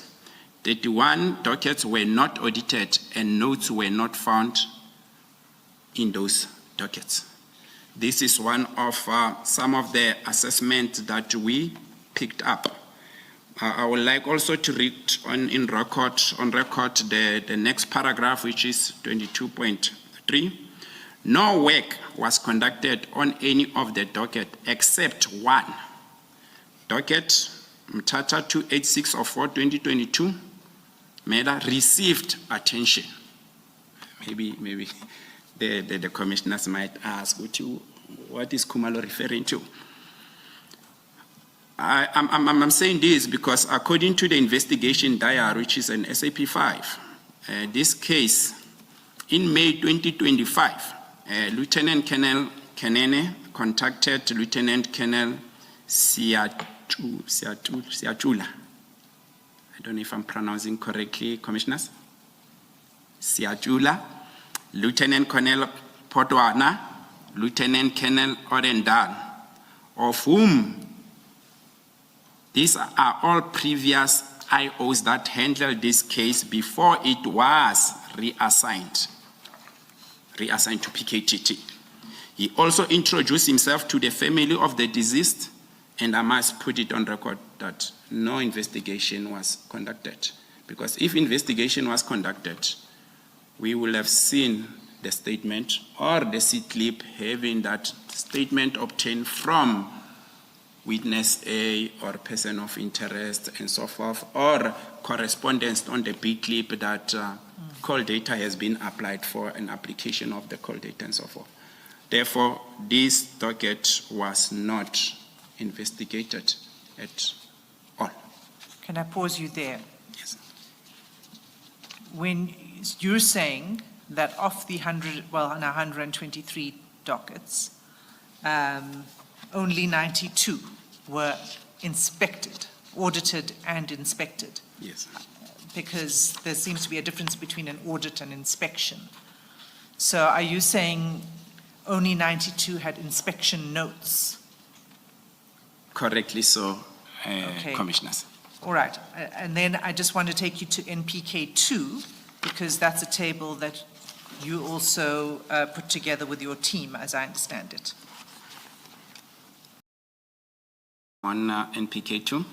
So NPK2 is a table, and it lists all of the dockets, and the last column says comments. Now, the comments that are transcribed in this column for each docket, are those the comments that were made by the inspection officers at the head office? Indeed, commissioners. Okay. And so, just to be clear for the commission, if we were to just take an example, maybe we can just go to the first docket in the bundle of dockets, commissioners. That's NPK3, but it's a separate bundle that you have in front of you.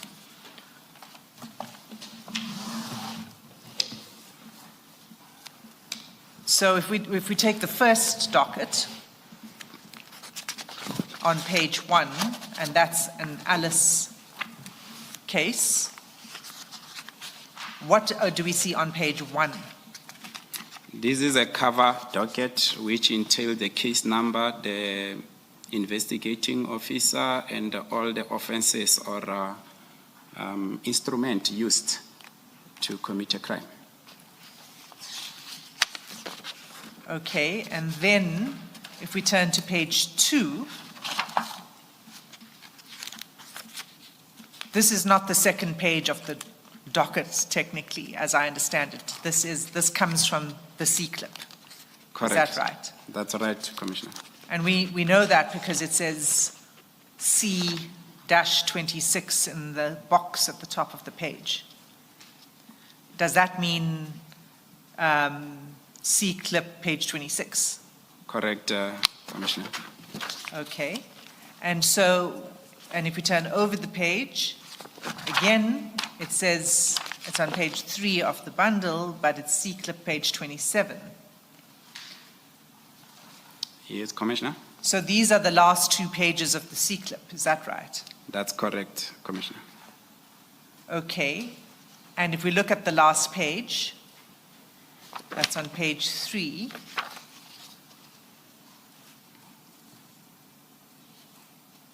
Where do we see the inspection notes of head office? There's no inspection on from the head office team on this particular docket, Commissioners. The last inspection was done in 2023-02-17. It's unfortunate the name of the member, it's a little bit, I can't see, but then I can tell that is Detective Warrant Officer Okay. that conducted this. So this is an example of a docket that had not been inspected by the head office. Yes, Commissioners. So maybe can we just try the next? Maybe before you do that, can I just check something? Colonel, this docket, I think the evidence, maybe let me ask you to confirm. Is this one of the dockets that you received in 2023, the PKTT? Because I think the evidence of General Motsipe is you got the Eastern Cape dockets in 2023. Yes, October 2023. So this would be one of them. Yes, Commissioner. Okay. Now, right at the top of that page 1, in the middle column, so the first column says Alice, and then you've got the case number in the middle column, and it's a 206-12-2012.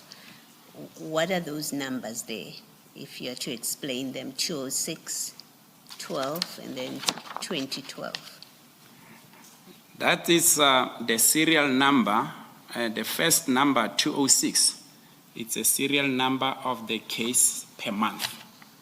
Each and every month, case numbers start from 1. And then they will go up until end of the month. And then the second number there is a month when this case was registered. And then the last digits, it's the year when the crime was committed. So, Therefore, this particular matter happened on the month of February 2012. and where does one see when this docket was first opened? That will be on the MA.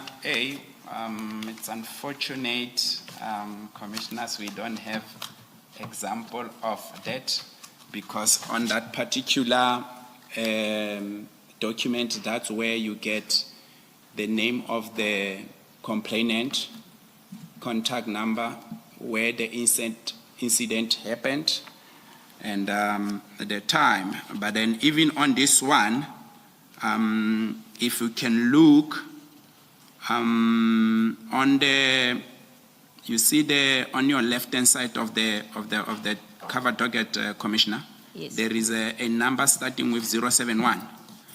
Beneath it, there is an ink, a red ink. Yes. Underneath that, you will see it will be date and time of offense or incident. And then it says then 2012 month. I think there the person that was writing there made, it's 12, which is the 12th month. I made a mistake when I said second is 12th month. And then the date, it was the 30th, and then that is 30th of December. Commissioner, are you still following? Yes. And then time, it happened at, I don't know if my eyes are correct there, 0100. Yes. It was 1 o'clock early hours. Yes. So this is when the incident happened? That is when the incident took place. Okay. Now, if you go, and maybe let me tell you why I'm asking the question. Yes, Commissioner. You confirm that you would have received this docket, or the PKTT. Yes. Would have received this docket in 2023. Now, we've had evidence that you had done no work, the PKTT had done no work at all with this docket. And that's why I'm asking the question that I'm going to ask. If you look still at that page 1, the very last block which says finding result of trial, you see that? This is now on my... This is on the cover. Okay. I'm still on the cover.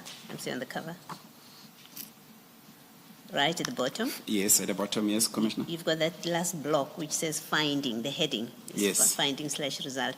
In the middle, it's got court dates. Are you able to make out what that date is there? 1910 I don't know if it's 12 or or it's 17? Looks like 17. 2017. 2017. Yes. Yes. So I think what I'm wanting to establish with you is you get a docket in 2023, but this docket, in fact, goes back at the earliest 2017 when it was in court. So it's an old docket by the time it comes to you. A very old docket, Commissioner. And maybe one should also emphasize on this was not one of the main dockets that the team in Eastern Cape were there for. It's a case that the team was informed by one of the complainants within the university that there is a docket whereby there was an attack on the staff. And we don't know what happened with that case. And we said, let's throw the docket and we look at it and see if there's anything that we can work on with it. Yes. Therefore, it didn't get much of attention because the Eastern Cape team worked with speed and was able to arrest quite a lot of people. And most of their time, they spend them in court. We're talking today, they were in court. It's only 2 IOs. And the magnitude that was put in that particular investigation at the university, it's huge. Thank you. Thank you, Commissioner. Thank you.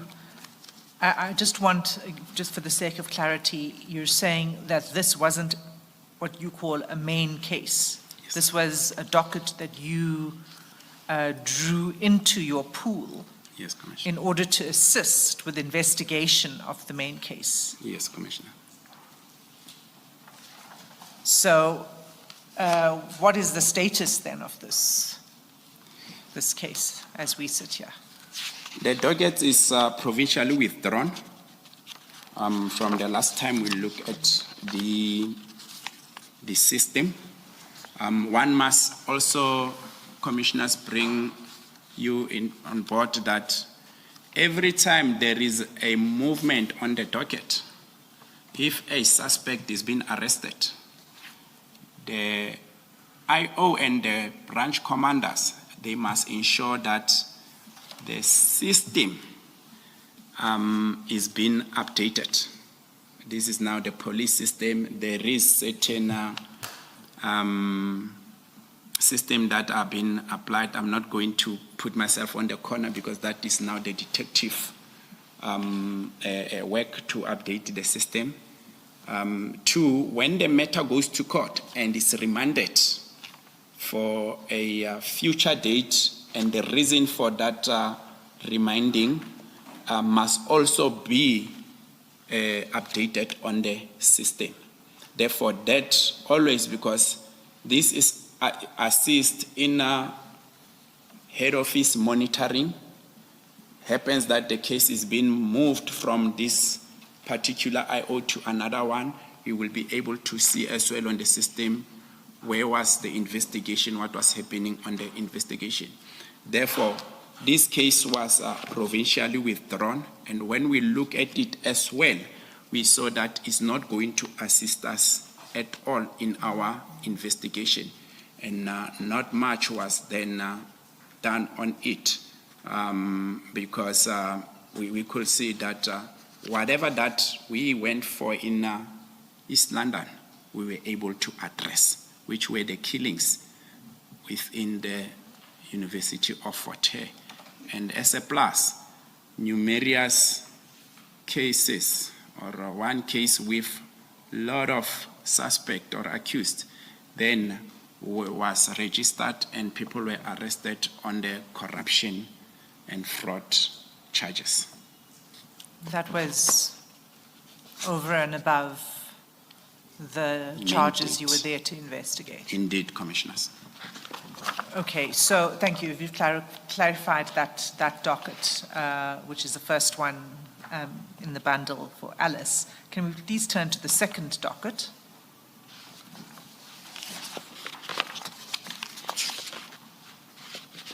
And this one is on page 4, and it's an Amanzim Toti case. Yes, Commissioners. Okay, so the first page is the cover page of the docket, we now know. The next page is from the C-clip. Yes, Commissioner. So it looks like the last 2 pages of the C-clip have been reproduced in each of these sets. Indeed. So page 6, is that the last page then of the C-clip? It is the last page, Commissioners. And if we look at, can you actually explain, we've got about 3 entries here, it seems. The first one in black at the top, then the second in red, that's in March 25, and then there's another set of notes in a different handwriting below that in red. Can you just explain each of those entries? Let me first explain that from the 4 categories I spoke about, Commissioners, political, ad hoc, parallel, and traditional. This is one of the dockets or cases that falls under traditional leaders' cases. And when we received this docket in April, it was quite a lot of them, 50 of them. And 49, 48, it was murder, 1 kidnapping, 1 attempted murder. Therefore, whilst we were busy investigating the political related cases, we received this mandate. And we couldn't investigate all of them at a time. There's 5 dockets that received attention, and we were able to take those 5 dockets to court. There's one already whereby suspect has been convicted. Therefore, this is part of the dockets that haven't received any investigation. What we did, it was the analysis. Just like when I said from the head office team that they went through the docket of Umtata 286. As I was saying, there was no investigation done because no additional statement was attached on the docket, just like this. The first inspection there on top, it's by one of the PKTT investigator. That is on 2025-03-24. She's addressing that those instructions to the branch commander. And then on the 25, then the branch commander also made an entry. And I don't know if I should read this on record. Sorry, just before you go to the 20, so 24 March, the investigating officer makes an entry saying that she's received instructions on this docket and it will be complied with. Does that come from the analysis, the team meeting, or where does that come from? This comes from the analysis, which we, as I alluded earlier on, that when we got this docket, we sat down. What we did, commissioners, we first tried and see, can we, with all the analysts, look at what is still outstanding, critical evidence, your ballistic report, your LCRC report. And on a ballistic report, can we group these dockets and see which firearms, which cases are are related or a certain firearm was used on. When I speak about firearms, we've got rifles, we've got 9mm, we've got shotguns and all that. But then with the grouping then, we said on the rifle, we've got ballistics experts that are able to tell that on this particular rifles, there's two groupings.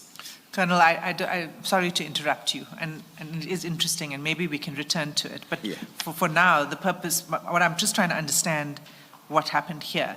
This investigating officer, after a meeting that you've already described how those meetings work and how the analysis works, received those instructions or taskings. Yes.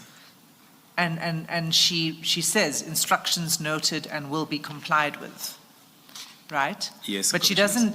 doesn't enter what those particular taskings are. Is that contained somewhere else? Yes, we do have those taskings on our daily tasking report and weekly report. Okay. So she makes this entry on 24 March 2025. Yes, Commissioners. Okay. All right, that's fine. Then you can move on to the next one. The next entry is the next day. Yes, this is now the branch commanders that is preparing the docket, because if you look at it, it's on the 25th. This is the day when I phoned and told them that prepare the docket, they need to come down to head office. Then the officer that did the inspection is giving that entry that officer in charge, because he doesn't know who's going to deal with the matter. The investigation has not yet commenced. Here we've received docket for perusal and for your directives. Okay. So that entry is made by the PKTT officer. Indeed, Okay. Commissioners. The next entry then. Can you tell us the date and who made this entry and what it's about? This is the entry of a lieutenant colonel in head office. Can I not mention his name? Because I think That's it's fine. visible enough. And the entry was done on the 19th of March, 2025. Is that March or May? Oh, sorry, it's May. Sorry, the ink is not visible enough here. It's May. And then he's then giving an instruction. Firstly, say IO, docket for further investigation, obtain the photo album and file it in the docket, obtain the chain statement regarding the handling of the body, obtain the body identification statement, obtain the statement, the chain statement from that person that he's mentioning regarding the 2 bullet heads received from mortuary. And then the 6th instruction there is obtain the chain statement regarding the handling of the bullet. And then the 7th, obtain the duty officer statement from that particular captain. And then the last one was then obtain ballistic report. So these are all the entries that are made by an officer in head office. Okay. So each of these dockets, those that were inspected, would have this kind of entry on the last page of the C-clip. Is that right? That's right. The 92 that were inspected will have such. And it would be May 2025, between 19 and I think the 30th or something. Yeah, between 19 and 25, if I'm not mistaken, of May. Okay. And all of these comments you say you then reproduced into the table you produced for NPK 2. Yes, Commissioner. Okay. Now, if we can then go to your paragraph 23. Okay, Commissioners. So in paragraph 23, you don't reproduce, because you've done it already in NPK 2. What you do in 23 is you just sort of categorize and summarize the comments that were made by head office, as I understand your paragraph 23. Please let me know if I'm wrong. That is correct. That's the summary that I gave in terms of the auditing or inspection. So there are from 23.1 to 23.16 is where you list the comments. Yes, Commissioner. So my first question is, did these comments accurately capture the status of the investigation in the dockets, in each of the dockets? Maybe I should mention that this might not be 100% accurate, Commissioners. Why I'm saying that, the investigation progress it's supposed to be updated on the SAP5. But then due to the methodology that the PKTT applied, we were using this tasking, daily tasking and weekly tasking reports, where we felt it's important for commanders as well, because we were there for that only, to monitor and follow each and every investigation that was happening on the docket. That's one. Two, one of the reasons that they might not be accurate is the fact that the quick movement of transferring this docket, as I said earlier, it was very messy. And the dockets remained behind by mistake. I heard earlier on that you said dockets remain behind by mistake. Did you mean statements? Statements in a file, yes. And then those statements, they were for certain dockets. I think the witness earlier on mentioned 3 cases. And I did tell the senior counsel that all those dockets on those 3 cases are accounted for and are intact. Actually, one docket, I think it was Umlazi case, that the statement came to Pretoria. It's unfortunate that the indexing was not, SAP5 indexing was not talking to the statement on the A clip. I'll make an example. On the A clip, the statement is for witness Kumalo as number 7, because you write on the right top corner of the statement. Then on the C clip, you are writing that statement of the witness and Kumalo obtained. And if you want to give a summary, you can do that if you want, and you say A7. But what the investigating officer, the lead investigator that was investigating that particular case did is he indexed the statement as number 9, whereas on the A clip is number 7. That's what confused the members that were doing the inspection from head office. But upon poking more holes from the team, they sent me all those outstanding statements, and I've got them on my device. Colonel, can I ask you a question? I mean, my little knowledge of audit, whatever it is that you audit whatever you are auditing. You make your findings, whether positive or adverse. Yes. You then give the person responsible the opportunity to respond to your adverse findings.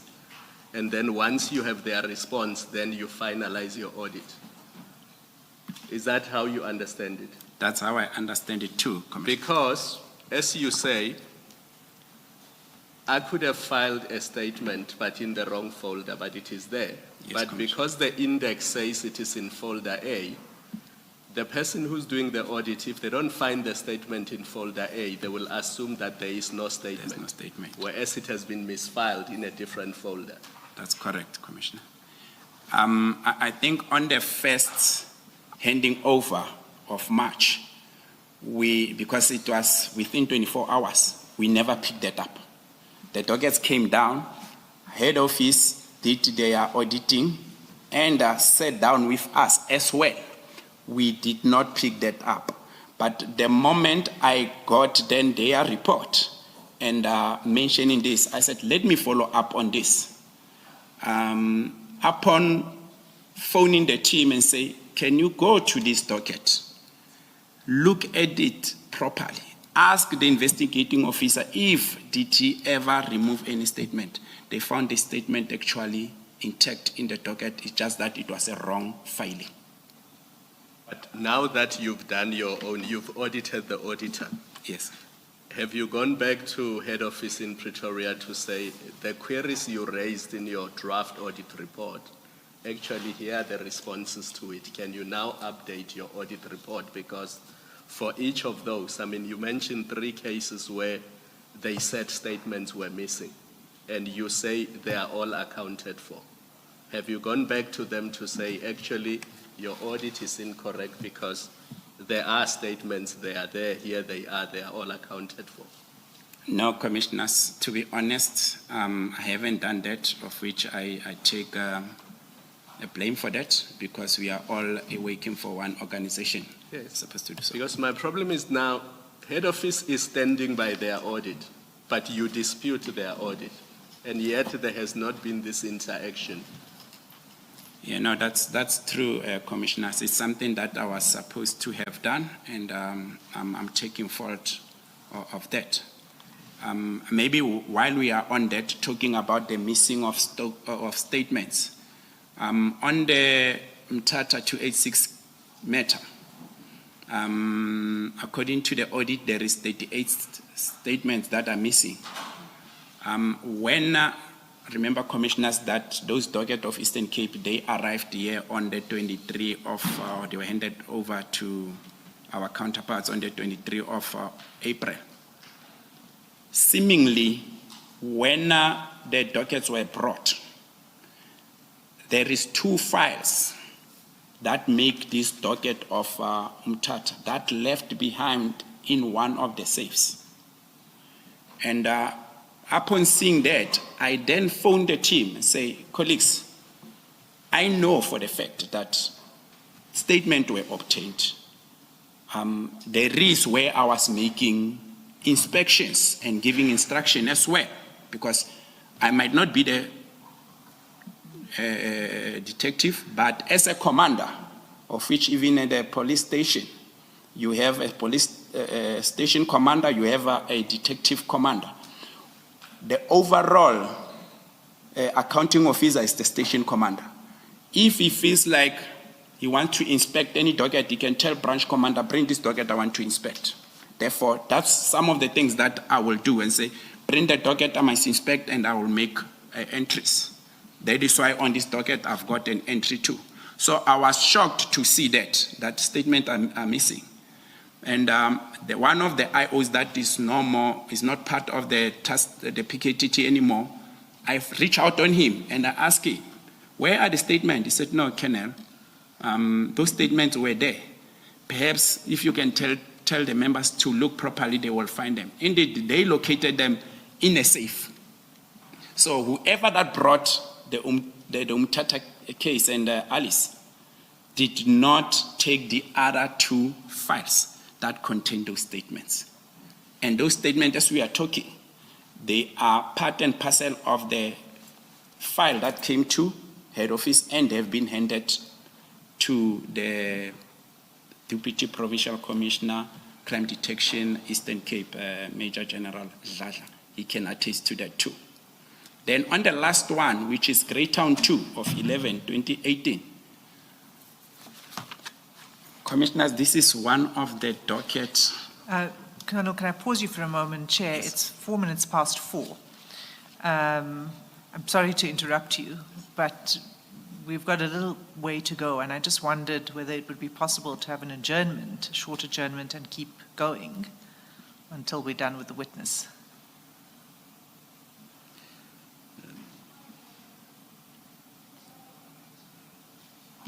15 minutes.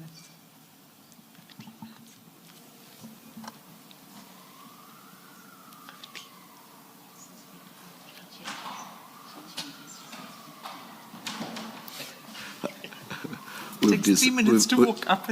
We've decided 10, is that fine, or 10 or 15? Thank you, Chair. Oh, you're saying thank you. I was asking a question. That takes us to what, 20 past. 15, please, Chair. Oh, all right, 25 past. 20. Let's adjourn until 20 past. Thank you, Chair. Thank you.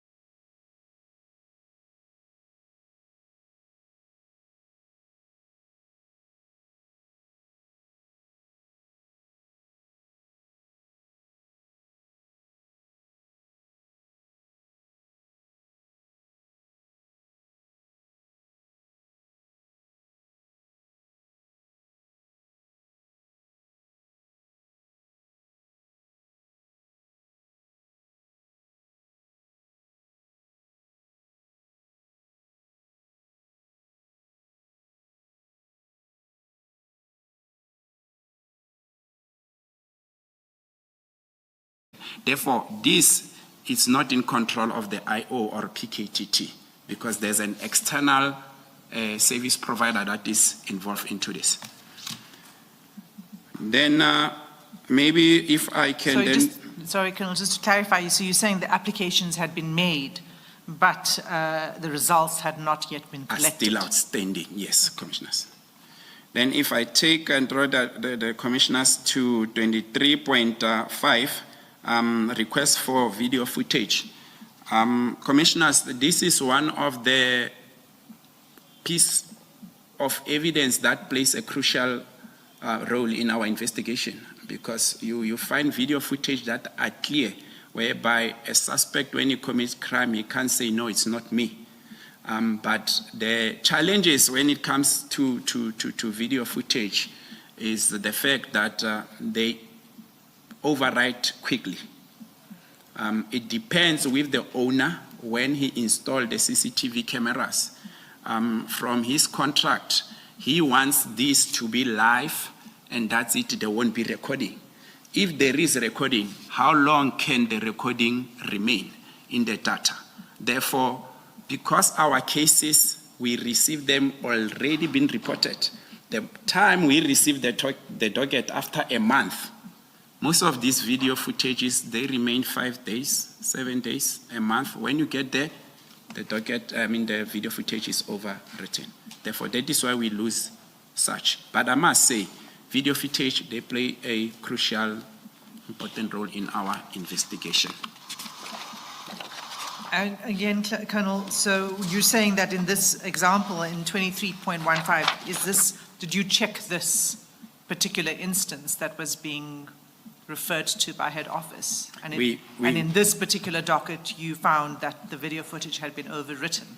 This we did, Commissioners. We do have an expert within the PKTT that has the training and capabilities of downloading, because he goes there with his machines, he downloads, he sit down and analyze, and we look at the vehicles of interest and people of interest. Therefore, most of the time when he goes there, he finds that on this one particular, it was overwritten.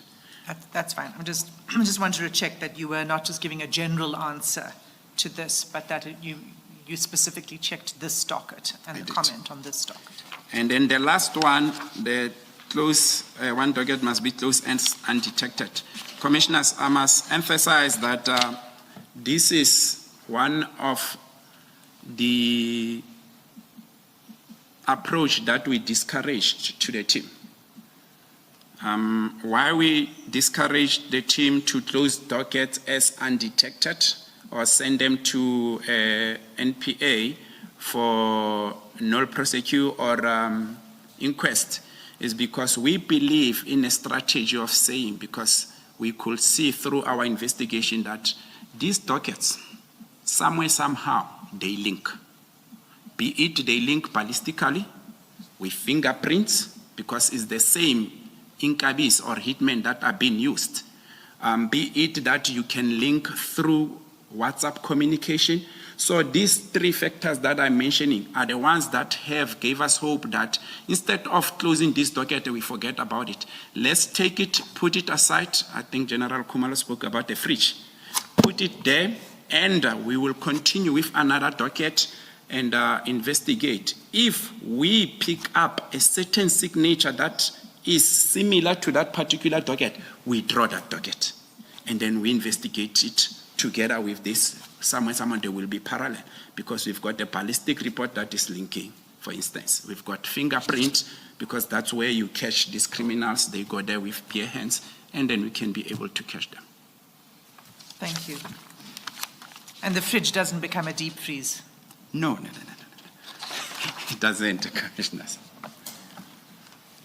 So that's paragraph 23.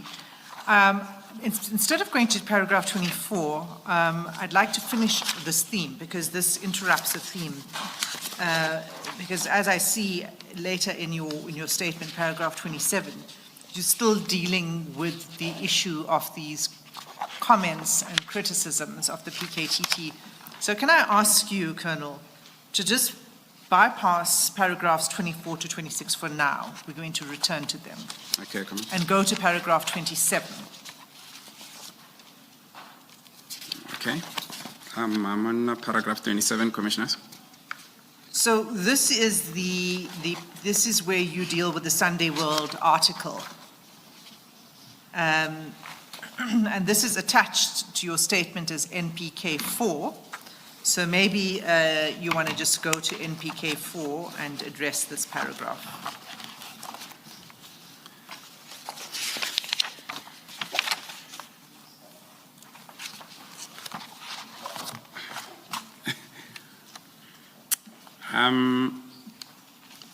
I've seen this article, Commissioners, and when the Provincial Commissioner KwaZulu-Natal, Lieutenant General Konazi, made the statement, he made that statement based on his assessment. And I think I don't have much to say based on what he assessed and his conclusion in what happened with the docket. But then from my own analysis and observation, I also went through the statement of a witness that was sitting here earlier on, and I could draw similarities from her statement and this article. And I then drew an inference that this is too accurate for it to be a coincidence. Could it be that the statement was leaked, or this report was leaked to media, and whoever that publicized it had whatever that he had? Colonel, I'll just pause you there for a moment, because at page 62, Yes, which is the second page of the article, 3 paragraphs from the bottom, the article reads, according to Motsepe's report that Sunday World has seen. So it would seem that this report is indeed based, so that's why it looks similar to you. It's actually based on Motsepe's report, it says so. Yes, Commissioners, I see that, and for me, I will say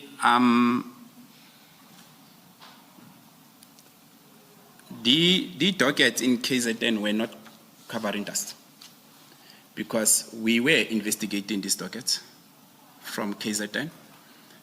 The fact that the SAP5, because I think this report was drawn from the inspection of the SAP5, we had our own methodology of having the tasking report, which the team of head office never had that preview to see them. Therefore, that is why they then drew this conclusion that the dockets actually in KZN were gathering dust. Dockets were not gathering dust. I will show that immediately after the docket were brought back to KZN, there were some movement in some of the docket, and I've highlighted later on my statement. Therefore, I dispute it.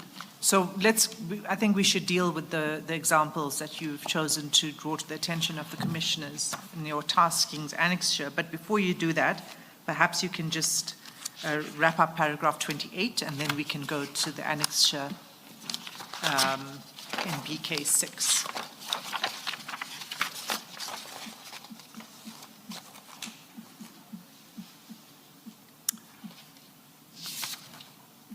Okay, on paragraph 28, Commissioners, I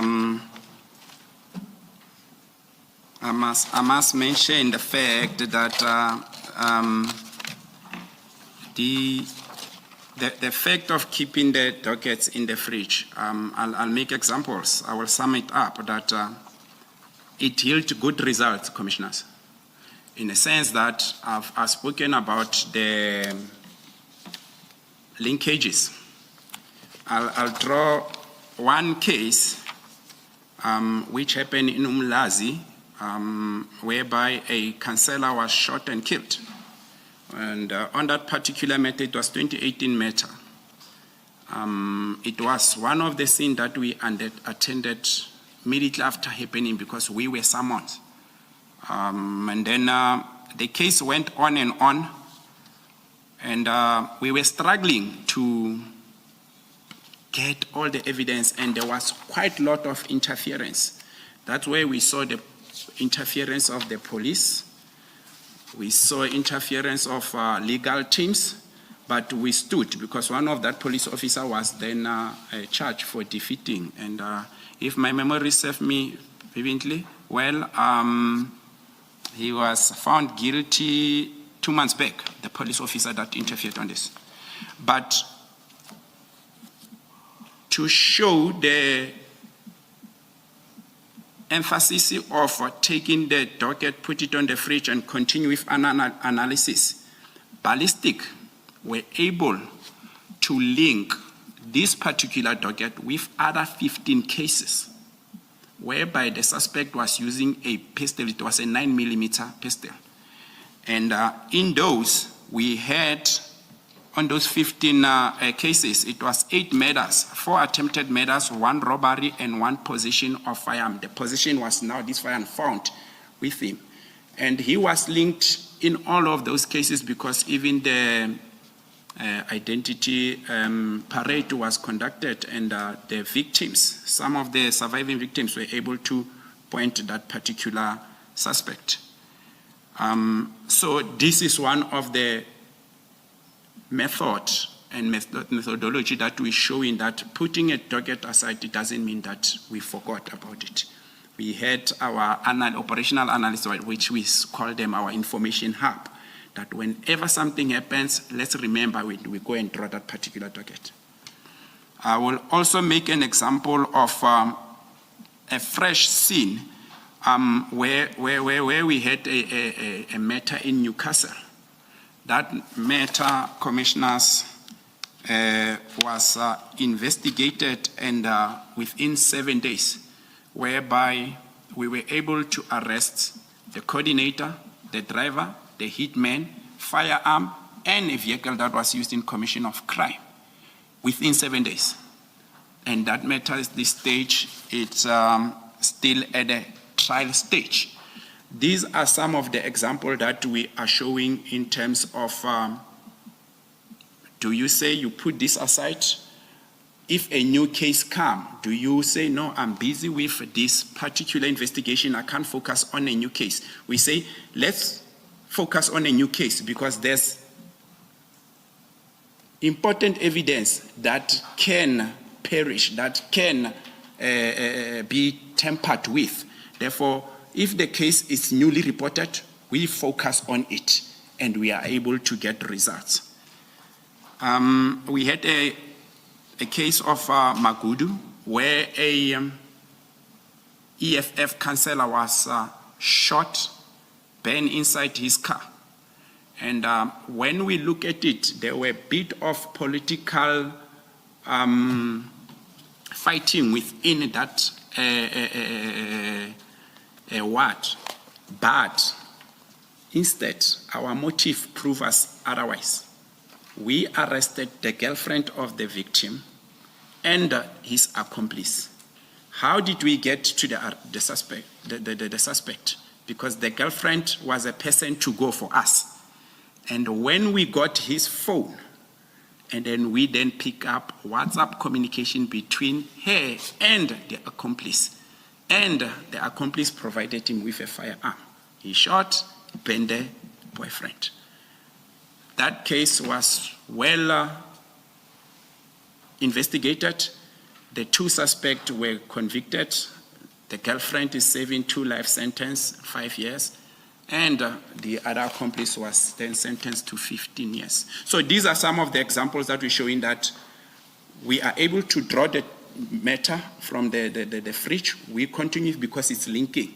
But when there's a fresh case that is reported, we also focus on it so that we avoid that the evidence can be tampered with, or we find video footage being overwritten and so forth. Thank you.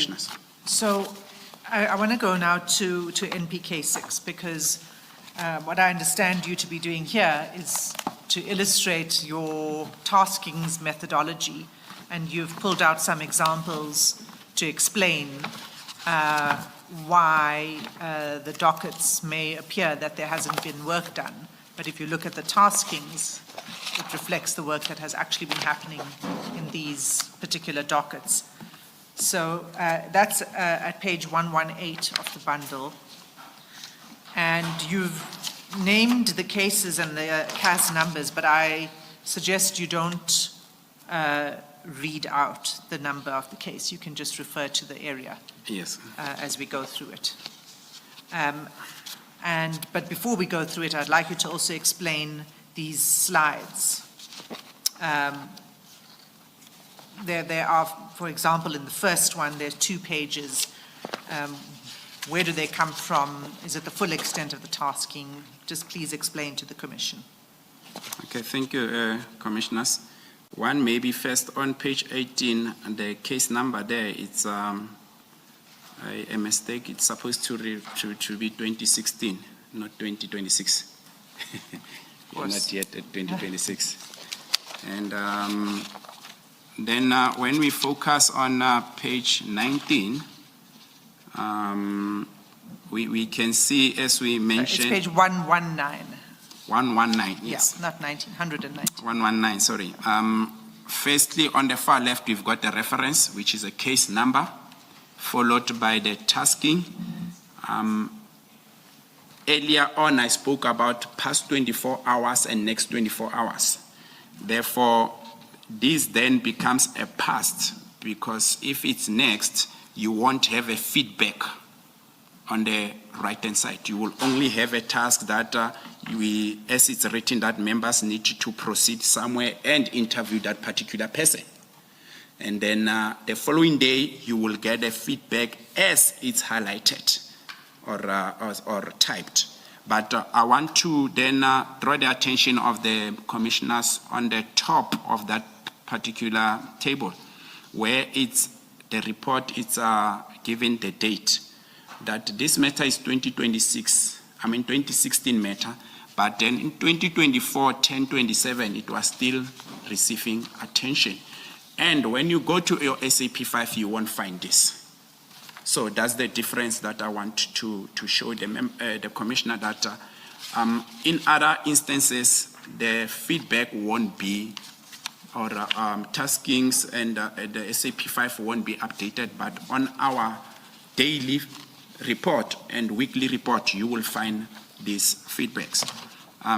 That if you go again, Commissioner, to page 120, you will see the same, of which when you look there, those members, the previous one, it was the detectives that were doing the work, and the following one is the detection, where they had to go and trace this particular person. So it shows you that all the disciplines were involved.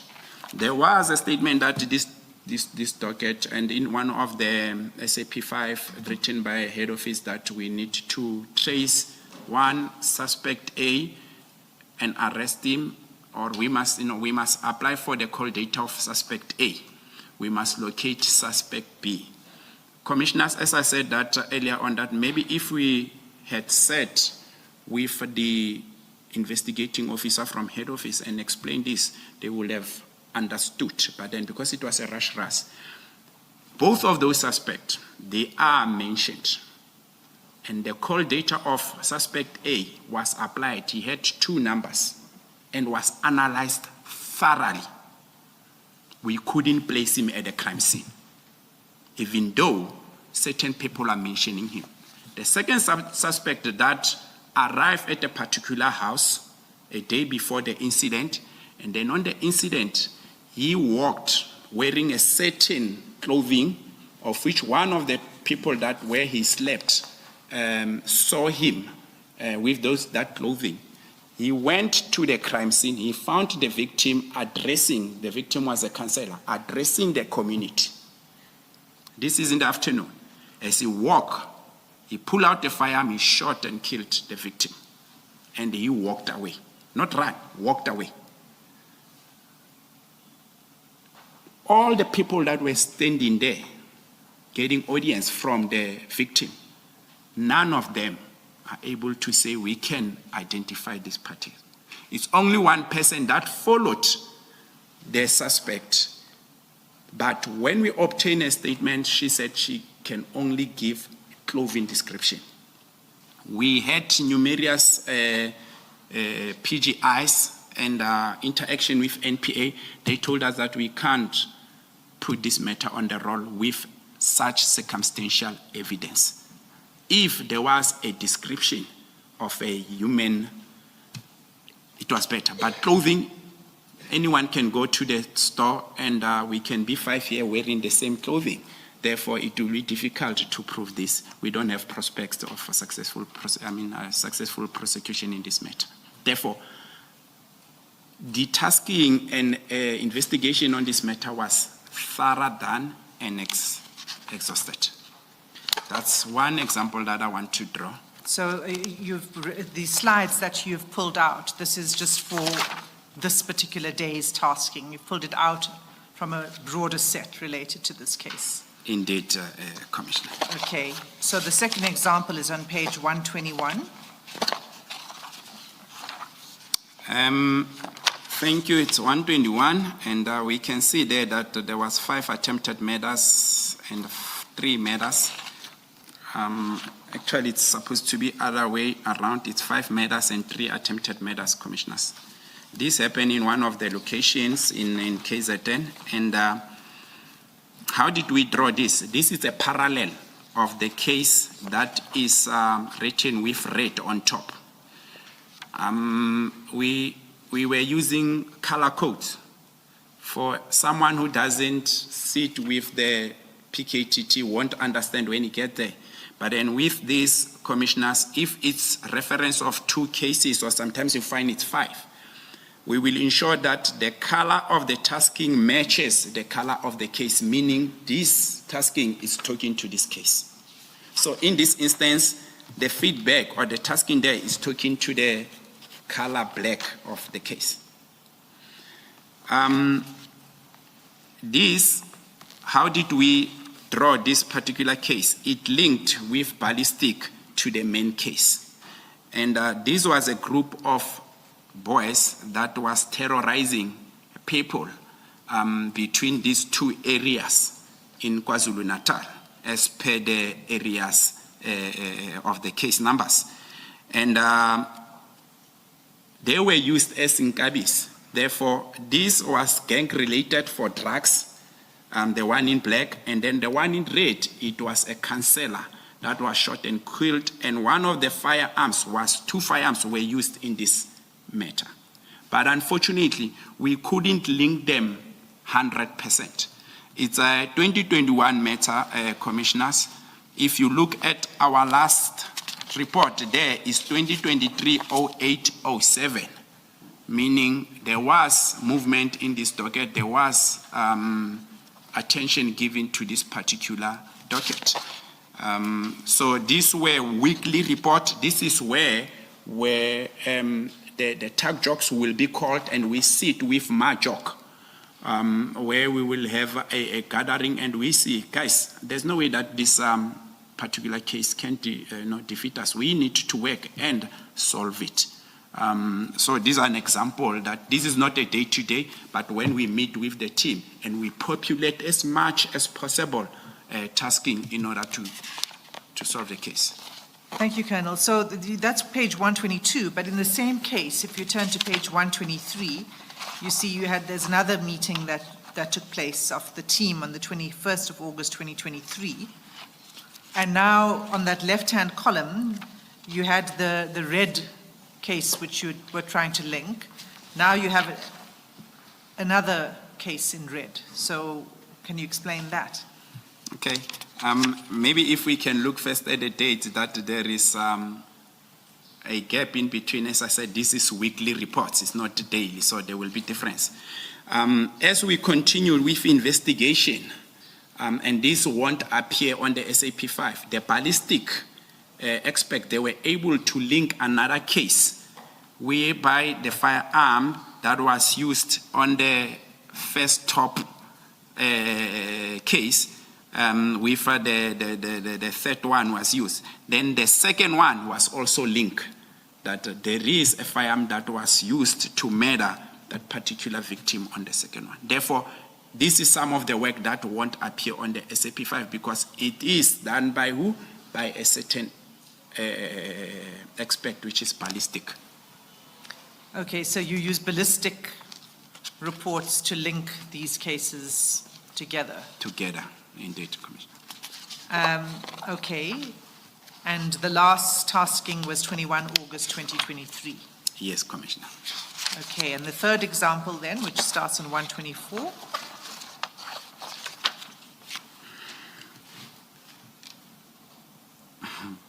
This was also a parallel case, Commissioners, of the main case, which is red. And if the Commissioners can look at our reference there, we've got color red and blue. And on our tasking and feedback, both these particular cases received attention.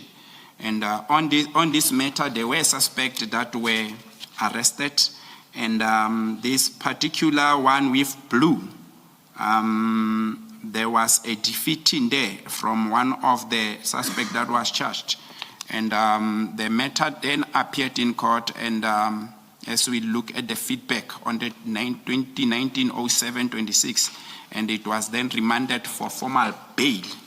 And in the next page, Commissioners, if we can page, then we get the instruction that the advocate there, he will consider the ends of justice at a later stage. Therefore, it means then this docket won't, ultimately charges were provincially withdrawn against one of the suspects because he said, hey, this is the advocate. Remember, we're working hand in hand with the advocates who have been advised. And then he said, can we put this person aside and then we focus on the matter first? Because this defeating hands of justice won't assist us much. And that was on July 2023 of 2019. But then the one we've read, investigation continued because that was the murder of an IFP councillor. But later then, the charges were also provincially withdrawn. And maybe also I must mention that during court proceedings, when the charges were withdrawn, the defense then requested that that particular docket must be sealed off in front of the magistrate and everyone else.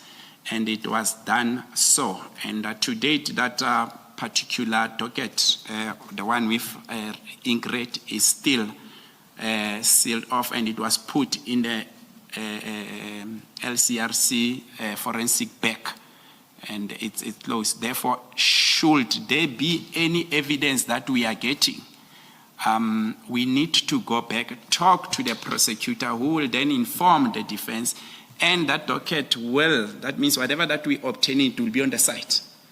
That docket will then be sealed off in a normal proceedings at court as well.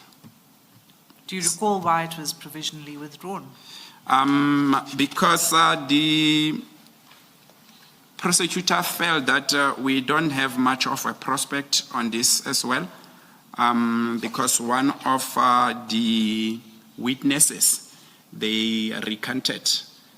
That's one of the challenges that we always find from his original statement, and that was an eyewitness. Therefore, he saw that we won't have much of a prospect in this.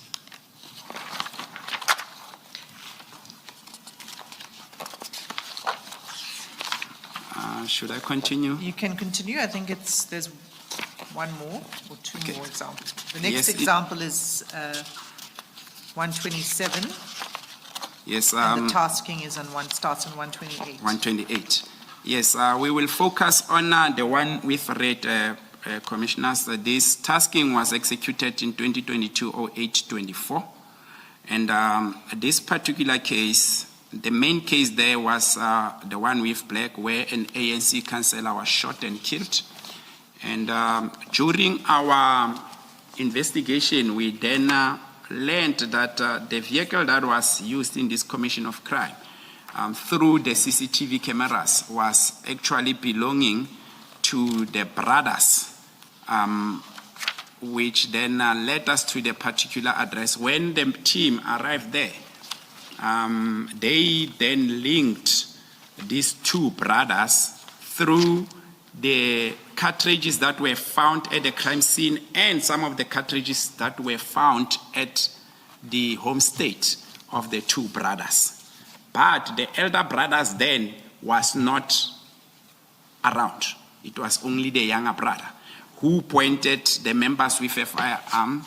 No, sorry, he didn't point the members with a firearm. He had another case where he pointed someone with a firearm, and we felt like, let's draw that case, and then we will take the firearm for ballistic report and see if it can't link.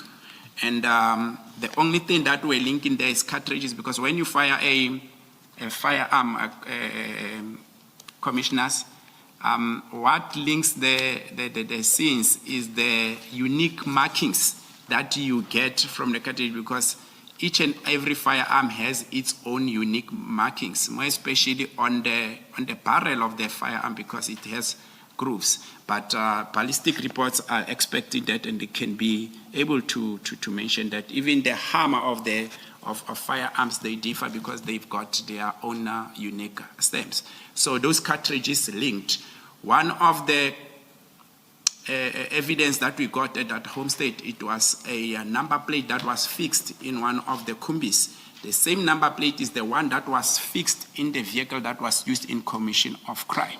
But as I said, it goes back that the suspect is identified, why he's not been arrested. To date, commissioners, we got a go-ahead to arrest the brother of the suspect that was arrested with the case with red ink. But we couldn't locate him. Information is in Joburg. We have traveled Joburg numerous times. We can't locate him. Since 2022 to date, we haven't located that suspect. But investigation is going. Informers have been tasked to try and locate this particular suspect. So, and the case you're talking about is the one of the pointing of a firearm? Pointing of firearm, but if we get the older brother of a suspect on pointing of firearm, we are going to enroll him on the main case because we've linked him positively so. Okay, But it's so still this is a parallel case to the case that's in black ink. Indeed. That's the main case. Indeed, Commissioners. Okay. And then the final example is at page 130, 131.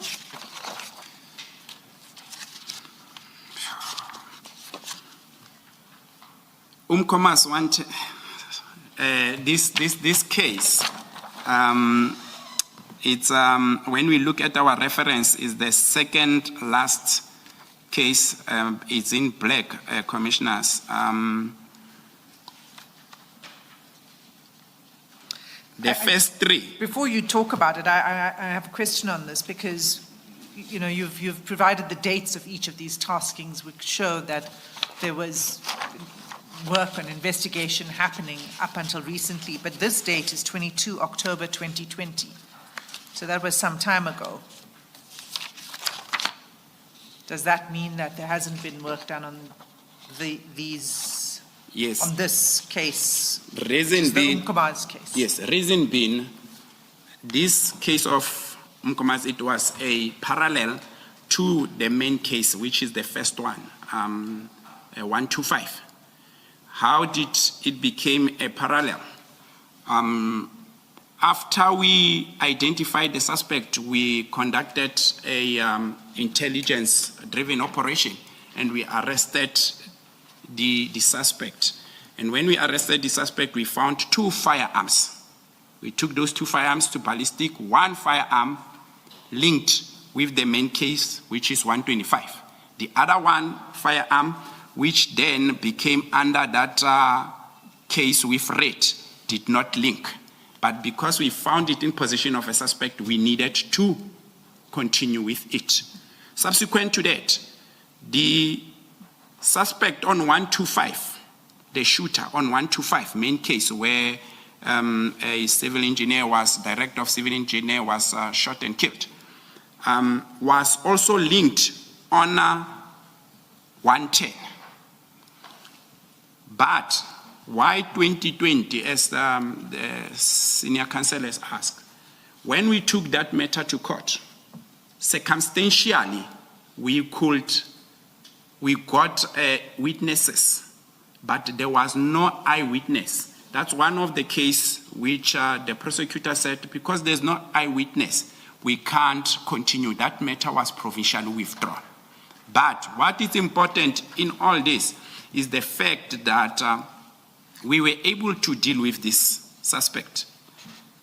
As I'm talking to you, on the 125, there were 4 suspects.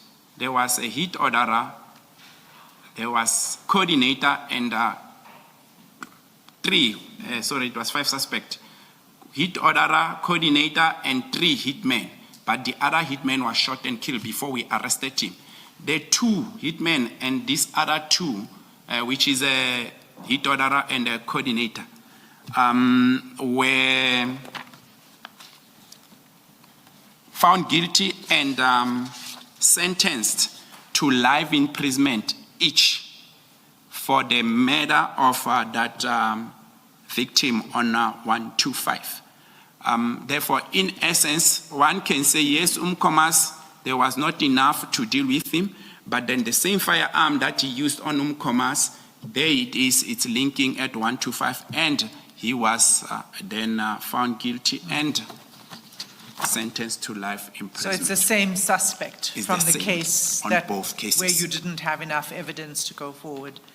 You Indeed. were able to link him to another case, you were able to link them to another case. Yes. And they've since been convicted and sentenced. With that. Maybe the other thing that I can mention, which I forgot to say, on the one where we were requested that we must apply for Section 205 and we must link, this is the Harding matter. Commissioners, I must say that one of the suspects that we were asked to apply for call data, we dealt with the suspect precisely so. He's a former police officer from crime intelligence. He was into taxi industry. He was moving to politics. Therefore, through his journey, he shot and killed one of his friends. And during that scene, that's where we then saw the other external factor after the shooting coming and picking up cartridges. So these are things that you want to avoid, and we could see that through the video footage. And on the other matter, he shot and killed one of the taxi association member. And that suspect, or accused as we are talking, on those 2 cases, he got 2 life sentences and 40 years. He's behind bars. So those are some of things that we do. If we are failing this side, we've got something that we can neutralize the accused on. Thank you, Commissioners. Okay, thank you, Colonel.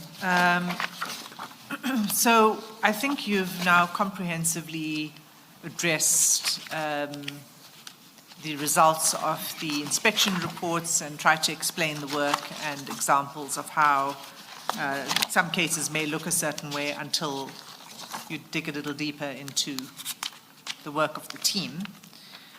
Can we then now go back to paragraph 24 that we overlooked in order to finish the theme that you were dealing with? In paragraph 24 is where you address the evidence that was given by Lieutenant General Mkhwanazi before this commission when he mentioned that there were 5 cases in which there were warrants of arrest issued. And you wanted to explain that statement. So can you please do that with reference to paragraph 24?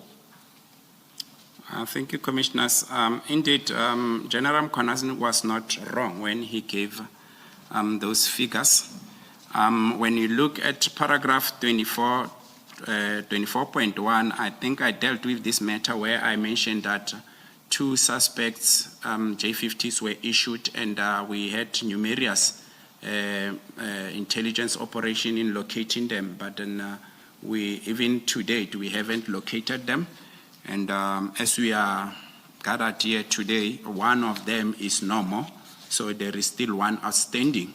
And then we, unfortunately, commissioners, because we are not fully capacitated, we don't have the intelligence people that can go out there and try and locate them. It's the investigation and locating of such suspect is a little bit slow because the IOs, they remain most of the time at court for the matters that are on trial. And with the new investigation, because now the dockets are back and members are working. And then on 24.2, those 3 dockets are linking, the 3 of them. And when the team then briefed the prosecutors did give a verbal authority that the identified suspect can be arrested. And that is the same. As we are talking today, I had a chat with the team, I think last month, and they did tell me that they have submitted a application for J50 for authorization so that because they don't have the capacity of intelligence, if this suspect can be circulated and be assisted by the community, that will definitely assist them. Indeed, the verbal was given. And then to 24.3, that will make 4. And then the last one, as I put it, that is a more complex one, commissioners. The main case there is that 184. On 184, 2 suspects were identified, being the shooter and a spotter. A J50 was then issued for the shooter because he was fully linked. And while the J50 was issued, while they were still on the run, they committed another attempted murder. If you page to page 13, commissioners, you will see that case number 170. And on the same case, both suspects were involved again, a shooter and a spotter on 184. And luckily, the spotter was then arrested on this 170. Remember now, J50 is still there for the shooter on 184. And on 184, last year, December, we then got information that the shooter on 184 was shot and killed while still on the run. And the spotter on both cases, on 170, who was arrested and linked, he got bail this year, 2025, May. And the following day, after being given bail, he was shot and killed as well. So we couldn't bring him to the case of 184 because he's no more. Because as well, the dockets were here, nothing that we could do. Therefore, these 5, I'm saying this with confidence that indeed what General Mkwanazi spoke about, it's true. Thank you, Commissioners. So you're saying there were 5 cases in which there were either arrest warrants or prosecutor instructions to arrest? Yes. Okay. We can now, and then if we go forward, we've dealt with this already because it was your response to the report. So the next paragraph for you to deal with is paragraph 31. And this is under the heading work done by the team since the dockets were returned, the 121 dockets. So just to be clear, so you received the dockets at the end of August. Yes, Commissioner. And you're saying, look, the letter of disbandment was 31st December. Yes, Commissioner. And we know that you said that between then and the dockets being taken away, there wasn't much work that could be done by the PKTT. Yes. What was the complement of the PKTT before the disbandment, so in December 24? The total capacity of having all the disciplines. I'm referring now to the operational analysts, our call data analysts in-house, our DFI. I've explained that DFI is digital forensic investigator, dealing with video footage, extracting of cell phones and so forth.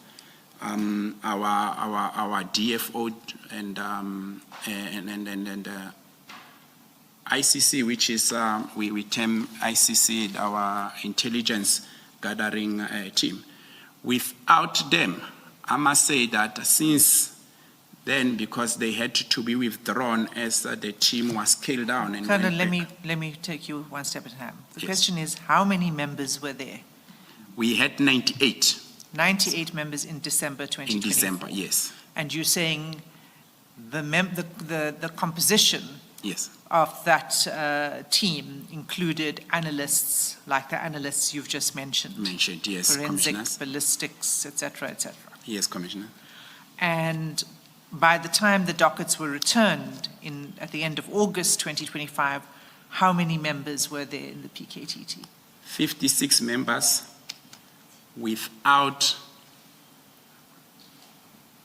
operational So analysts. from 98, you went to 56. 56. Okay. And then in those 56, we only having detection, combat members, one digital forensic investigator, and one call data.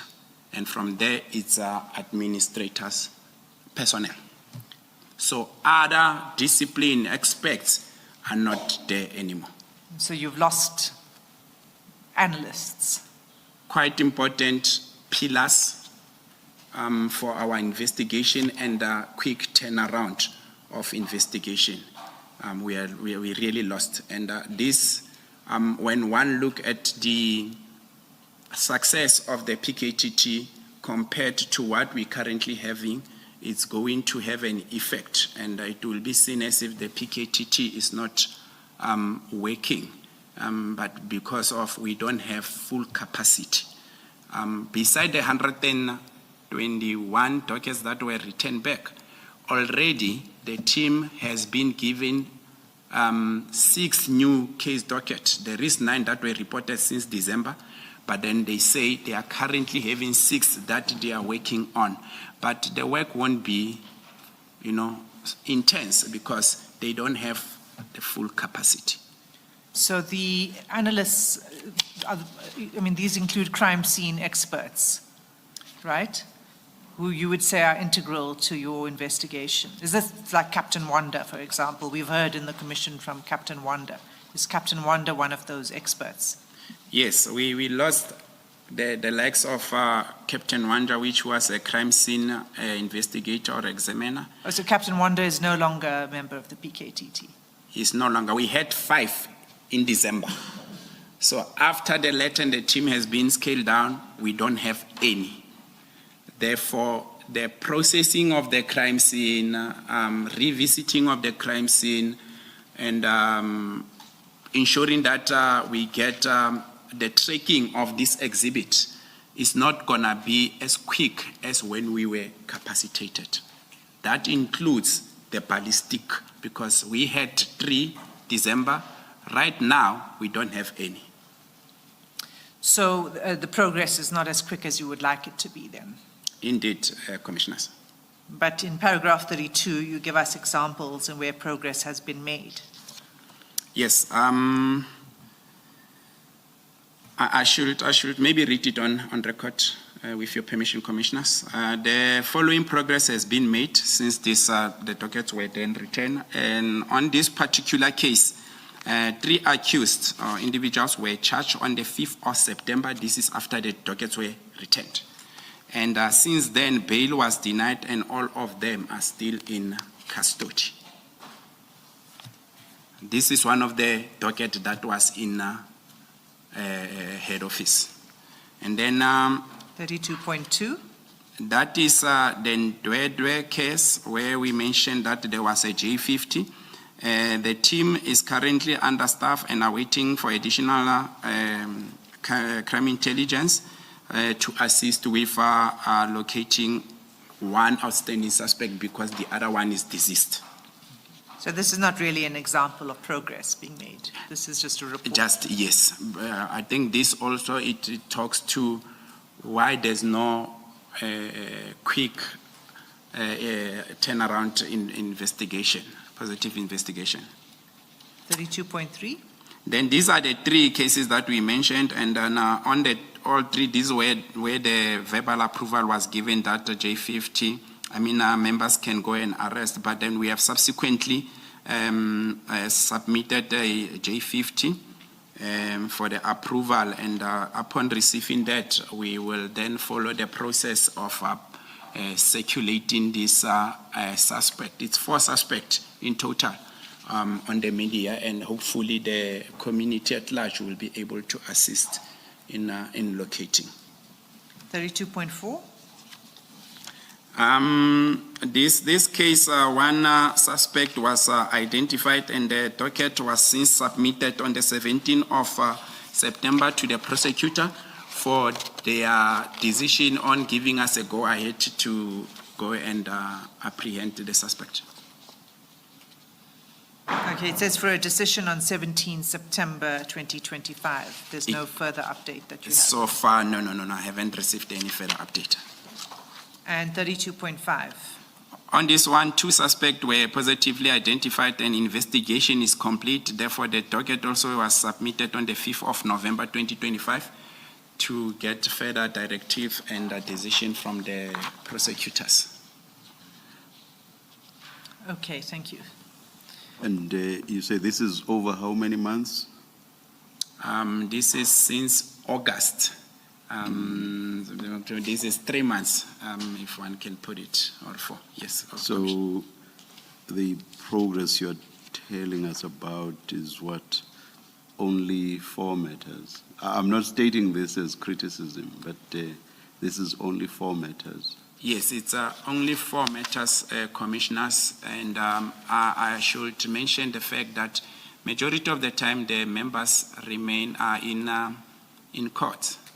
I don't know if the commissioners are following the news these days. There's been a lot of success in terms of conviction that are being circulated on the communication platforms for the PKTT.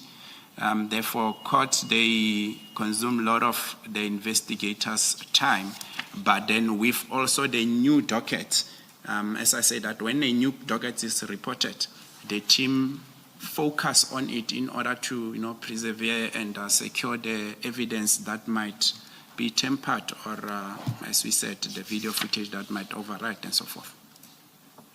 But would you not also say that perhaps this is a function of the significant reduction of the PKTT resources?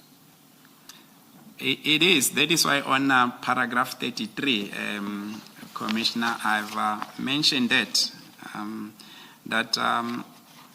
due to the fact that if the team can be capacitated, the team will be full in its working swing, and there can be fast progress in terms of investigation and taking the matters back to court.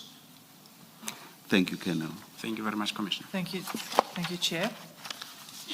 Okay, so the last chapter you deal with then is the effect of disbandment on the work of the PKTT. Now, some of this you've already spoken about. We've just had heard from you on what the impact has been on the team being scaled down, and the impact on, therefore, the progress of investigation of the dockets. So you don't need to repeat that evidence. Yes. But can you tell us about the other aspects of the effect of the disbandment with reference to paragraph 34? The members were Commissioners, receiving a lot of dissatisfaction from the victims' families, from the victims that are involved in attempted murders and so forth because of this letter. And whenever the members receive such, they need to tell the TAC job commanders. And the TAC job commanders need to take it upon himself or herself to engage with the families, because that's one of our strong points of engaging all the time with and give progress to the family members. But I must put it on record that from the 121, not all of them have reached out on us. Even us, we've never reached out to all 121 family members.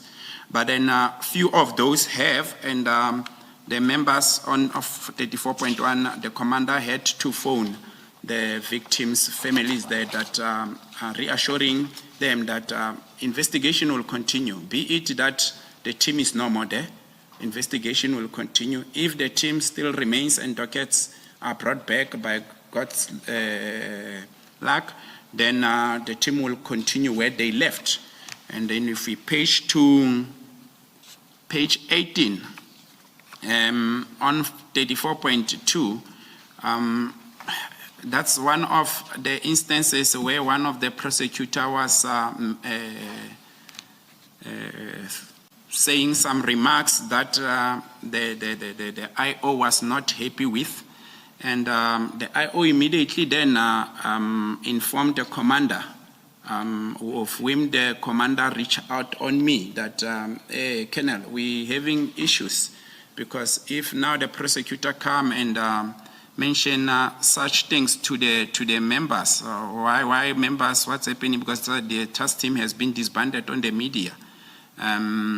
What must the members feel like and all that the PKT team members are not around, while the PKT member was there at court.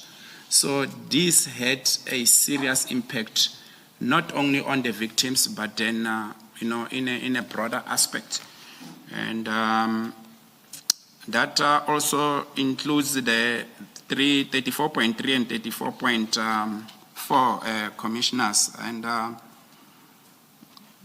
think on the 34.4, it's worse in a sense that it affected the member directly as well, whereby a J50 was executed, then the team had to go and charge the suspect. And whenever we do this, sometimes when we want to obviously charge the member or continue obtaining the warning statement and so forth, with warning statement, you interview the member. There's a document, SAP document that you complete and all that.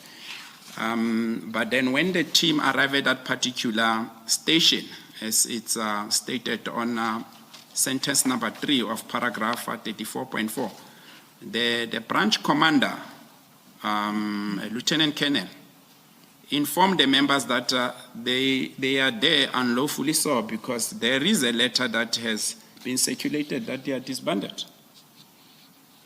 You are in the middle of investigation, commissioners, and you receive this. The team didn't tell me immediately, because I would have driven there and tell them that you stay here, you are police officers. These buildings, property, it belongs to government, and you are employee of the government. You shouldn't leave. Or I will have phoned the station commanders. But the members, for peace sake, they left, they went to another police station.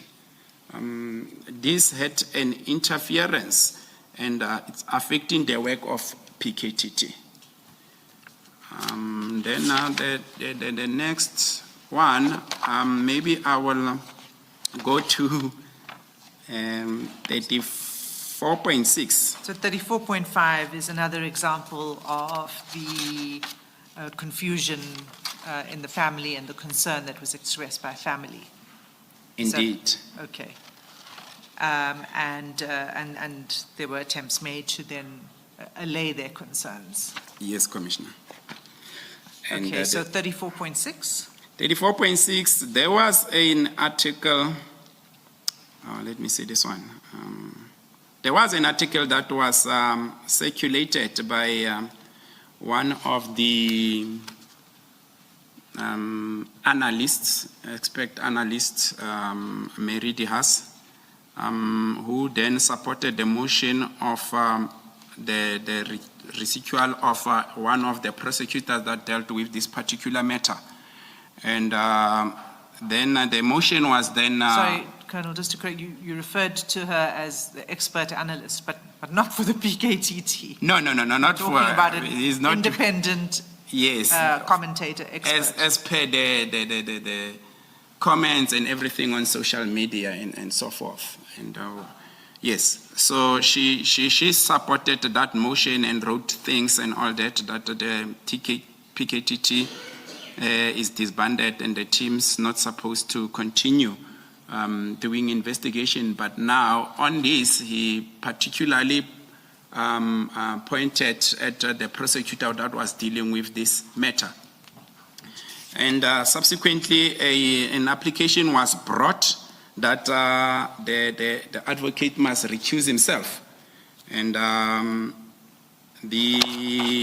in short, the judge on that particular matter delivered a judgment, and the application was heard and was dismissed, commissioners. And as we are talking, that matter is at court, and therefore the matter was resolved, and the trial is going to continue on the next court date. So this is the extent of the letter. Sorry, Colonel. You say now it's resolved and the trial will continue, but you say that on 23 January 2025, that's when this application was brought by the defense for the recusal of the prosecutor and for and the arguments about the unit having been disbanded. Yes, Commissioner. So since 23 January 2025 and today, there's not been any further movement at court on this case. All that's happened is that the application has been... I can't give the exact date when the application was turned down or dismissed, but I know for the fact that it was dismissed. It's that I don't have the date. Maybe it was my mistake for not getting all the facts on this particular dismissal of the application.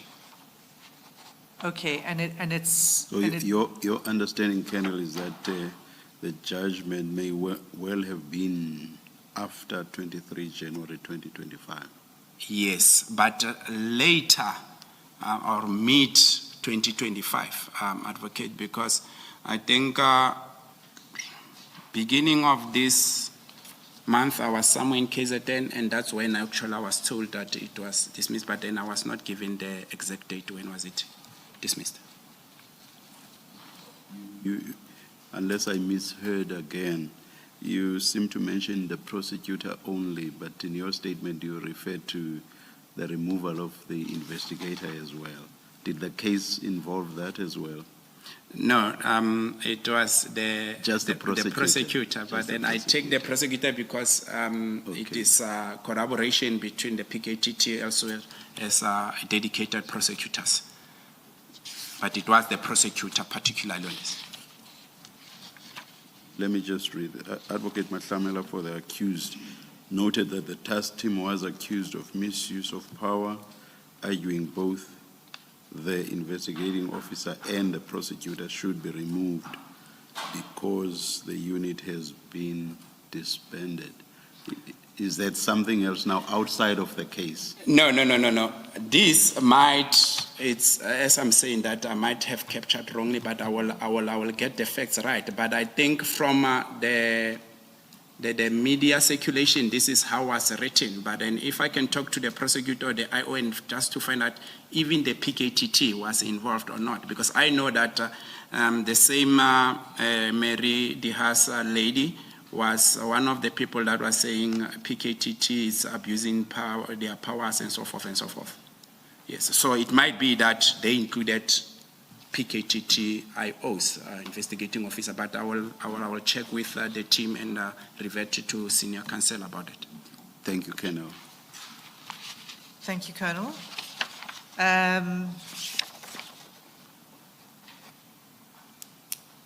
I think that brings us to the conclusion of your statement. Before you read paragraph 35 in conclusion, is there any other issues that you wished to place before the Commission? Commissioners, maybe let me first state, as I've already mentioned, the impact of these letters to the members, the team particularly. I should mention this because I think it's important, because this shocked everyone.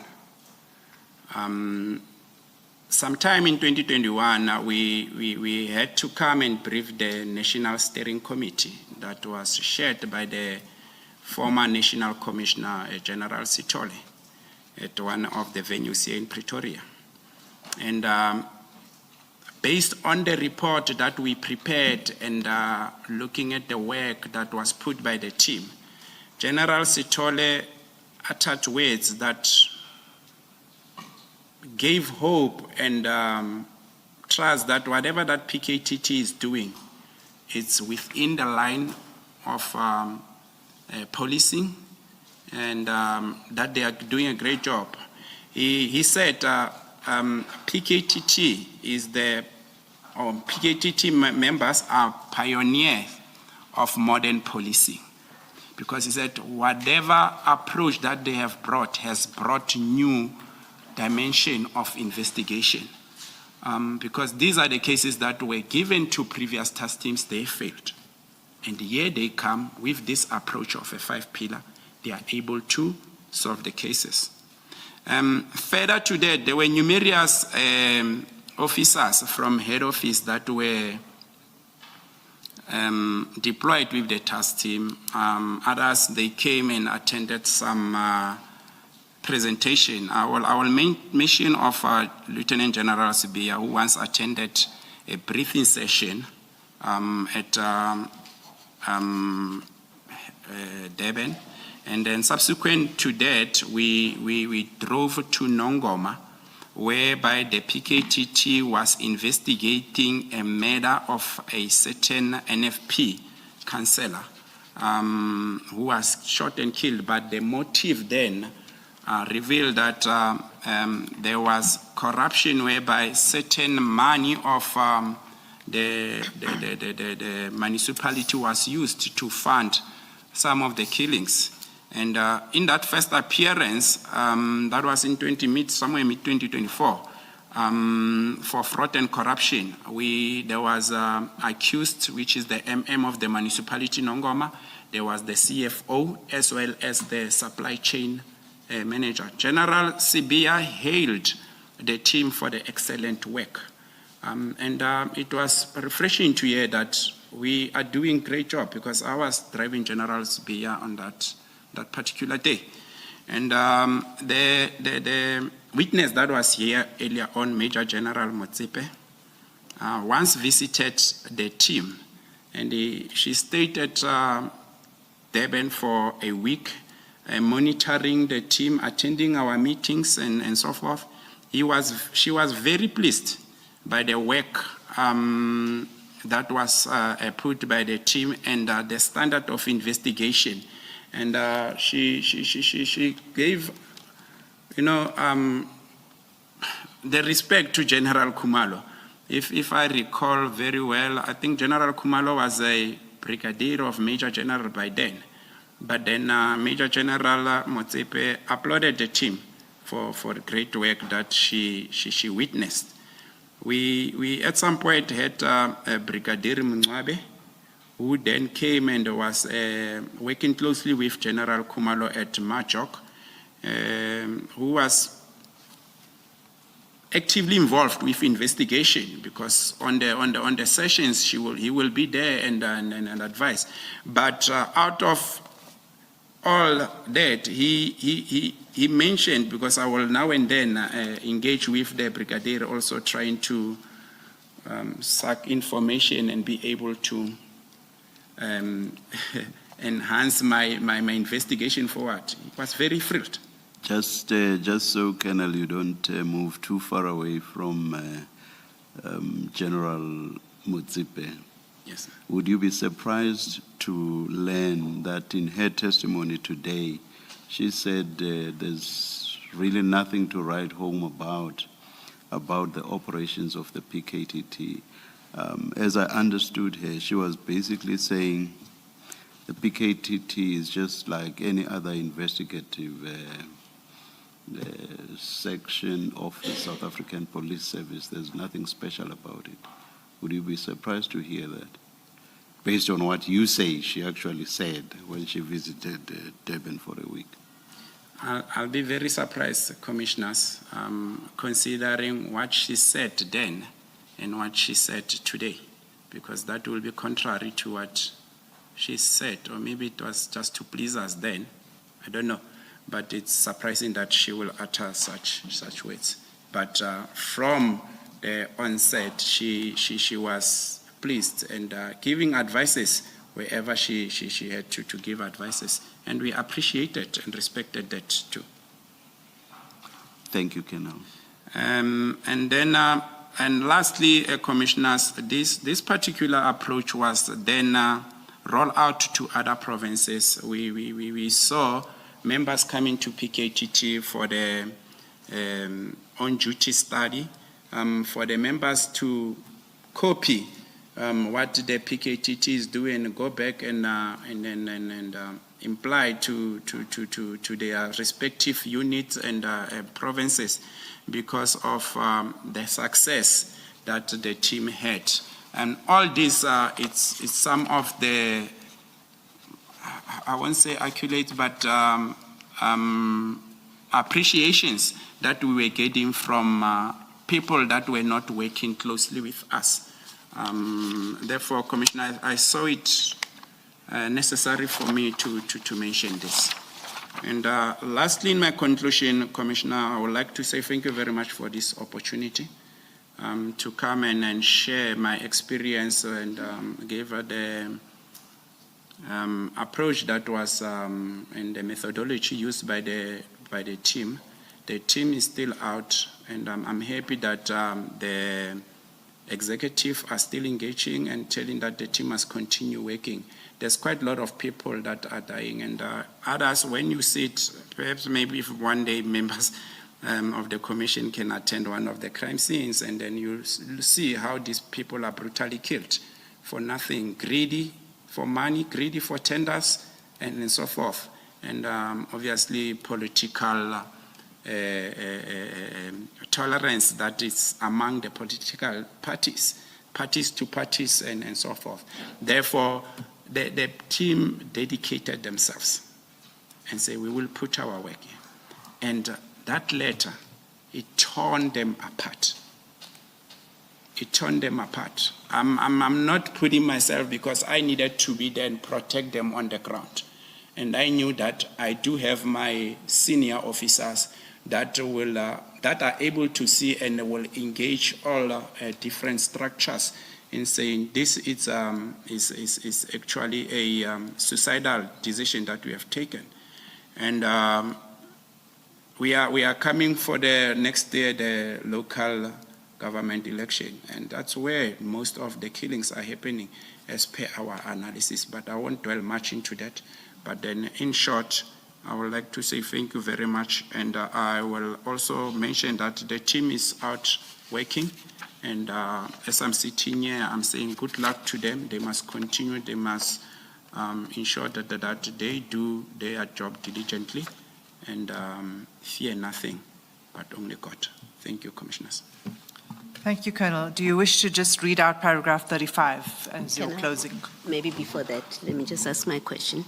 Colonel, maybe to clear also this confusion, the PKTT continues to operate, as you've just said, and Major General Mutsipe also expressed the view that cats should go back, the work should continue to be done by the PKTT because that team is still there. She said practically is still doing the work.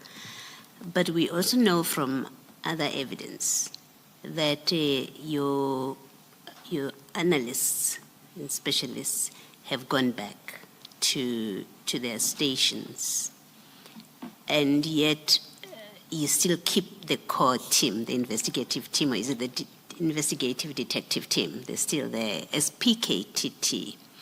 How did it come about that your analysts have now gone back to their stations? Was there an instruction, a specific instructions to them, and where did it come from?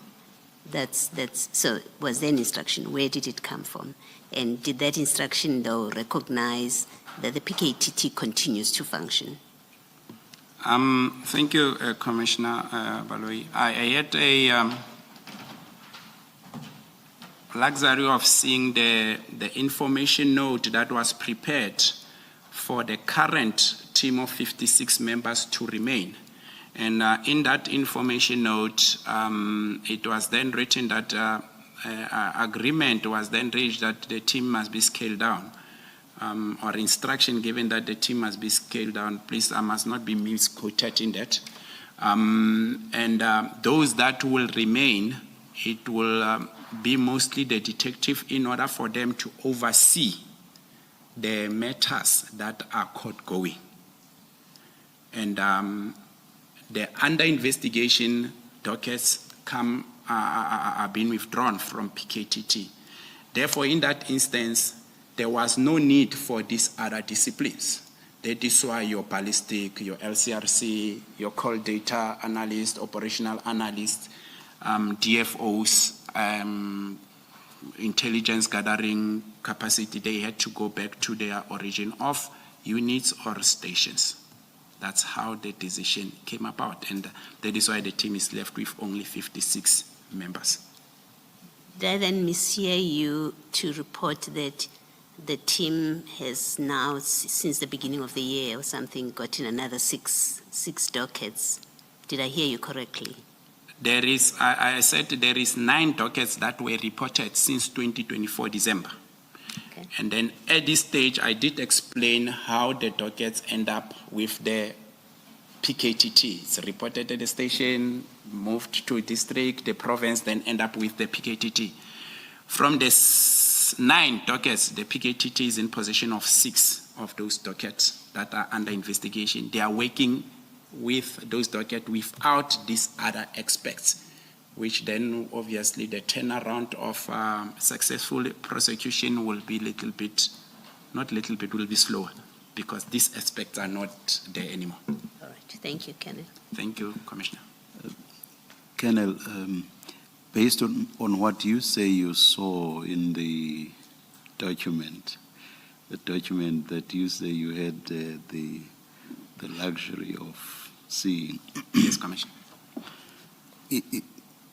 And what that document said, it seems to me then that Minister Mkhunu actually achieved what he wanted, which is effectively the disbandment of the PKTT. Would you agree with that observation? If you say all that the PKTT is remaining for is to see to their finality the court-going matters. So effectively, Minister Mkhunu has achieved what he wanted, or not? I will say partially, Commissioners. Why I'm saying that, the immediate disbandment, which did not had that impact, dockets were removed under investigation and came to Pretoria while the team is still operating, but it was scaled down. That's an achievement he has achieved. But subsequent to that, the National Commissioner continued to sign what we call call-up instruction that moves you from your origin place of work to wherever you're supposed to go and execute your taskings. National Commissioner has successfully done that, because even after that letter, the team remained at KwaZulu-Natal, but they were not in full capacity. At this stage, as we are talking, the team is not in full capacity, but they are overseeing under investigation and court going, which then one says it's a 50-50. in my my short understanding. Thank you, Commissioner. Thank you, Colonel. Can I just also clarify based on the question raised by the commissioners? It's not, because now I became a bit confused. It's not just the new matters that were forwarded to the PKTT that were requiring investigation, because after August, the under investigation cases were sent back to you. So those also still require investigation by the PKTT. That is true, Commissioners. The 18, because the 3 matters of Eastern Cape were sent to Eastern Cape. The 118 is still under the PKTT. When they left Pretoria, they went straight to PKTT commander and the lieutenant colonel that took over from me. And they continued with investigation. Hence, other dockets were submitted for decision on arresting submitted to NPA. And J50s applied and submitted for authorization and other investigation that is happening. Then subsequent to that, they got this new docket that were not yet allocated to them. And maybe one should also quote that yesterday I saw Lieutenant General Mkwanazi addressing on Sunday, addressing some group of traditional leaders and community of Duba.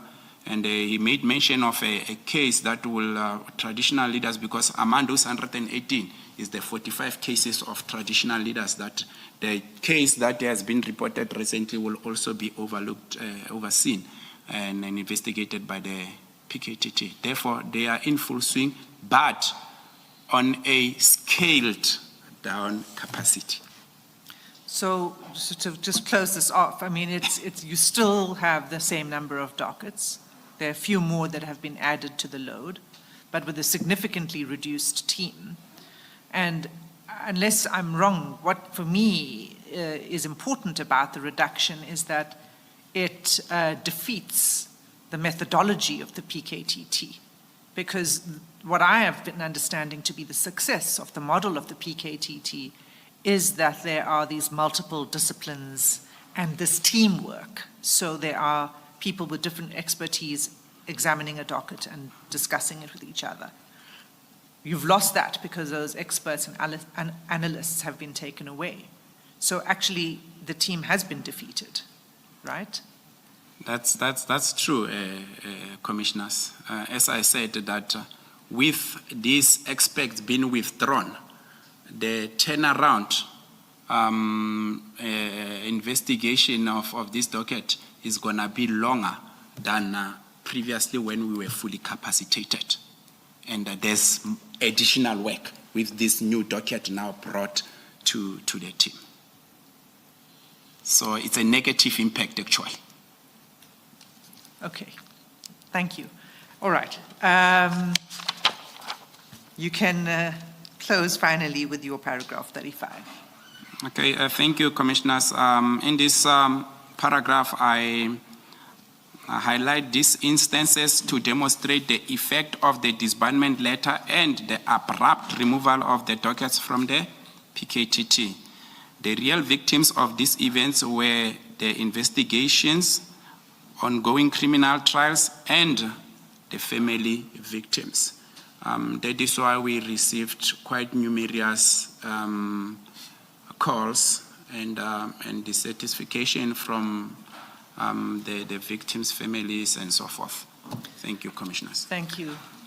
Chair, just before we release the witness, actually, I need to inform the Commissioners that General Motsepe, before she left the venue, clarified something and requested that we put this clarification to the Commissioners, and I don't know if the witness may confirm or not, that where she had said that in the Eastern Cape case, the one that's now with different investigators, it's been returned to Eastern Cape investigators. She said that there were 3 investigating officers who had been killed. she corrected that. They weren't investigating officers. There were 3 suspects, in fact, who had been killed in that matter. It sounds like the colonel is aware of You're what aware happened. of this, Colonel? You want to, yes. Do you wish to comment on that? So General Motsepe had said that 3 investigating officers in that case had been killed, and that, in fact, she got that wrong. Yes, indeed, Commissioners, the general got that wrong. If you look at the SAP 5, the 3 investigating officers she's referring to, the members of head office that were allocated that docket after being brought to head office, they did meet these particular investigators. Therefore, people that were assassinated is people of interest or / suspect that were being used by the hit orderer. And then I guess it's a way of trying and taking out evidence. Maybe knows that one of those shooters will have came and then confessed and so forth. So it's not investigators, but suspects that were assassinated. It's 3 of them. I'm aware of such. Thank you, Commissioner. Thank you, Colonel. Thank you, Chair. Thank you very much, Colonel. Thank you, Chair. Thank you. We adjourn until 9:30 tomorrow. Until 9:30 tomorrow. Let us adjourn until Thank you, 9:30 Chair. tomorrow.